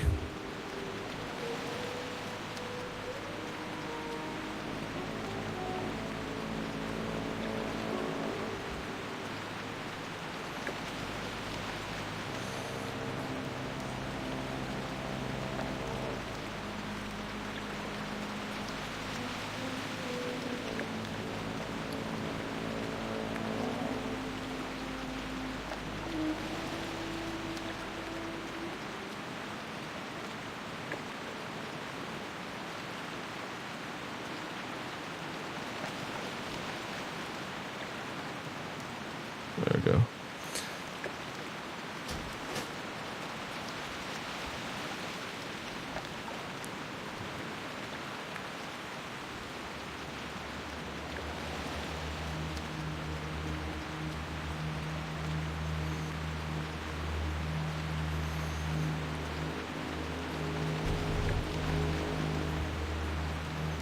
Where the fuck is the alligator?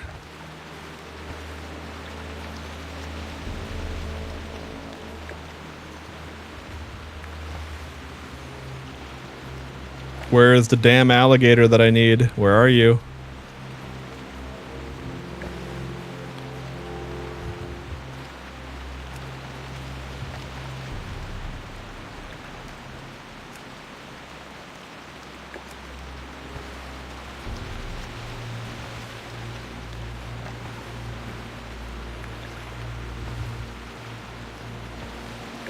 I'll go pick this flower here.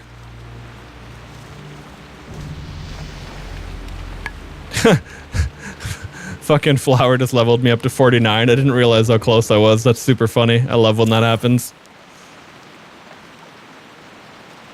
I just wanted the herbalism level.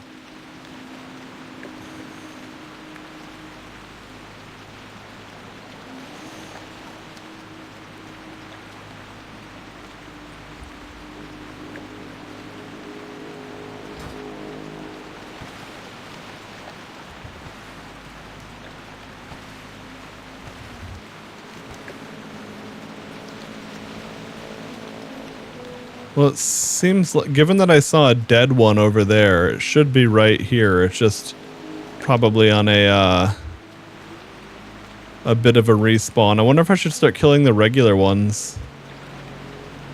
Oh, there's another one.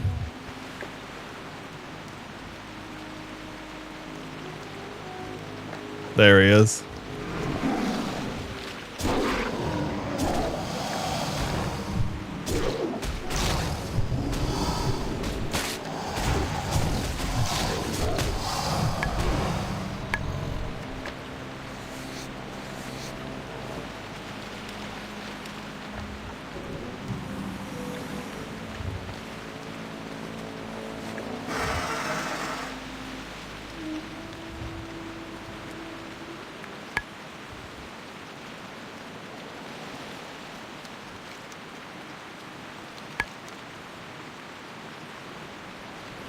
Okay.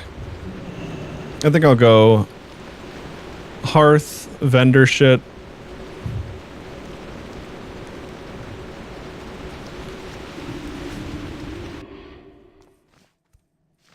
And then... Hello. Rest your weary bones for a spell.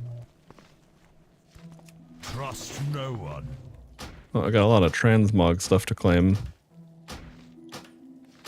But we love doing this. This is fun. Oh, Barman Shanker. I remember that dagger.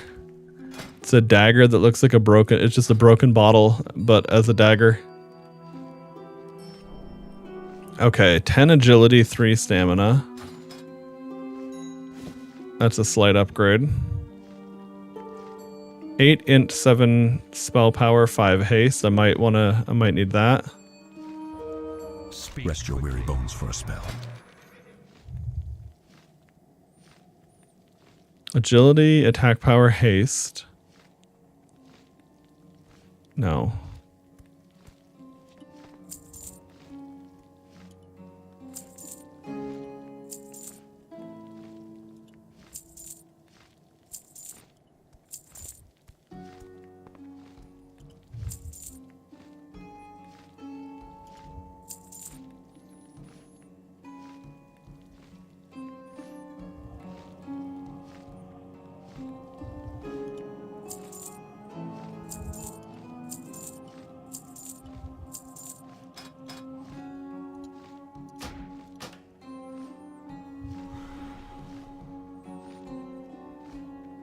Eight int, 8 spirit, 7 stamina, 9 spell power.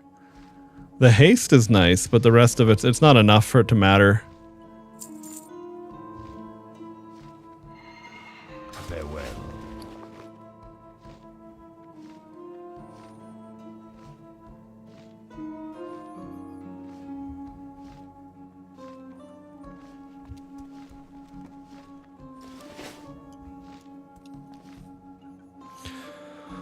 Okay.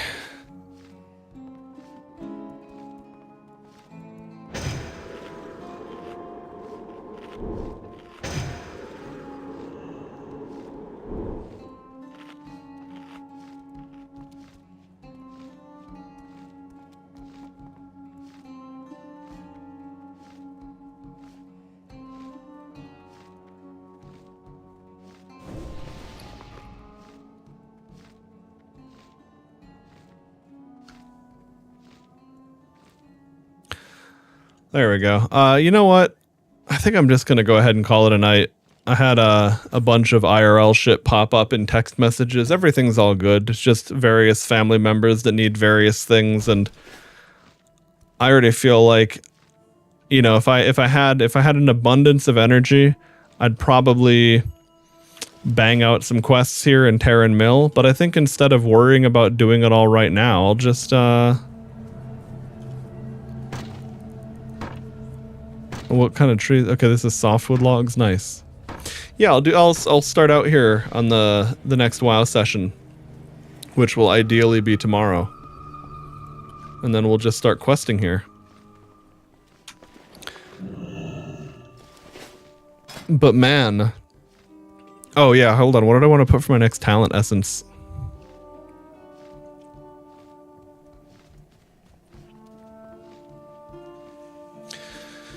Yeah, infected wounds would be very good in general for like a battleground and stuff, but I don't know. I feel like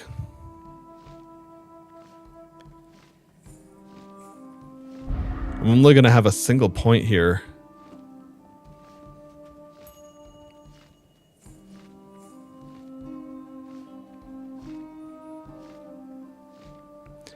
I suppose. Well, the thing is, even for leveling, the pounce stun is kind of nice, but I guess if I wanted to be more optimal, it's like I don't really want to drop feral swiftness, because that, you know, and oh, I could drop this now. I mean, now the thing is, this improved stealth has definitely let me just sneak around in places without even having to worry about it.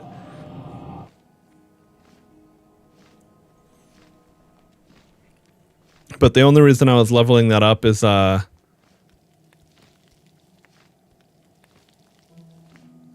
that's not really, let's see.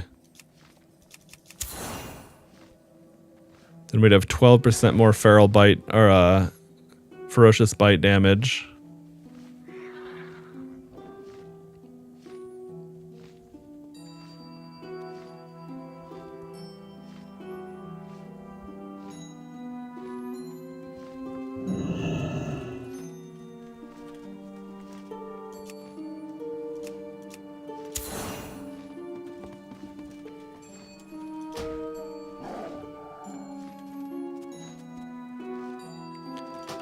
Yeah, I'll do that for leveling, and then my ferocious bite will actually have... I want to really quickly go bite a mob and test the difference. Okay, we'll abandon this one because we didn't get it.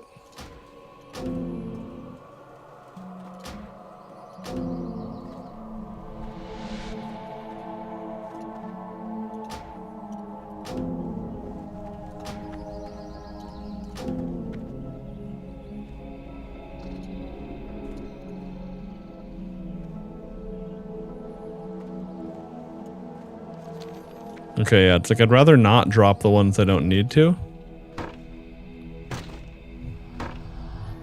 Damn, that is a lot of trees. High Executor Darthalia sent me to keep watch of Dungarok from a distance. I'd set up camp just out of sight. But when morning came and I had to boil water, I left to gather firewood. When I returned to camp, I discovered my gear was missing. Apparently some dwarven scouts from Dungarok had passed by and made off with it. I need my sword. If you can get it back for me, I would be so grateful. So many dwarves there, ... It will be quite difficult to find the dirty little thief who stole it. Stand at attention while addressing me, adventurer. I am under direct command of Varimathras. Okay, I don't need to hear all of their dialogue. But I am curious to go fight a mob and see if I notice a difference in ferocious bite damage or not. Because, I mean, hey, 15% is pretty substantial.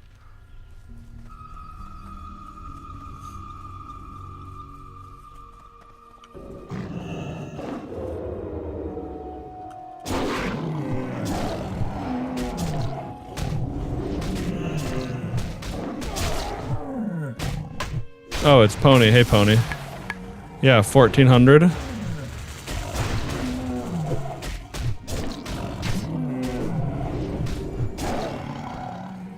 All right. Oh, I got the fresh carcass. I guess I'll go do that quick.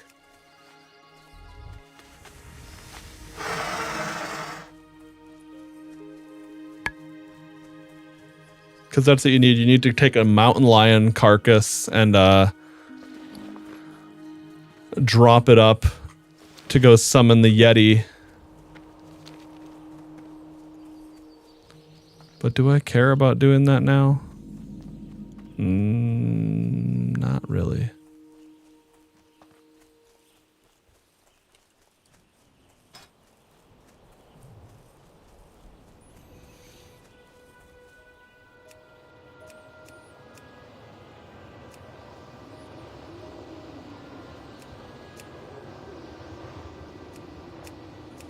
Oh, nice. We got cool snow up here.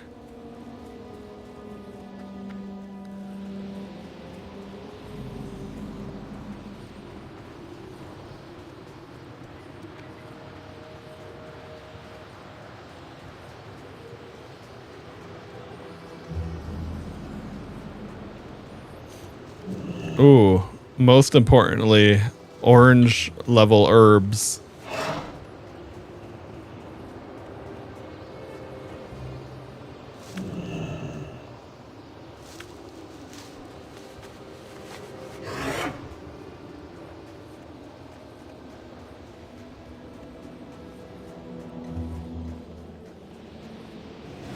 Damn it.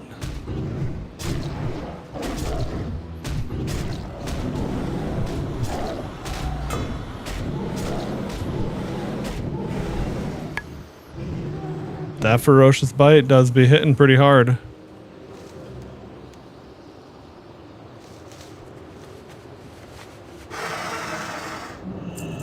I still wish it wasn't so damn expensive, but for a 5-point talent.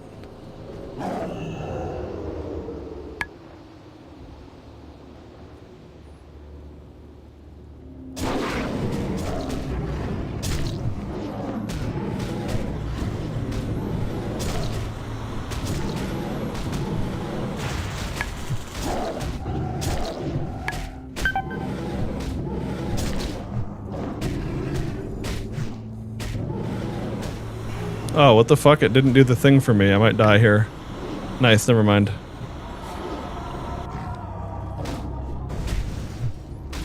I see.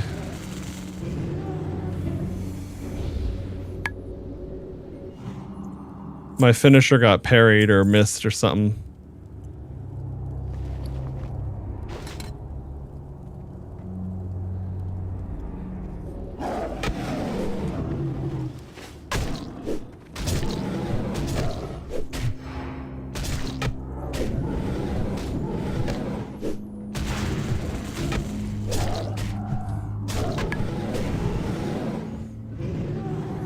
All right.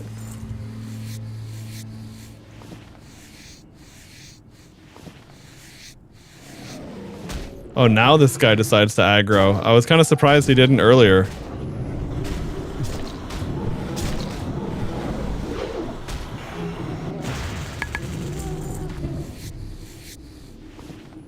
Okay, there we go. Gotta love with Warrior when your move says cannot be blocked, dodged, or parries, and you still miss. Yeah. Unfortunately, hit rating and expertise are two different stats. That rat made a funny noise. Okay. Well, I guess that'll do it for now. I'm gonna go ahead and deal with my loot to my auctioning. Gotta go do all that. I do that off stream though because it's extremely tedious and boring. But anyway, dudes, yeah, despite the fact that I'm all foggy and low energy here at the tail end of things, it was a good little stream. I'll catch you guys on the next one. I would hope to stream, I'm definitely going to be streaming on Friday for sure. Hopefully streaming tomorrow as well, because I'd like to get in another day of WoW before the PoE patch hits, because I'm definitely going to be playing quite a bit of PoE when the season is fresh. Like, I'd imagine, at least for that first weekend, gonna try to stream every day, and it'll pretty much be PoE just because, you know, brand new season, Druid and all that. But unlike most of the time when I switch off of a game, WoW's kind of been a long time staple for my whole gaming life. I'm not done with WoW. In fact, it's kind of a problem because there's a lot of other single player games I want to play too at some point, but that's just not happening anytime soon.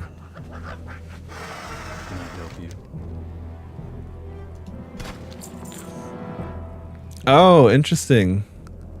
Adventure mode. Adventure stuff. Huh. See you around. And yeah, speaking of scaling items, once I get this druid to level 60, I want to start a warrior with heirlooms. That sounds fun.